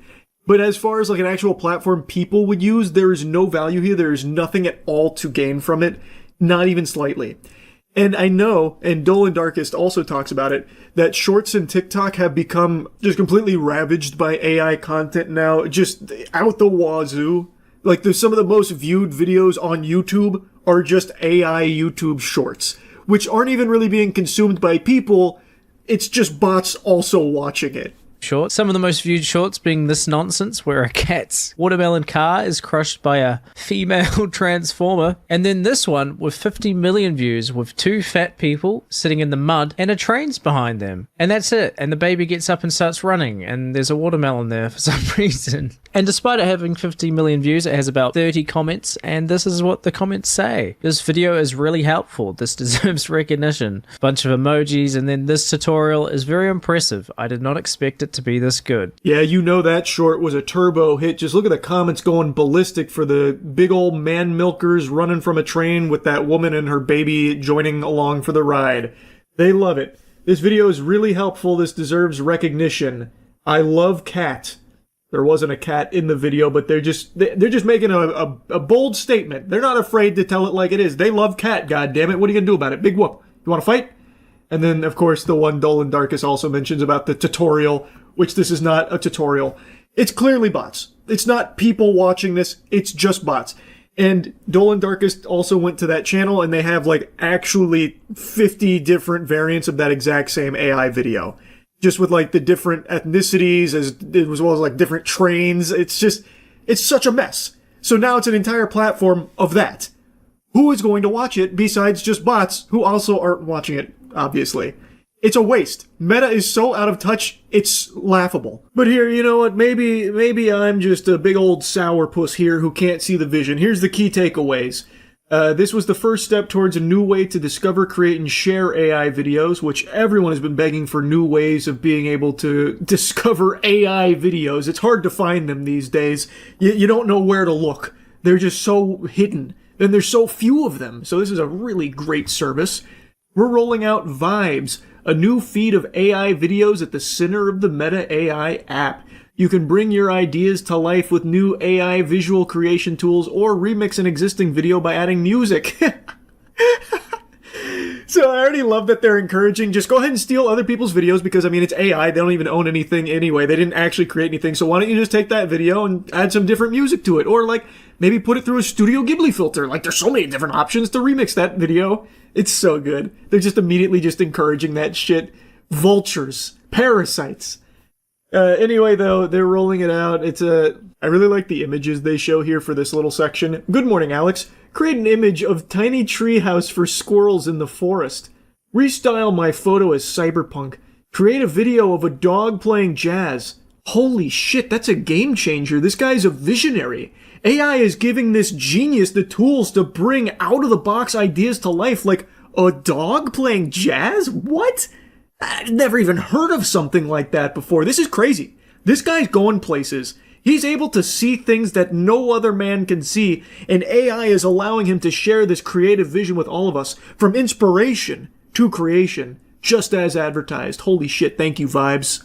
Yeah, I didn't mean it as an exaggeration. I really think this is the worst possible idea for a platform. It is a platform that will actually probably break records for being the only website or the only app that has 0 users. Like, actually 0 downloads. It will entirely just be bots.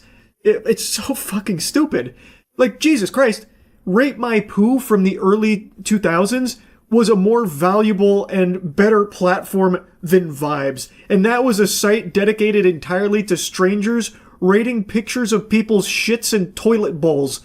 Like, somehow that has more use and value than Vibes. It is so sickening. It is gross. It is despicable how stupid Vibes is. It actually makes me upset that this would not only just be an idea, but something they're actually going through with. Anyway, that's about it. See ya. What's up, everybody? It's Critical. I'm playing Hard Time for the PC. Let's do this shit. It's time to create my character. Chef Vortivask. It's perfect.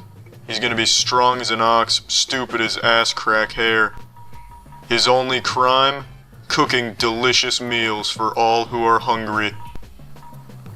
That looks like the face of a man who's seen some shit. So much shit that his nose is stained with the stench of shit. It's time to begin.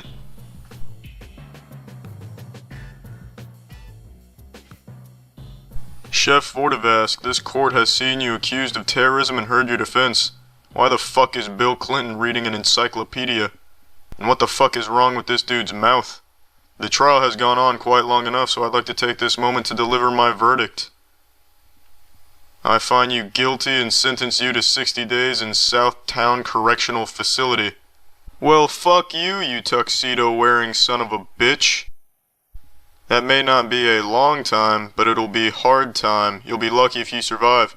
And you'll be lucky if you survive the hostile takeover when your mouth decides it's ready to conquer your face. I'm going to kick your ass, come here! Fuck, I don't know the controls. Alright, shit. Let's try, there we go, there's some movement. Looks like he's walking in rubber cement. He's got like fucking plungers on the bottom of his shoes. Can we speed up the tempo? Yo, there we go. There we go. Oh, there's a little overhead haymaker. Found the pause button. That's useful. Fuck it, I know 2 controls. That's more than enough. It's time to tango. Let's rock and roll. Here we go. Oh shit, I got him in a headlock. Say titties. Say titties. Fuck. Chef Vordevask is just taking a nap, storing energy. We're back up and ready for the action. Come here. The fight continues. Say titties. Say titties. Hey, SO20. You've got no business putting your hands on a police officer. You realize this is the 3rd time I've had you in the Gorilla Grip headlock. Why is it only an issue the 3rd time? What about the 1st and 2nd? If you want to pick a fight with us, we'll make your life even more unbearable inside these walls. That's it! That's it! You have slid the fuck right in with the shit! Those are fighting words. Now straighten up and fly right before I show you how hard a real man can hit. You've done it now! Oh, my ass cheeks are jiggling with fury. Eat this with a bowl of cereal. What the fuck? I just hit him with a Muay Thai body obliterator. I'm surprised he didn't just explode. Now I have to elude this officer. He's chasing me with a syringe of nipple sperm. Oh, you're back for dessert, are you? Fucking flying hawk swoop. Fucking bounced off the wall. He even grabbed a stick of dynamite and couldn't do anything. That is absurd. Oh, the shoe is on the other foot. I'm chasing him now. Can I hit him with like a flying kick? I guess not. Oh, but who needs it? Close quarters combat. Oh, just threw him to the ground. Like a potted plant to a pit of spikes. A little knee to the face never hurt anybody. Fucking UFC better watch out. Chef Vordevask has 2 degrees. 1 in culinary arts and a PhD in kicking asshole. His attacks can melt molecules. Wait, time out. Cell phone's ringing. I gotta answer it. Just hold on. How do I answer the cell phone? Answer your cell phone, chef. I probably should have turned his intelligence up. This bitch can't even answer his own cell phone. Can I leave this area? Are any of these doors open? Or even real? Oh, there we go. Jackpot. Venturing into an undiscovered area. An uncharted land absent from modern maps due to its shit. Attention, prisoner S-20 is wanted for the attempted murder of Warden Schwartz. You are selling the chef short. It is not attempted murder. The bitch is dead. Clobbered. Sautéed by the chef. You almost killed Warden Schwartz, you animal. You're under arrest for attempted murder. You are mistaken if you think you're going to keep this chef in a headlock. He will reflect the sun's rays off his baldness right into your face and burn a hole through your skull. The mildly shitty ass is going on now. What happened? I was just in a scuffle and now I'm here? I never intended to hurt Warden Schwartz. It was a disagreement that got out of hand. He's not wrong, Your Honor. That's exactly what happened.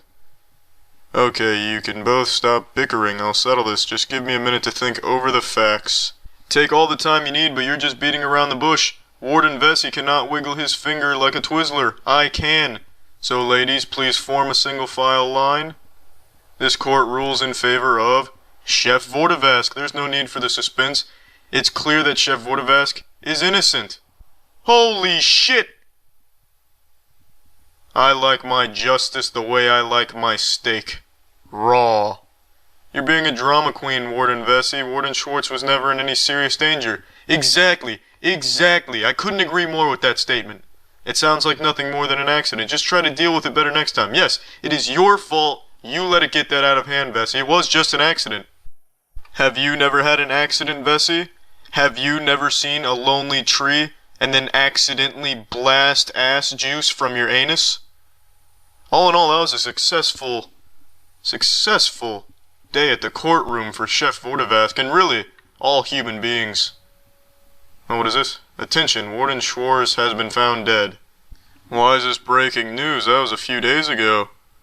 You living under a rock? Why is this a news bulletin? His untimely death is thought to be related to a dispute with Chef Vordevask. Who's doing their investigating? Fucking Sherlock Holmes? This is outstanding. We at the prison are deeply saddened by his passing, and our condolences go to his family on the outside. Now you're just blowing shit all over the place. He didn't have a family. All he had was a collection of exotic leaves to keep him company. Are you trying to frighten me, you elderly lumberjack? Is that what you're trying to do here? Oh, sweeping the floor, are you? Alright, here you go. That's what you get. Oh, you son of a bitch. That's it. The fastest right hook in the business. Enjoy the noogie, fuck. There we go. Finally picked up the brick. The secret ingredient in one of my recipes. And that recipe is death. Oh, shit. A direct hit right to the forehead. The chef deep-fried his brain in pain using that brick. It's like he's verbalizing a fleeting thought. Like I must have KO'd him right in the middle of one of his shits. The gun is mine. Fuck the brick. Get out of here. Oh, fuck. That dude can't catch a break. That brick just hit him. Now how do I use this gun? I'm just like smacking my nose with it, giving myself a black eye. Oh, there we go. Open fire. Alright. Well, that dude's tough. Now he's just sleeping off the bullet wounds. Alright, I'm leaving this area. That poor dude's getting a blowjob from a brick. Let's see what we got over here. Alright. Oh, son of a bitch. This is the room I started at. Attention, prisoner SO20 is under arrest for carrying a brick. Well, that's quite the charge. Do you have any evidence to support such a hefty allegation? Even if, by some stretch of imagination, I was carrying a brick, who's to say I wasn't using it to lay the foundation to a more durable and generally better facility? Fuck, I gotta flee. You'll never catch me. Son of a bitch. You're wanted for carrying an illegal item, SO20. It's only a matter of time before we catch you. Well, you just eviscerated Vordevask's calves, so I'm pretty sure he's down for the count. That should make that task of catching him easy. You are really not seeing this opportunity you have to catch the elusive Vordevask. His calf muscles have been destroyed, annihilated. Oh, he's better now. Last mistake you'll ever make, officer. I'm going for the pool stick. Look at the moves. It's mine. Here you go. Take some of this. Ah, shit. Oh, wow. Like a fucking samurai with the pool stick. Damn it. Shit. Fuck. Get up. I need the pool. Oh, wow. No honor. Oh, what the fuck kind of prehistoric ancient headlock technique is this? I found that brick and was on my way to report it to the wardens when they grabbed me. Your Honor, that's the truth. He is telling you exactly what happened. Alright, you think over the facts, and then you'll realize that Chef Vordevask is telling you the truth. And that the warden over there is simply shoving his elbow in his dick hole. Chef Vordevask shall be acquitted from all charges. Fucking shit! That right there is the face of an innocent man. Warden Dickon, there's no evidence to suggest that this brick was used for any crime. I see they haven't found the body yet. I can't punish this man over your suspicions. Simply confiscate the item and leave it at that. That's all you need to do. Just take the brick. Then I'll find another brick, and make that brick reproduce. Perhaps invite over some of its friends that are also bricks, and we'll build a fucking house of bricks. I'm done playing this. Well, that's the end of this video. Remember to rate the video, comment the video, and subscribe if you want to see videos similar to this one. See ya. I've recently been in my oversized, comfy shirt era here, and by oversized, I mean I cranked it all the way up to a large for these purchases. That's why you've been seeing a wide array of different colors of shorts. Shorts as well. I get very quirky with my short selection, but that's why I've been seeing like this wide variety of shirt colors outside of just the standard plain white tee. And there's a couple big reasons for it. One, as I get older, it feels real good just being real breathable here and having all this room for playtime with my appendages, you know what I mean? Without it feeling all tight and stuffy. And two, underneath these pump covers, I have been diligently sculpting a body of steel from this canvas of marble that is my upper body and lower body. And so, like a prized luxury car, I'm keeping the cover on here. So that way when I take it off, it'll be a big reveal, you know what I mean? Maybe. I don't know. It's hard for me to, like, get big. I get stronger, but getting bigger, I get, like, meatball mode. I don't, like, it's, you'll see. Over the last, like, 3 months, I've gained 10 or so pounds, and I'm getting closer to my strength goals. I'm getting there, but we still have quite a ways to go. But the only reason we've been yapping about this, by the way, is because since I've been getting so serious about this, I've been using YouTube as a resource for a lot of, like, wide variety of things. And as such, YouTube has felt the need to push, like, steroid-based content onto me now. Really wants me to start getting on a nice, like, trin regimen. So I'm getting fed all kinds of, like, lifters who are juiced to the gills, which whatever, as long as you're upfront and honest about the usage of it, I don't really give much of a fuck. You do what you want to do. But it is very crazy to me how normalized it's become in the fitness industry, where it's almost like a mandatory thing for a lot of people just breaking into that industry. It's pretty nuts. But anyway, today, instead of feeding me content that was like lifting and steroids, it was just showing me roid rage. And one of them came from Midwest Safety with this goober who is clearly on the tartar sauce, going ballistic after getting his 37th noise complaint. On September 27th, 2023, in Joliet, Illinois, officers were dispatched to a gym for the 36th consecutive noise complaint. This time, they'd had enough.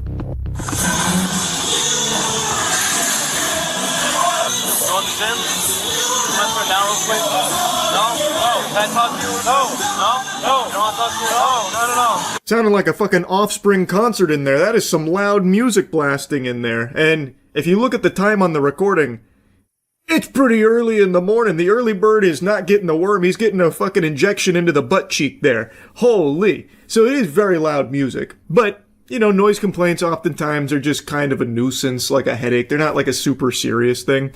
This being his 36th consecutive one over a really small period of time is interesting because, brother, just turn down the music. Why keep doing this song and dance? It's a fucking gym. Most people going there are going to be having their AirPods or whatever in anyway. They're going to listen to their own music, not the house music. I can count on one hand the amount of times I've seen people in a public gym just raw dogging it with no headphones or no, ear devices to listen to their own music. There's just no need to be playing it that loud. The people there don't care, I doubt. Unless that's like part of the culture of the gym he owns there where you can't listen to your own music, you've got to listen to his Spotify playlist. Like, I just don't really see this being worth the tug of war here with the people that are complaining about the noise complaints. Just turn it down. It's just not that important. I'm in the middle of a workout. Okay, we're getting noise complaints.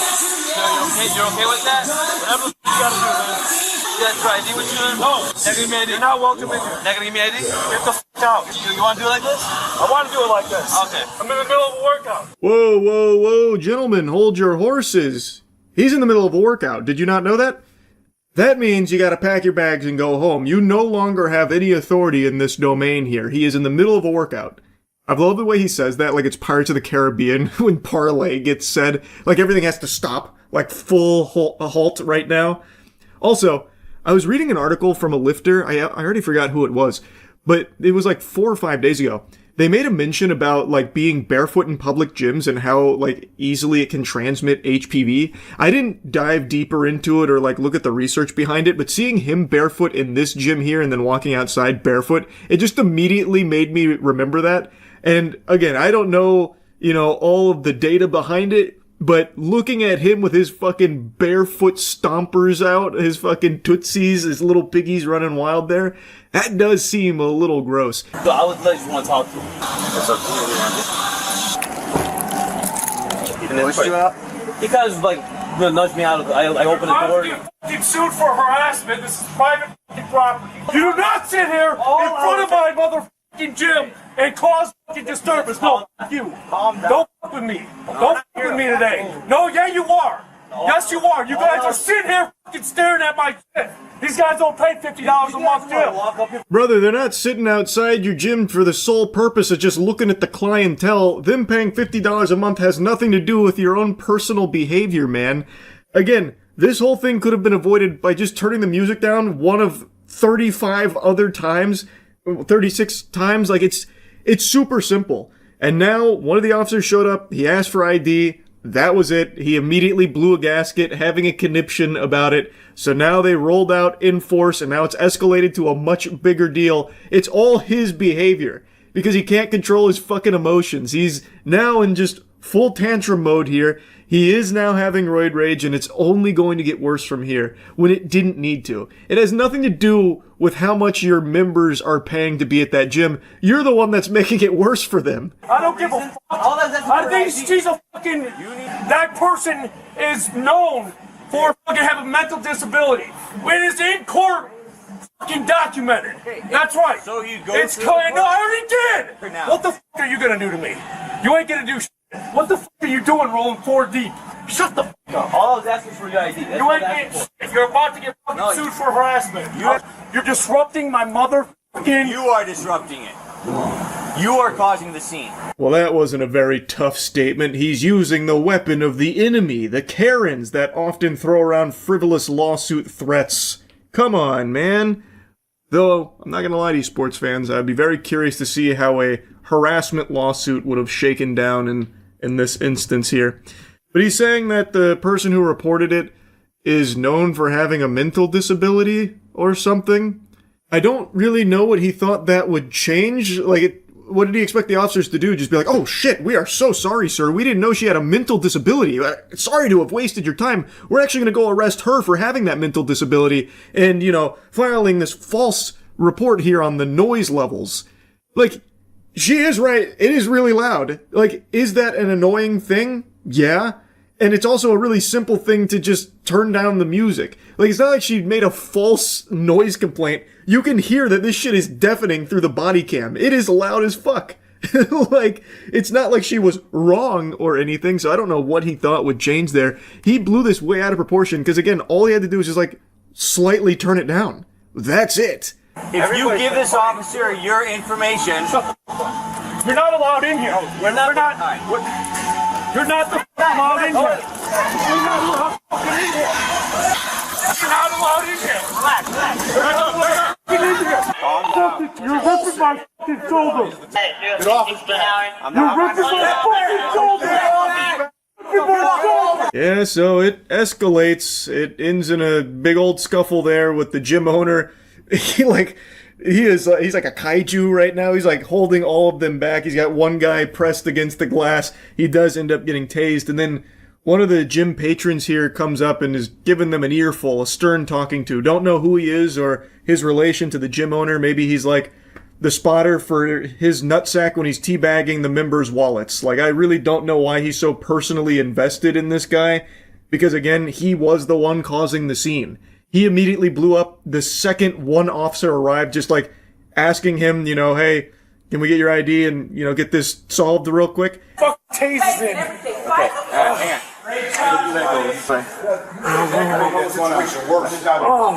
Look what you guys just did on fucking Wednesday morning at 5 o'clock.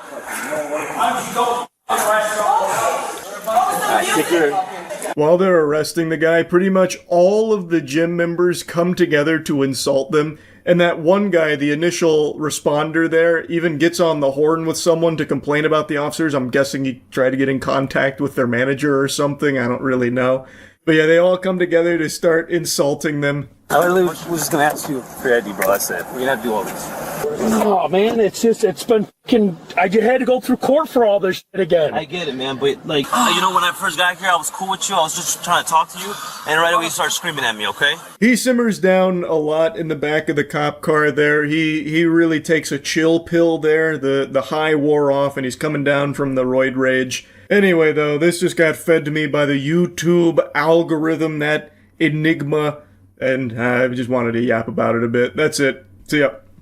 It's been a little while since I told a story, so I figured it was about time that I sit you all down by the campfire and put some fear in your boners. I'm going to tell you a really recent story, something that I think everyone can take a lesson away from and use it in their everyday lives. So before I really dig into the meat of this, I want to preface this by saying I have not pissed my pants in a very long time. Now that that's off the table, let's get into what the story is about. As you've probably surmised from that intro, it's about pee-peeing in the pants. It's about a time where I flirted with that devil. And this all takes place in the mythical year of 2019 AD on October 4th. It was literally 6 days ago as of recording this video. It was right before going to happy hour, and if you watch my streams at twitch.tv/moistcritical, you know that the streams are fucking bangers, and that I also pee a lot. I drink a lot of water, which means I'm constantly expelling a lot of urine from my body at jet stream-like pace. I really fucking pressure wash my toilet when I get in there to do that business, so if urinating is considered a game of chess, then I'm the goddamn grandmaster. Now, this was right before going to happy hour. I had just gotten all dressed up and spruced up, ready for action, and we needed to pick my friends up before going to the bars we were going to. But before going, I had the little inkling of a pee-pee coming on. It was still brewing, but it hadn't matured yet. So I figured there really wasn't any point to doing that. The bars weren't far, my friends weren't far. I'd just hold it till I got there and then just do my business out there in public. Just kind of to assert my dominance, like, hey, I'm not afraid to mark a urinal with my seal of approval. I'm not afraid to stamp this with my penis juice. So I just wanted to wait. I didn't see the point in going before heading over. That being said, on the journey to my friend's place, it was still very tame, very manageable, barely even noticed it. Got to my friend's place, didn't notice it. The second they got in my car, it's like they unleashed the piss demon. All of a sudden, all at once, it hit me like a fucking brick. Like a train had left the station, a bullet train, and it was hitting my bladder. There was no putting this genie back in the bottle. I was going to tinkle, it was just a matter of where. In my nice trousers, in a dirty bathroom somewhere on the way, or on the side of the road. The last two options weren't exactly options, because to get to the bar you had to go over this pretty long bridge, and there was no way I was going to be able to hold it through the duration of the bridge, so I'd be just trapped like a prisoner in its cell in the car, just urinating all over my friends, or I'd have to hold it and literally cork my cock, and I'd probably fucking drown internally with urine pouring out of my mouth like I just swallowed a cyanide capsule of urine. It was just a nightmarish situation because I really had to go. So I informed Tiana, who was now driving, and I told my friends, look, I'm sorry to be an inconvenience, but we got to pull over somewhere to go to the bathroom because I'm going to literally ruin our happy hour and turn it into the not so happy hour by coating this entire car in piss.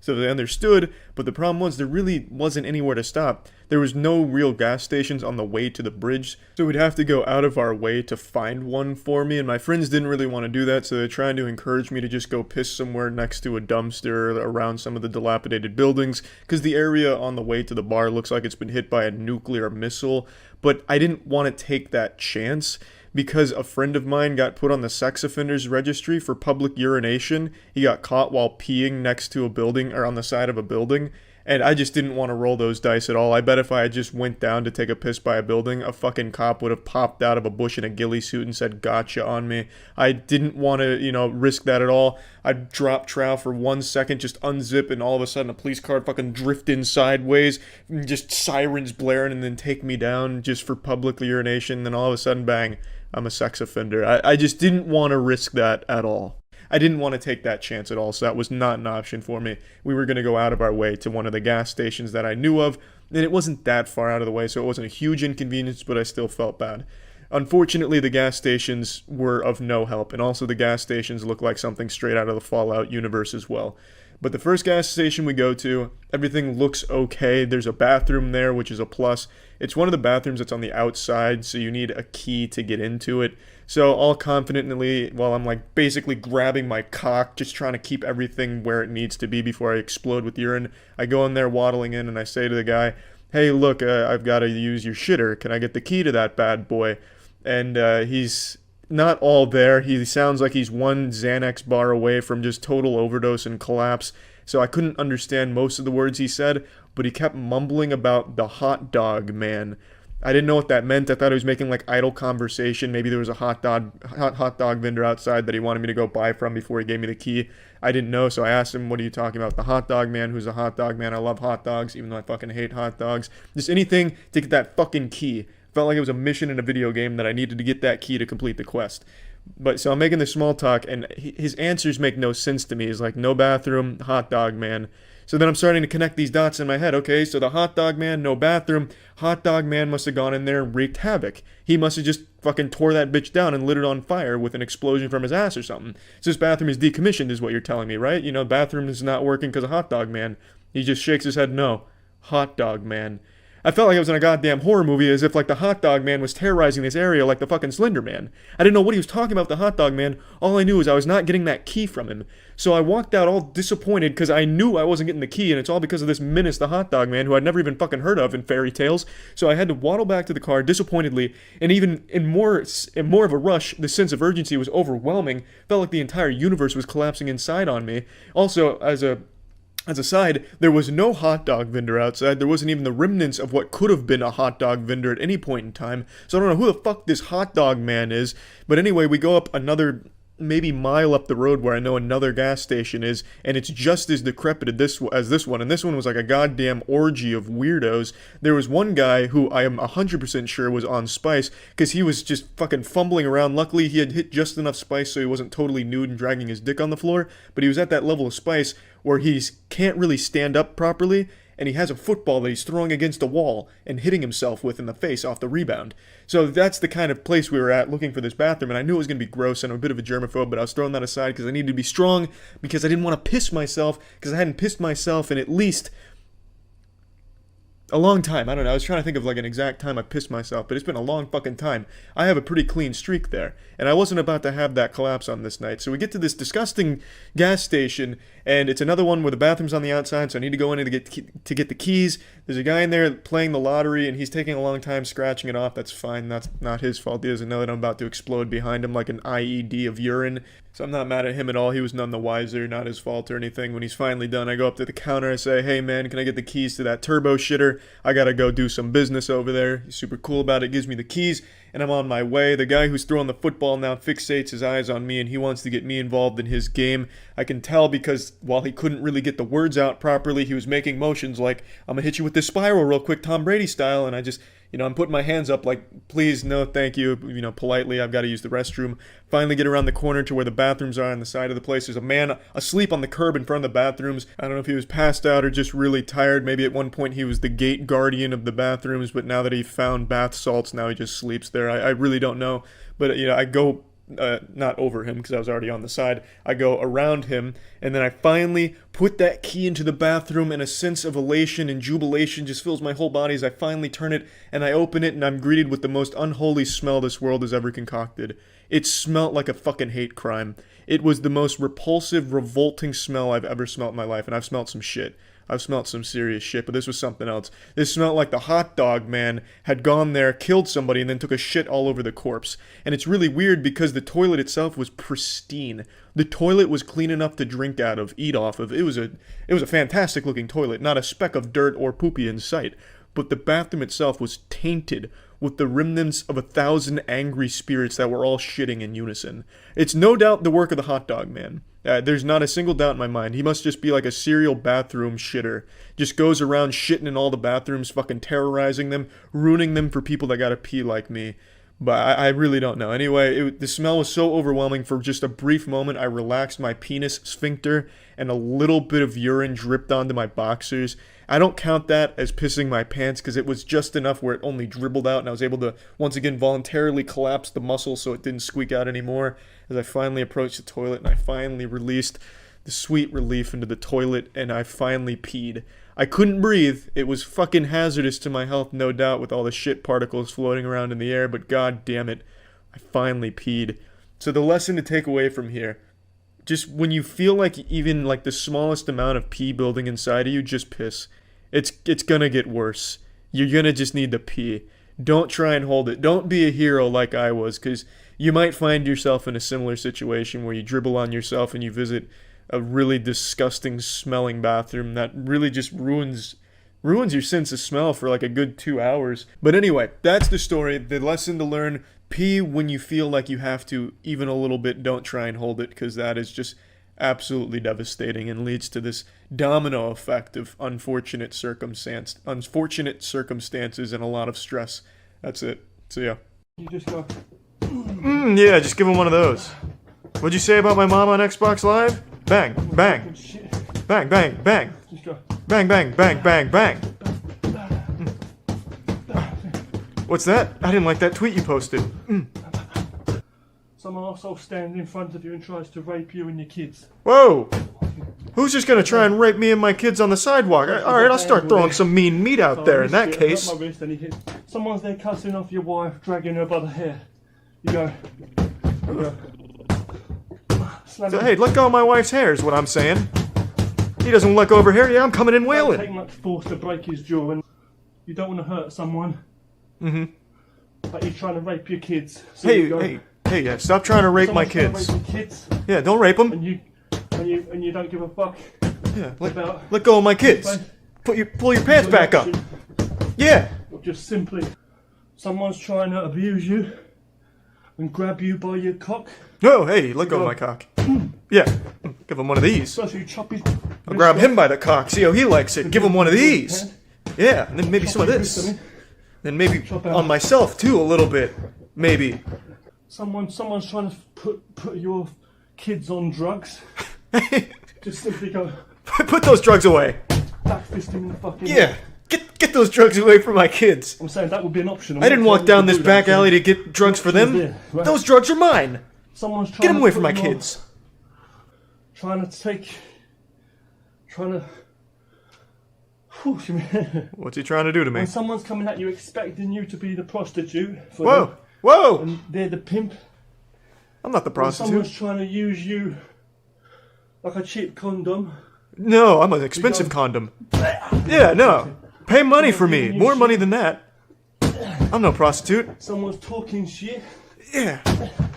Check this out. My buddy John is an ex-bouncer, and now he's an active-duty special operations guy with over 600 street fights under his belt. Maybe he's an asshole. Fighting system. 600 street fights? Your friend John's a dick. I don't want to be trained by a fucking asshole who gets into a street fight anytime he even goes to the fucking grocery store. Let's learn how to protect ourselves from some recent uploads. Urban combat self-defense, okay. Hi guys, welcome to section 2. Oh, is he fighting her? The Degenerate applications of the form, okay? This doesn't look like someone that would attack me. From here, she looks nice. Forward. Okay, other side. She lock pass out, punch. Any of you guys ever fought old Asian women? Do you know if this technique is effective? Should we get attacked? Like that. If you punch, okay, you gotta pull. This guy looks like more of a computer programmer than an urban combat fighter. That way. But looks can be deceiving. If I do it to you, speed, boom, speed, boom. Okay, but in the beginning, try and do it very slowly. I fight my grandmother's friend every day. It works. Okay. We have a real testimonial then. Slowly, lops up. He's like a Reddit warrior. Yeah. What did you say about Game of Thrones being bad? Oh god, not the nunchucks. Please, he didn't mean it. He was just shitposting. No, don't do it to him.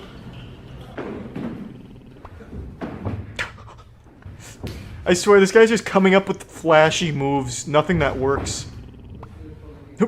I get the knife, throw the knife on the ground, jerk him off. Give him pleasure, give him pain. Bang, finish with the elbow. Seth Rogen coming at me with a knife, take the knife, jerk him off, stab him. Bang.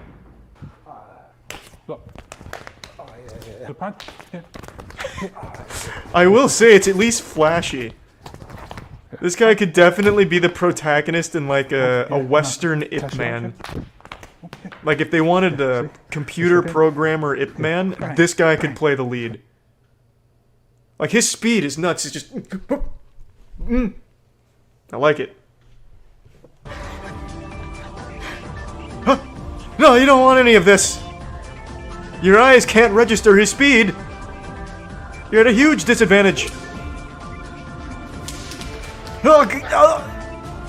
He poked your eyes out 10 times. He poked your eyes out, put your eyes back in, poked them out again, and then wiped his ass with them.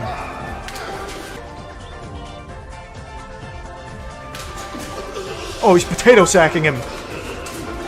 Oh! While on the subject... I really unironic. This guy should really choreograph YouTube combat skits, maybe. Because he's got, like, the goofy speed down.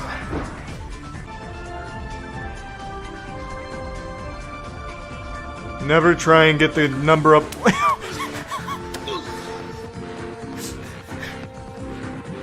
Oh, she didn't want to give me her number, huh? Time to Wing Chun! Teacher? I'm gonna feel like such a fucking idiot when it turns out that everything Emil's been teaching is, like, extremely effective and reinvents combat as we know it. Holy shit, you're still cleaning the floors with a mop and a sponge? You might as well lick them clean. What the fuck is wrong with you? Hey, what's up? It's me, the Magic Mermaid Joe McDonald. Instead of being half fish, I'm half Swiffer. This is the Rejuvenate Click and Clean. Every floor, every door. Give you more? Okay, whore. This bad boy comes equipped with 4 state-of-the-art attachments that you can mix and match, wheel, and deal with. This ain't Call of Duty, you don't have to unlock this shit. These aren't kill streak rewards. This is in-the-box garbage that you can just use right from the get-go. Just look at this selection like a kid in a candy store, am I right? You can use that blue cum rag in the top left. You can throw on the bristles right there for some scrubbing action like a broom. We even have that little diaper down there in the bottom right that you can snap on with ease. The possibilities are truly endless. Clean, scrub, dust, you can wipe away the footprints so you hide the evidence in a crime scene. It's a 5-star review from one man on Amazon. The value you're getting here is incredible. It's an easy click in. You don't have to be Hercules to pop that bitch in. It's so easy, no batteries. It's gluten-free, vegan approved, very low risk of cross-contamination, no plutonium in the handle. You almost never find E. coli with it. Streak-free hardwood. Polish marble and stone with ease. Using advanced swivel technology, dust and pet hair is a breeze no matter where it's hiding. Same with the baseboards. My father always told me there's 2 things that you can never underestimate the value of when they're clean. A clean house and a clean asshole. And this can do both of them if need be. With no batteries. Pouring water into a cup is hard as shit. So why bother when you can just click that shit? I haven't even mentioned that it's 70% larger than competing brands. That's a massive difference. But the best part, you're not wasting any of these pads because they're machine washable up to 400 times. But don't you fucking dare wash it more than that. If you wash it 401 times, I swear to God it'll burn your house down. And if it doesn't, I will come there and do it myself personally. Don't play with me. Don't fuck with me. Don't toy with me. Knock knock, neighbor, you gonna invite me in? I can't come in unless invited. I'm like a vampire. Nah, I'm just kidding. I can go wherever the fuck I want. I'm Joe McDonald, you idiot.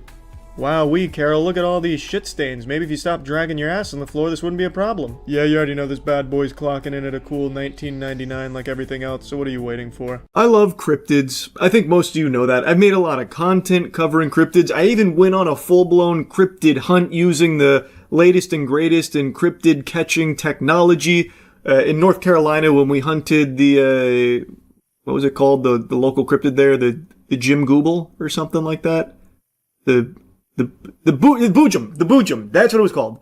We were hot on the tracks of the Boojum out in the dense forests of North Carolina, really trying to find that disgusting bastard, but unfortunately slipped through our fingertips out there and then summoned coyotes to scare us out of the forest and we ended up leaving. We didn't even camp out there. Point is, I like cryptids.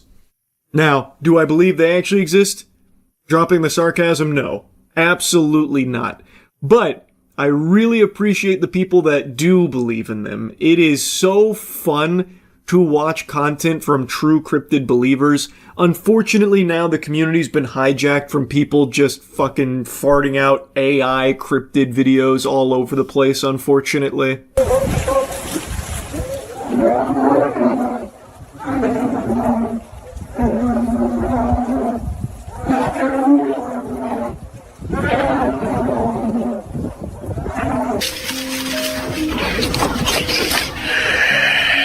Heavens to Betsy, that poor person was hunted by a bulimic cubone. Fuck, the way it climbed the tree like that. Horrifying stuff. All AI. Point is, right now it's kind of a hot trend to just dump these cryptid AI videos out there to fool people into thinking that it's real, and right now the Wendigo is the big one they keep targeting.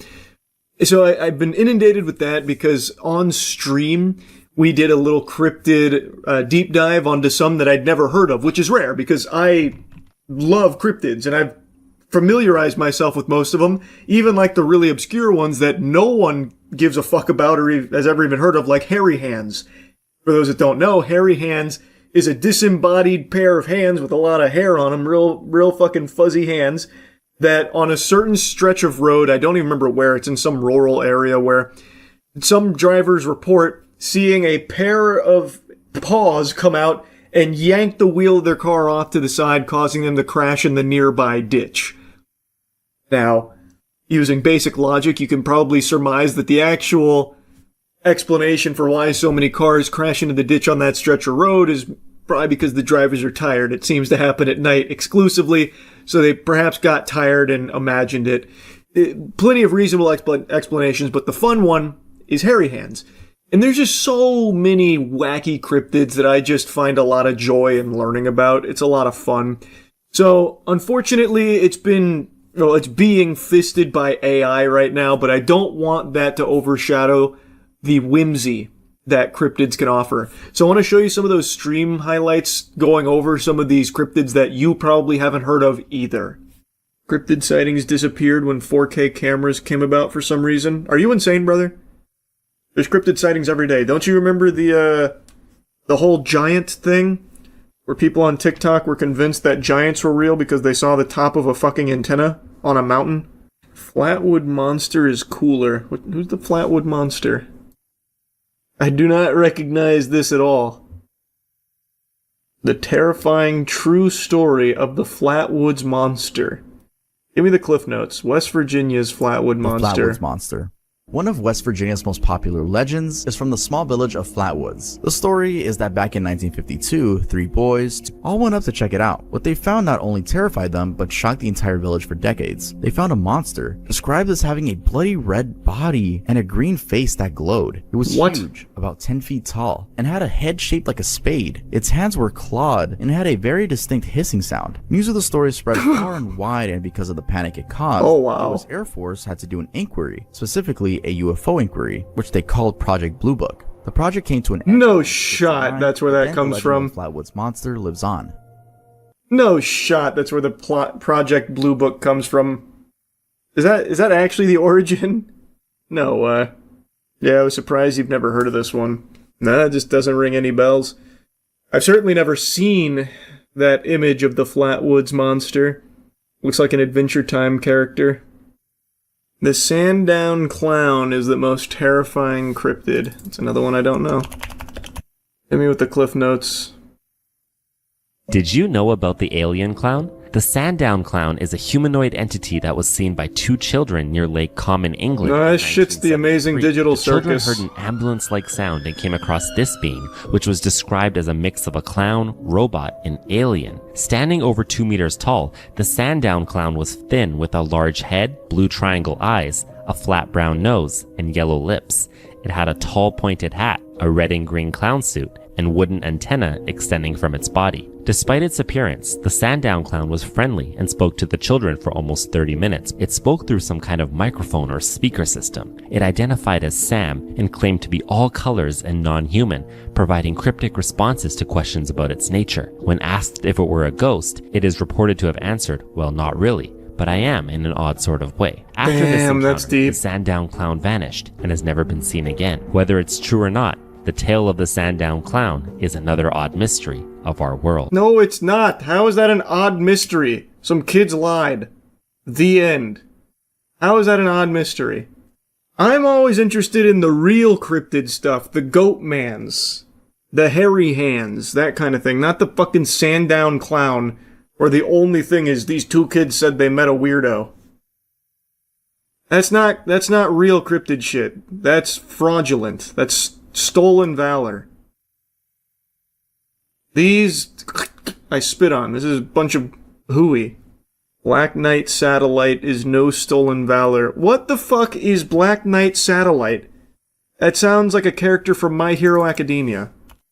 Lots of people believe in the abstract theory of alien life, but some people believe aliens have not only visited Earth, they actually placed a mysterious device into orbit above our planet thousands of years ago that they used to communicate with humanity.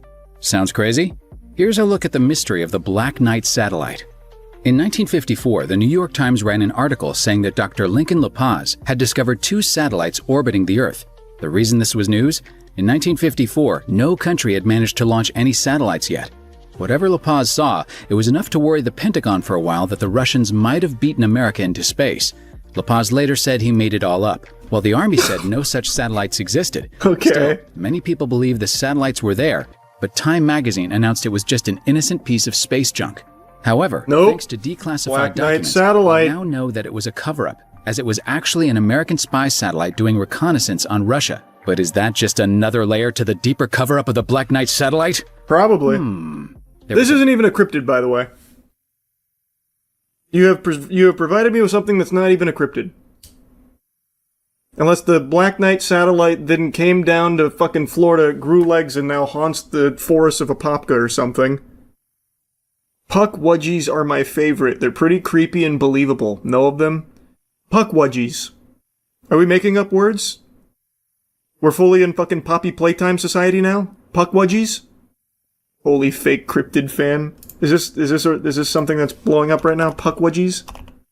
2 to 3 foot tall, gray-skinned, magical woodlands creatures. These are pretty believable, you say?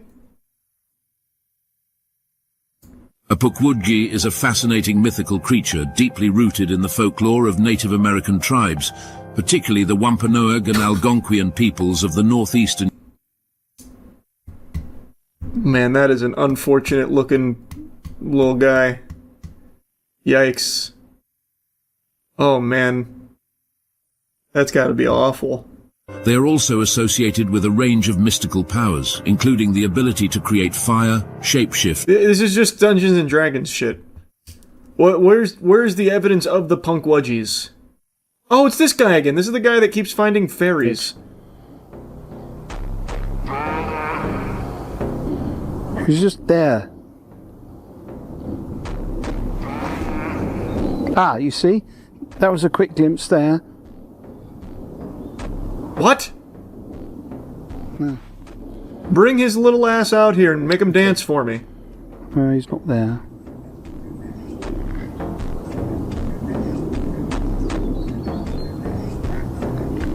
Oh, sorry about that. He was doing a... Oh, there he is. Okay. Where? Oh, fuck! There. That dirty pervert was twerking. Oh my god. Alright, well, maybe Punkwudgies are real.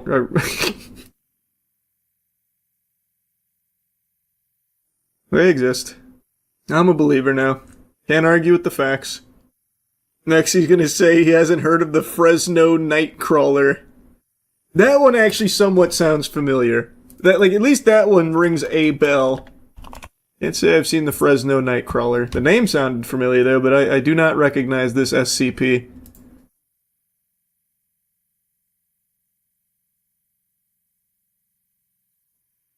Wow.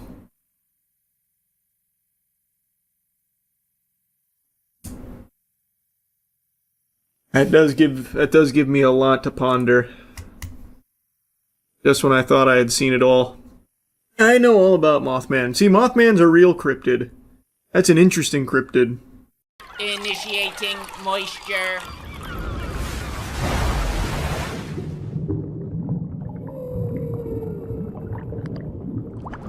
Welcome to the Moist Meter. Today we're looking at the new Rambo movie, Last Blood. I bet a lot of you didn't even know there was a new Rambo movie. I know I certainly didn't. I only knew this was coming out because I check new movies every week, and I saw Rambo was coming out on Thursday last week, and I was like, wait, that's weird.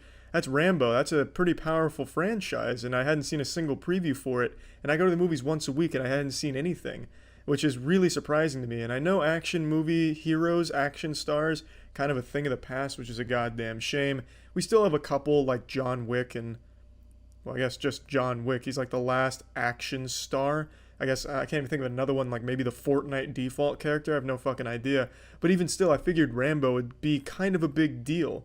And it really wasn't. I went opening day, and it was in the smallest theater they had available. It's just disrespectful to my boy Rambo. But anyway, the marketing campaign sucked ass, and I got a shit theater for it, but whatever. Since I went into this without seeing a preview, I didn't know if this was going to focus more on the emotional side of Rambo's journey trying to settle down, have a normal life, or more in like an ultra-violent gore fest type of deal where there's assholes being turned inside out, blood and rock and roll flying everywhere. I didn't know what approach it would take. It turns out it's a little bit of column A and a little bit of column B. Both are done decently enough. The latter being much better. The ultra-violent gore montage at the end is superb. I really enjoyed that start to finish. It was a lot of fun. The kills were very creative and very brutal, which I was very happy to see. And that's not to say the emotional stuff wasn't done decent. It was good. I thought the cast of characters around Rambo were good, and Rambo himself was alright. This thing is, with Rambo, his character is supposed to be so damaged and, you know, he's gone through all these horrible things, but that leads to some really awkward scenes in this movie where something really bad happens to someone he cares about a lot, and what he says and what he shows vary greatly. There's a huge disconnect. Something horrible happens, he says, shit, I'm real sad about this, but the way he's acting, it's just so goddamn stoic, as if he's not even there, as if someone was just holding up the line on a piece of paper and he read it. It's just odd. It just feels odd, and it makes the scene awkward, which takes the emotional aspect out of some of the shit that happens. Now, when Rambo's not in the emotional scenes, they're pretty good.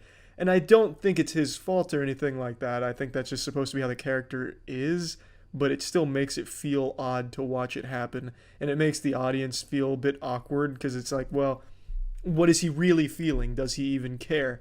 And then he goes into this fucking doomsday prepper mode where the second half of the movie's all about revenge, and he's got this entire fucking home attack. It's just really mindless. One scene, something happens in the next scene with nothing really leading into each other. It's in a totally different state of mind for every movie, and that was just a kind of big deal, because I feel like he could have saved her and everything would have been fine. The movie would have ended right there. It wouldn't have been a happy ending because a lot of bad shit happened to her, but it wouldn't have gone further, which would have been a shame because the kills and everything were great, but it just, from a plot perspective, made no sense to me. But again, the movie was enjoyable. I liked it, especially the end. It's just a lot of the stuff in the beginning was a little confusing, and it didn't do anything incredible, nothing, overly creative. It was all pretty generic and by the books, but it worked. It worked well enough, and I really like to see Rambo in action. That's about it. See ya. Oh, yep, here we go. We are going to start here in just a minute. Oh, we are starting actively. We have begun. Maps, then you have to go laterally, and Fortress is one of those maps that is so required. I'm looking at the lineup really coming out from Rebellion here too. I'm seeing that Blitz, I'm seeing the Rowra, and after chatting to Eden, one of our coaches, he was saying, now that I'm back on the siege grind, I can contribute to the comms here. I can help the squad. Still very specialist in terms of what you're going to be doing in terms of the execution pull-off, for example, exactly what it is you're going to be doing with her, but doesn't mean she hasn't got a place, and here we go. Well, we've seen the recent changes to her as well, to buffer, where it takes a lot longer for defenders to open that door. Solo mid manages to... Okay, Surf. The double for Surf is going to keep the advantage for Shopify. Nice. Onto MC just fucking steamrolling. I love that. I love that. Following in the same direction, 4 versus 1. Zerg rush. Blink of an eye, we're a minute 10 in, and Shopify Rebellion have nearly got this 1-1 already. Rexon, a double nice, on the right, nice. Good start. Good start. But you can't forget as well, she's got that DMR, a super popular weapon. Yeah, this is SLC. Inside of the game, and Rexon putting it to great use. That is phase 2, baby. If you're all gamers. Absolutely, that was a little bit. And then I have the league tournament I'm playing in an hour. Once you don't want to get too carried away with it, but if that's the kind of pace this game's going to be played at, then all gamers sorely need to wake up here. Otherwise, it could be a pretty quick game. Same lineup coming out for the most part, for Rebellion. Imagine they'll stick to it and then, of course, change over based on what site that we're stepping into next. But very, very comfortable. Move down towards that southeast side. Here, I'll change category on Twitch, yeah. Which means you'll probably see an extension from all gamers up towards the site that we were just defending. And imagine Rebellion will probably try to look to crush onto them once again. Yep, Surf and Rexon certainly doing the jobs there. Like you say, it's going to be maybe a little bit of a mirror reverse of what we saw in the last round, because it's going to be moving over to... What are they writing down? Bro, if you don't watch Siege esports, you don't quite understand how deep it gets. Like, they have binders full of strats. They have entire playbooks of strats, so they always do like mid-match note-taking and stuff to adapt to different different setups, comps, and ideas. It is crazy deep. Exactly there to move around a little bit. Okay, well, I like the idea last time. It was the fast push in that was at least somewhat stemmed by Solomon, but I think he went down so fast when he was dropping down those Chanka pellets to try and slow down the push. Yes, he got a kill off the back of it, but him then falling just meant it was freedom for Rebellion to charge on through. Now here, of course, we stepped away. Let's just get another one of those kind of rounds there. That felt really good. These days. Really, I think just went in there and just fucking lat spread on him. Otherwise, the Bandit was banned away, and the other three were picked up a large number of times. Still very much in the meta. Tim, I think my nice outgun, good shit, Surf. We're going to see a lot of intense aggression coming out of Shopify Rebellion, but it's not actually all falling in their favour. Come on, baby. Let's go, Rexon. Let's go, Ambi. Pick up the last two of that flurry of kills, which leaves Diffuser down cold, and all gamers in a 3v2 advantage. Ambi and Rexon are last alive. They've got some good utility there. One Selma left, and also the Glaz. He should find him on drone. Scope, as we know, 2 smokes yep. as well. Ambi knows now. Of the attempt at a flank coming in from Moonlight there. The air jabs had been deployed, so it will just back him up a little bit. Ambi's just going to watch that angle. The thing is, Shopify Rebellion have got tons of time here to deal with this. Teamwork trying to clear Moonlight out. The flash goes in. They know exactly where he is. God, Ambi's so good. To find, levels things up, and this is the problem all gamers are going to have. They will be punished. We didn't spot this guy. Mistakes here drone it. Shopify Rebellion. Oh, do we not have drone? Just overstaying his welcome in Horse. They've got to know that more nades will come their way if they don't swing on. No! That's what you're looking for. Railgun gets one, Rough. looks for the third onto Ambi, but can't quite collect. Smokes are down. He's got a brief advantage here in which to try and make something happen. Knows that he's got a man tight on his right. Oh my god, close. Looks for him, can't find him. Railgun makes it a 3. And all gamers take round. No, that's alright, I got a tinkle. Tactical piss. First shot didn't. Nope. Down we go, which means a full just dumped a ton of pee in there. That's big. Rexon, that is big. An awful lot on their game on Lair. I want to say it was yesterday we cast that one.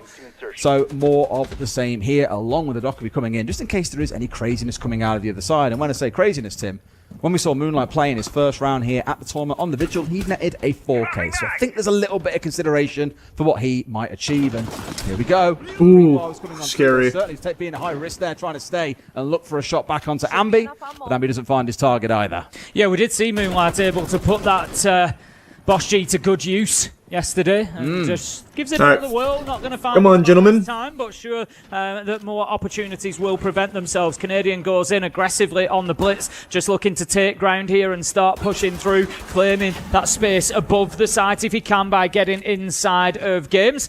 He's going to be supported by Ambi in that. In fact, looks like they're forgoing games a little bit and instead are just going to look to head down the stairs. We don't generally see too much verticality onto this site. It is there. It is possible. It tends to be limited to the hatching briefing. You just try and work around that, drop and get a plant. But in order to do that, you're warming up in the wrong game. Well, this is my team. Clear out those defenders that are directly. This is a very important major for us. Now I've seen the first one of those light screens being I warmed up last night. I went 15-4 last night in my last game. But also a little bit of attention draw onto the side of all gamers, getting them looking the wrong way. Because now the ceiling's starting to be opened up by Rexon at the same time.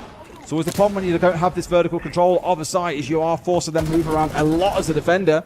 Certain spots no longer defendable because if you sit there, you're probably getting shot in from above.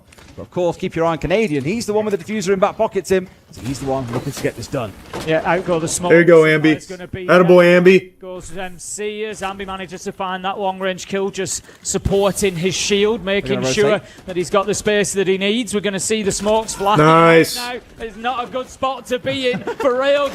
God, he must have fucking scared him there with that. Ambi manages to find solo mid 5 versus 2, and this is what I meant by Shopify Rebellion. God, Ambi's so good. Yes, it's been intense, yes, but it wasn't that attempt at just running in and rushing and rolling over the top of him. Instead, it's been clean. It's been about clean situations, picking them apart a piece at a time. Great round from the North Americans. 2-1.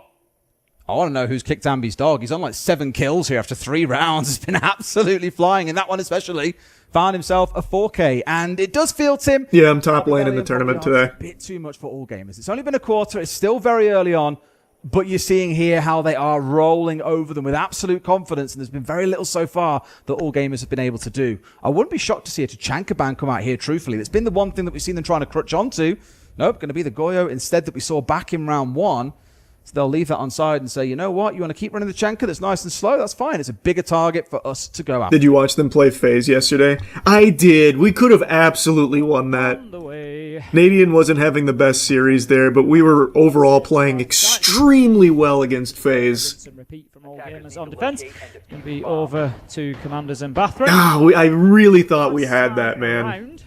It was a shame. I'm pretty sure Nadian finished with 0 yesterday. It was a bit of a goose egg, but there were so many good signs there from that series for us. More of a full clearance from Rebellion. I could be wrong, but Railgun's already setting up down towards games and dorms. We've got a little bit of attention towards Courtyard as well. Briefing's being dealt with. League tournament today, but my team, Rebellion, is in a major right now, so I'm watching that in the meantime. Yeah. On this top floor, meeting is always the fishbowl of this top floor. It's where all the battles really happen because there's a number of single doorways to work into. You've seen no matter what you do, don't pick Mordekaiser for the tournament. Why? I'll probably play Mordekaiser. I went 15-4 with him last night. We've seen teams getting stuck there for like 2 minutes. That one bad game was because I hadn't played him.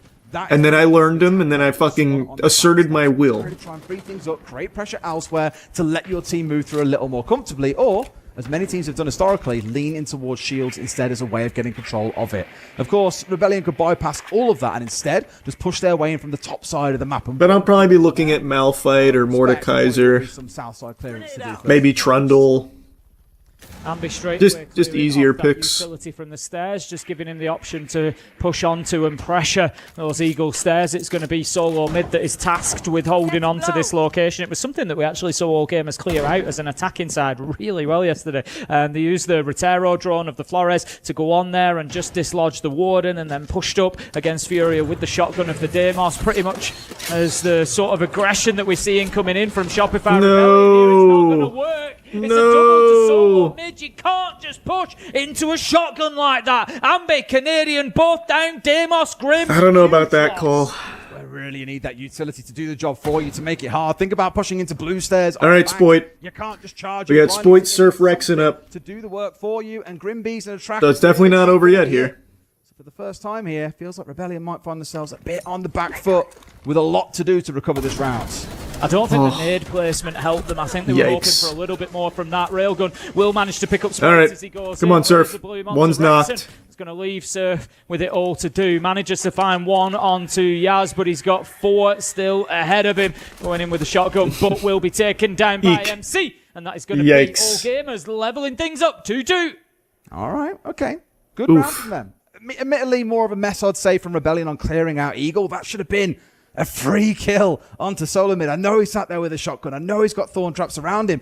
But you've got things like a Ying on side. There's so much you can do to punish him. But I think they found out late that he was sat there. They didn't assume that he'd be playing so aggressively around the bottom of it, and they paid. Why not Yorick? I'm terrible with Yorick now. I don't know what happened, but I'm just bad with Yorick now. As we often see with like newer teams, Tim, those that aren't as established, attacking is where you tend to see them fall down a little bit. And I think Rebellion here are thinking, look, if we can get 3, maybe even just 2 attacks, that'll be enough for us to completely shut things out on the defense. Just go Garen, play it safe. Garen's always an easy, safe pick, yeah. I think, but I think they'll probably pick Garen, because I don't know everyone's experience level in the tournament.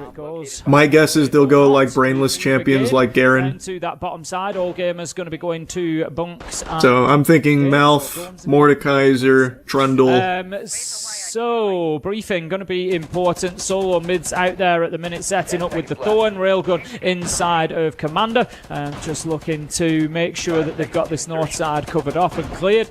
And the Shopify Rebellion don't have an easy time of getting into the map. That's the one thing you don't want to give people on Fortress, is an easy time getting. No, I'm not a team captain. I think he's doing Iron Players as team captain, which is fun. The round starts falling apart quite quickly. You got to fight them for that.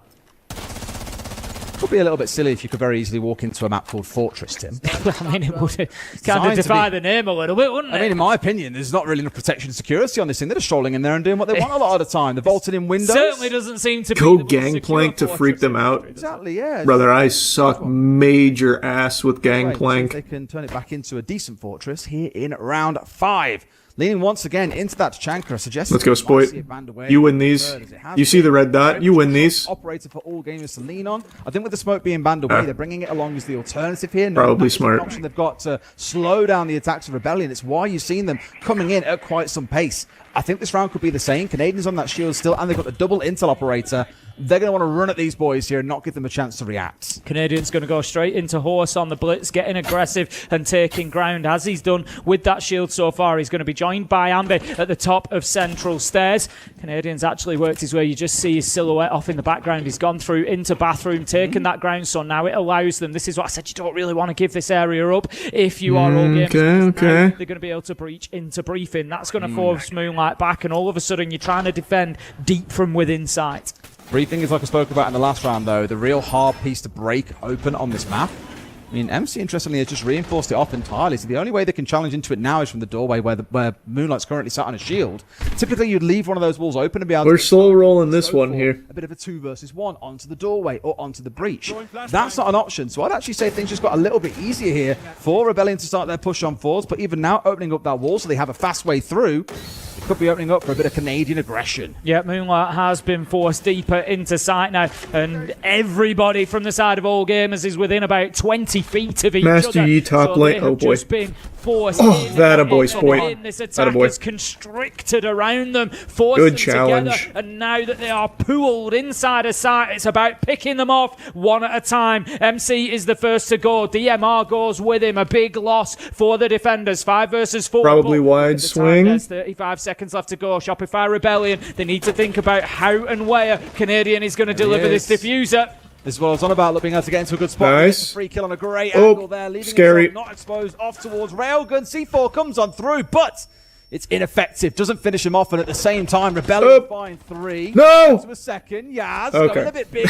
I got scared for a second. Gets the close. Rebellion into the lead. I love that movement All right, from Canadian good. when Good the work. metro comes out and he leant so far forward. It was like he was trying to press his shield on top of it to protect himself. Did manage to do it, kept himself alive, but Whoever the shield guy is seems OP. we're going to have Blitz. all gamers calling the tactical timeout at this point. 3 Canadian down. known for Obviously playing hoping shield a ops. little bit more from the defense here, Fenneman. I feel like you can't be... Interestingly enough, in the solo queue ladder, I don't see a lot of shield going ops. to go your way in the second half if you give Rebellion such a big start. That's mainly because there's not a whole lot of teamwork around it French coach in solo steps in. queue. A lot of his communication is worth stressing for those who want to know a bit more about this team goes through MC, who of course is known around the world, really. He's played in a few regions now, on a few different teams. The rest of them are a I little... notice you like to play a lot of trap characters on defense. I just play ops that I can get value out of without knowing any Is strats. it going to be a message, though? So like Rook, you get t-shirts, I help the team with armor, and I can make rotation with impact. Goya ban as well, the 2 stall taps. Thorn, I can stall out a point, just throwing thorn traps near it. Just making it that much harder. So yeah, I've been playing ops that can contribute without me knowing the maps or any strats. All gamers need to turn the tide as quickly as they can. Otherwise, they're going to have a very difficult time. I think 3-3 absolute minimum for them now. They need to be taking this last defense. Does he play Siege? Yeah, I've been back on my Siege grind. I've posted like 12 Siege videos in the last 2 weeks on the gaming channel. Gold 3 right now. Once again, so we can see exactly how they do things differently. Last time around, I think there wasn't enough resistance in Horse, Bathroom, Commander. Canadian was able to just walk in, take that ground reasonably easily with the blitz straight through. They got Briefing wall, and we saw all the pressure then mount from that side. So I'd like to see this time all gamers just putting up a little bit more resistance over that side. Well, it's still very much the same, as you say. Not too much changing away outside of shield being dropped, because why bring it here? The Ying seems to have been offering quite a bit for them, at least in optionality. They managed to make great use of it in the round that we saw back in round 4, when all gamers came out on top. Please tell us what you mean by the Hotel Siege map. What the fuck is the map that has the samurai armor? Is that not called Hotel? I have not played that map since coming back. That and Bank I haven't played a single time since coming back on the ladder. Has to contend with on the other side, as even allies do. That's Skyscraper. And of course, Gotcha. Yeah, I haven't played Skyscraper or Bank a single time. Okay.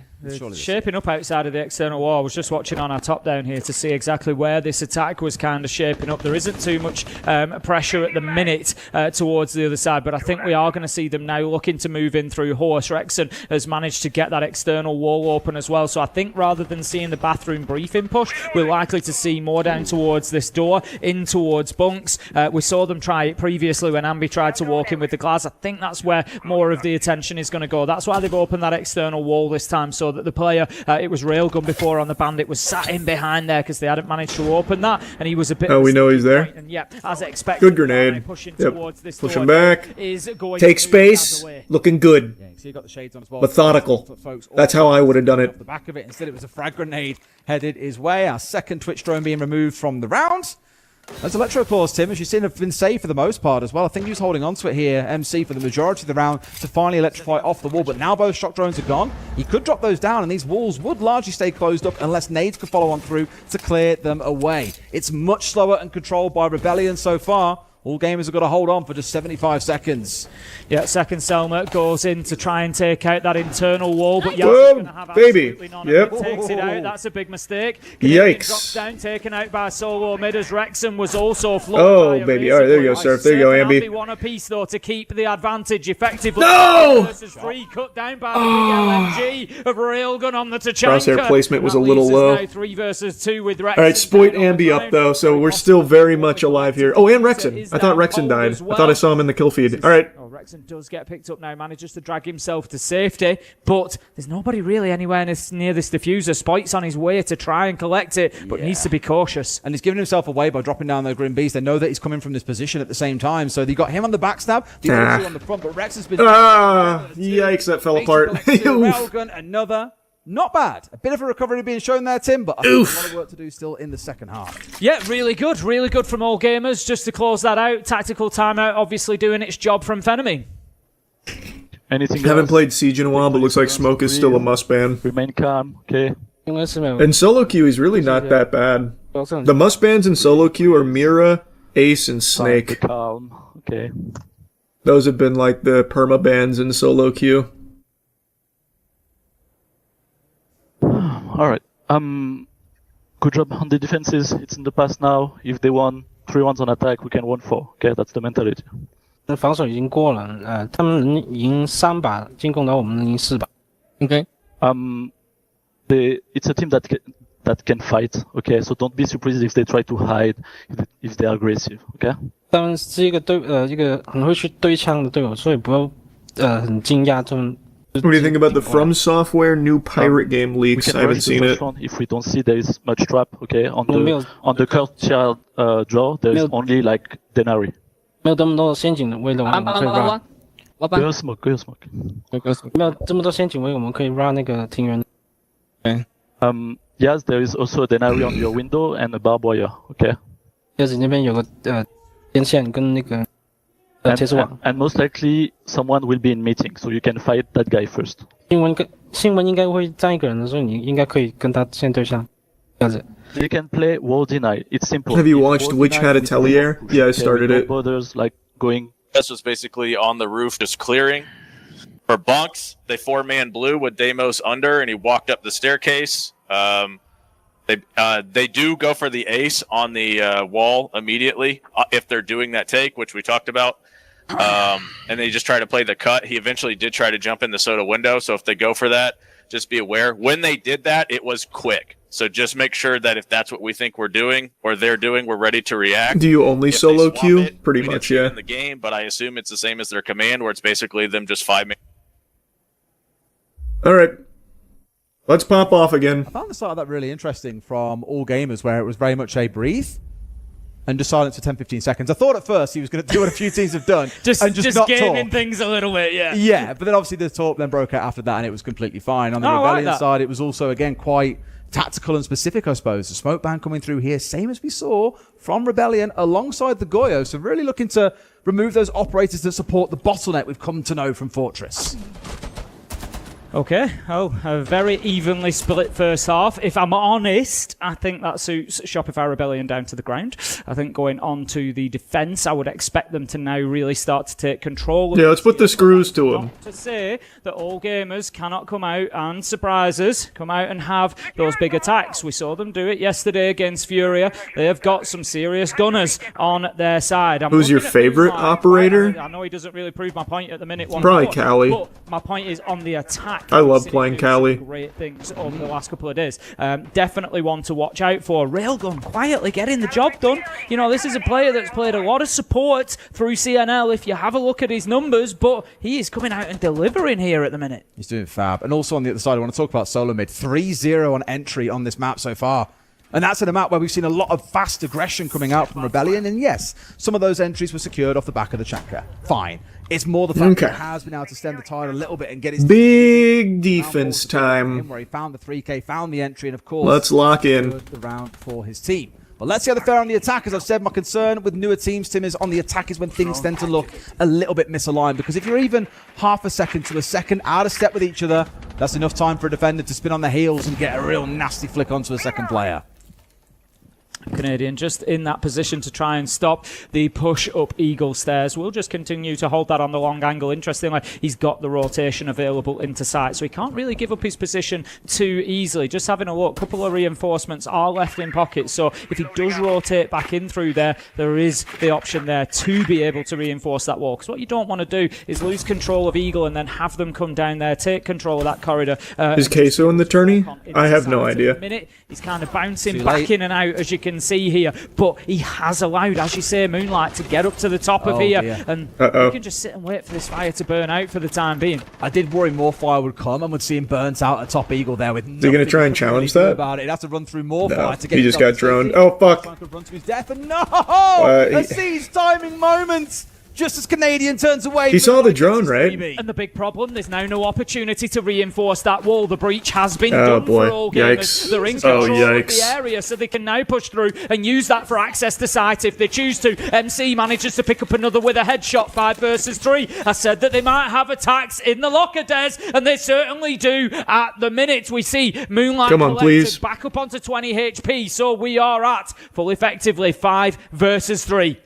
I said earlier on in our last map when we had Enterprise in a similar spot, it's a measure of a team's maturity to be able to close out man advantage situations. In this one, they've got 2. Both kills coming from Reapers. Making very effective. This is going to be very, very hard. Shotguns ready for close. Very hard indeed. Candela up over the top. Oh, they're pushing. He should be able to hear it, though. Up against the Kiba. I'm sure they know that he's here, Tim. Yeah. The question is who walks away with the kill. Probably not him, as that shotgun really should be losing out, I think, at the mid-range it's currently finding itself at. Yeah, I think he's just... That-a-boy, Rexon. He's happy to just get yourself one more. Oh my god, that-a-boy. That-a-boy, alright. Recoil, take him up to the head of Railgun, however, Solo Mid is in. No, oh my god, and stop the plant, let's go.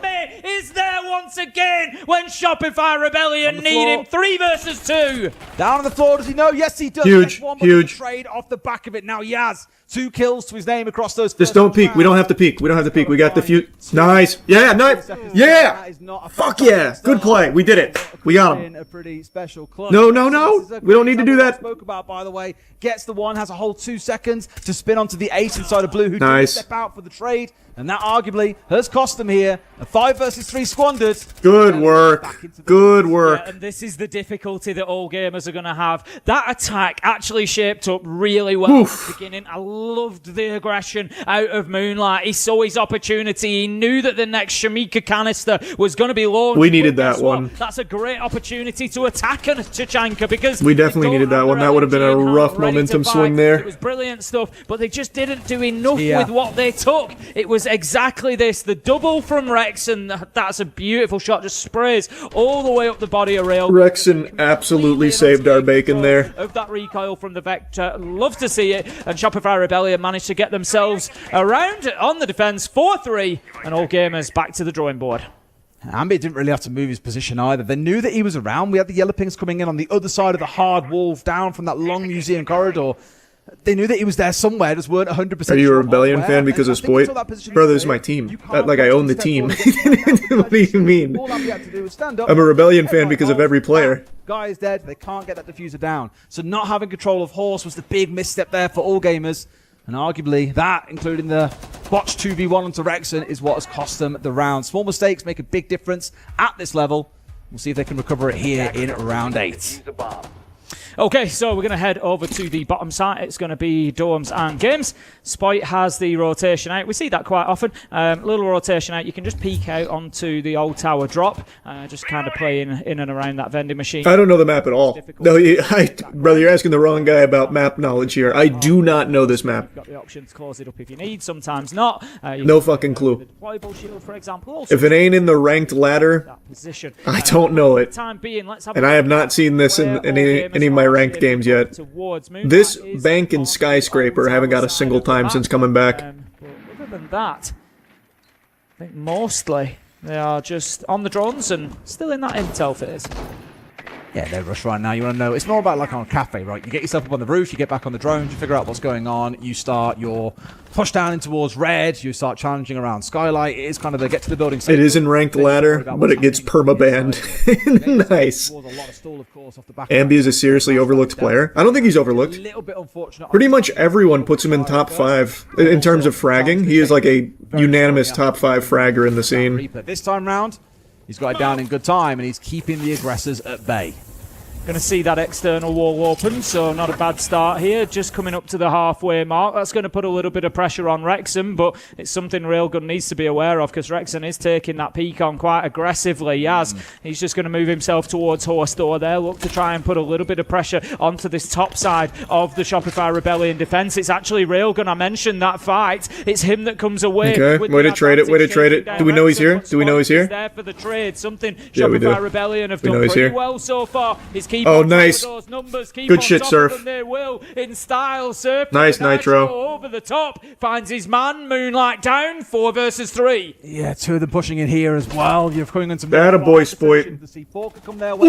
Chanka does fall down, though. That's not the end of the world for them. In fact, it's now just really Surf and Spoit. They need to force to move away because Ambi is up towards the top Oh, side. fuck. Oh, God. Yep. Oh, nice. Nice, Surf. But Surf has got this one unlocked him. A great C4. We don't need to challenge this. We don't got to challenge him out here. That's fine. Yaz left in a 1vx once again. Good work. Holy fuck, Surf. And Spite was absolutely beautiful. I'm not going to go as far as to say Spite activating the glasses was bait, but it did give his location and it did bring in that peak from MC, and Surf was just there, ready to go. Brilliant stuff from them two, and now they know where Yaz is coming from. They know it's central stairs, and they're just going to wait for the push to come onto the single door. He's running the Thorn Gauntlet. Well, things do not get any easier for him here, and Shopify Rebellion with 15 seconds left to go. Yeah, they don't have to peek or anything. We're fine. Oh, teasing him. There's nothing that Yaz can realistically do, so they're just going to hold and bide their time. Round will tick away. Nice, nice. Looking good, boys. Looking good. As we suggested, it's looking tough for all gamers to get this one done on Fortress now. Yeah, it's like I said back at the end of the first half, Tim. Like League tourneys in 30 minutes. When you're going to see the cracks start to show. But there's a draft first, so it doesn't immediately go into the tourney. I still have no clue whose team I'm on or anything. It's relatively straightforward, but timing is everything when you're on the attack. And I think as we saw, once the Amaro got into spot there, was a little bit stuck. And Moonlight was a bit like, okay, where do I go for now? And you gave 3 seconds maybe, and then a C4's at his feet. Not much more they can do to recover off the back of that, unfortunately. That's 2 in a row now for Rebellion, who have pulled themselves ahead, have got a 2-round advantage, and we're into that also crucial round 9. We speak about this quite a lot. You hoping to be with Tyler 1? That'd be cool. They're up 6-3. But I'm fine to go anywhere, man. I'm just looking to have some fun. If it goes 5-4, Jinxie's like one of the very few streamers that's just actively keeping community-oriented gaming alive, where it's just wacky tournaments all the fucking time. Otherwise, I do fear it's going to be lights. So I don't really care whose team I end up on. Blitz, it's just a fun thing in general. So those operators are suggesting to me that all gamers are going to try this method that we see of attacking this site, where you take over top floor. They want particularly games, dorms, and briefing control. You open the hatch, you send the light screens down. You don't have SLC drops. You clear out the utility. I have no idea. On Blitz, you get them down, and then you drop the hatch and you plant. That's going to be the attempt. Snake there to try and clear out that top floor quickly and try and help with that push. That's what I would expect. Looking across the side of Rebellion, if we have a look, everybody is down downstairs. So they've given that top floor over to All Gamers. So Jinxie, please play Deadlock next. they're going to be able to follow in behind them, but they I think eventually he will. I don't know when, but I do see a world where he tries Deadlock at least. But they're a very efficient way, I think. For a guy who put fucking Clash of Clans in his like top 10 games of all time list, he is like the most open-minded gamer of that breed, where he's willing to try like a bunch of different things, which is cool. Himself away over in Old Tower. It's really going to be dependent on when Moonlight uses that scanner as to whether he gets spotted or not. Could be a real crucial Clash Royale, Clash of Clans, whatever the fuck. I don't know. Whether he's able to. I don't know Clash. His surf drops away. I think he was maybe spotted out by a drone. That's going to force him out, and that's great play from All Gamers on the attack. They've now got complete top floor control. They need to keep some guns on it because they don't have a Nomad or a Gridlock to be able to hold off those flanks and make sure they don't get hit. But now they can get that book to work. They can open up the hatch and they can start thinking about getting some vertical pressure down into that site. That's it, yeah. Yaz can do an awful lot of work from here as well. There's still the one hatch they haven't opened up actually inside of Briefing that you can see Canadians currently dancing around underneath. There we go. Just as I say it, it's opened up. Proper cast of time and moment, that one, Tim. And with that done, they've now got 2 hatches they can drop through. Normally you see the push coming in down the stairs where Solomid has currently got himself established.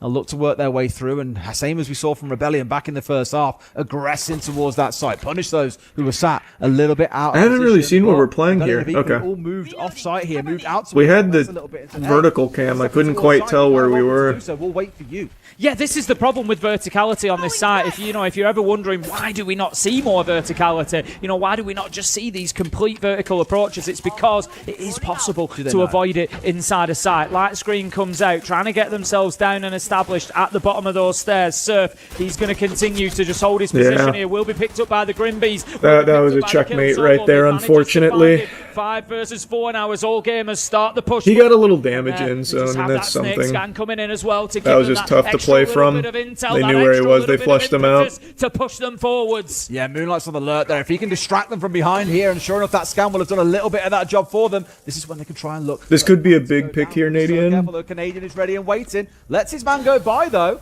Okay. Well, Ambi's fucking cleaning him up though, which is nice. And that's a freebie. You've got to ask why didn't he step up a little bit sooner? But here comes Canadian off towards the left, knows where his man is, and it's going to be a free kill for him. All right. We take those. That got weird. That got really weird. He's been in that spot, Tim. What's scary is they've got the entry 3 times in a row here. All Gamers have, but have lost all 3 rounds. Yeah, a decent attempt there from All Gamers, but ultimately... What an odd round that was, though. We take those, but that was weird. On that site, realistically, where you need to get down there and get... Yeah, I'll be watching the Rocket League Major. Watch party in the Rocket League Major. Particularly in a post plant. I watch basically all of our team's tournaments. From Ambi up on the top floor. He was that does include League. Moonlight, who was holding the we had a rough year in League, unfortunately. So, despite All Gamers looking like they were in control at this point of the round with 30 seconds left to go, when they started on that execute, they just didn't really have enough, I think, awareness of where everybody was inside a site or ability to take them down. So ultimately, Shopify Rebellion hold on. Isn't it the first year for your team? It is our first year in League. The North American side, they're looking to move. Well, a year and some change, kinda, but still, yeah, we're still a new Oregon League, but. Last time we were top 3 in LCS. Finished off early, and only for the Blitz to then go in and get. And this year, it can't surely fall apart here. But really fell apart. Get rewarded him in spades. Free kill onto a plant going down because All Gamers left it just a little bit too late in the round. And potentially, our last round is going to be spent up in command and office, Tim, or bathroom and command even up towards this top side. We spoke about this already. You'll probably see the push coming in from the south side here, or from the attackers. Well, last time around, they went straight up towards Eagle Stairs, as we saw, and they worked absolute wonders from that position. But given where they've all spawned, Tim, it does look like it's going to be another full map clear. Yeah, I would expect. So MC has gone over to that Eagle side, but he's actually moving around quite quickly, I think, and looking to come and join his team, maybe towards the bottom. Will you watch party more SLC? Will you watch party more SLC? Yeah. He's on the Bandit. It's just usually at a hard time for me to watch party. Today I just didn't have anything going on, so I was able to do an early stream. This is a tournament. By Ambi, so All Gamers, this really is a trial by fire. Map clearance of Ambi and Spoit, not going to be easy. Now trying to take away a few gadgets, but you've got to keep these drones alive is the hard part, and Canadians already sniffed out one without anything being taken away from the defenders. It's not an awful start now with the Roteros to roll on through. In fact, I'm looking at it. Look at how many drones we've got to work with. They're giving across all the operators are rolling here. The Twitch, the Flores, and the Brava. Robot Wars in there. It's a full drone lineup. We can see there Canadian was playing the rotate that I spoke about last time. If you remember, I said, they keep reinforcements in pockets so they can close that wall up should they feel the need to. Canadian has chosen to do that this time. So even if all gamers do push their way into Eagle, there is going to be further work to be done. They're going to need Railgun up there. He is towards that side. You and the boys should try getting into WoW hardcore together. No, my friends play retail, and I only like retail. But I don't actively play World of Warcraft anymore. I haven't played in a while. A full-size hall, I can tell you that. There we go. Maybe he did it on purpose. Maybe he wanted a little... It's new Chinese tech. Maybe he wanted a funny-sized hall. I don't know. I mean, it has done. It's got that little weird head hole above it. I'm pretty sure it wasn't intentional, but we'll... Attaboy, Ambi. Ambi's going to start things out. Oh, baby! The steamroll. Oh, wow! What the fuck? Literally, all right, hey, that seemed very casual. Good shit. An easy 7-3 dubski. Far side.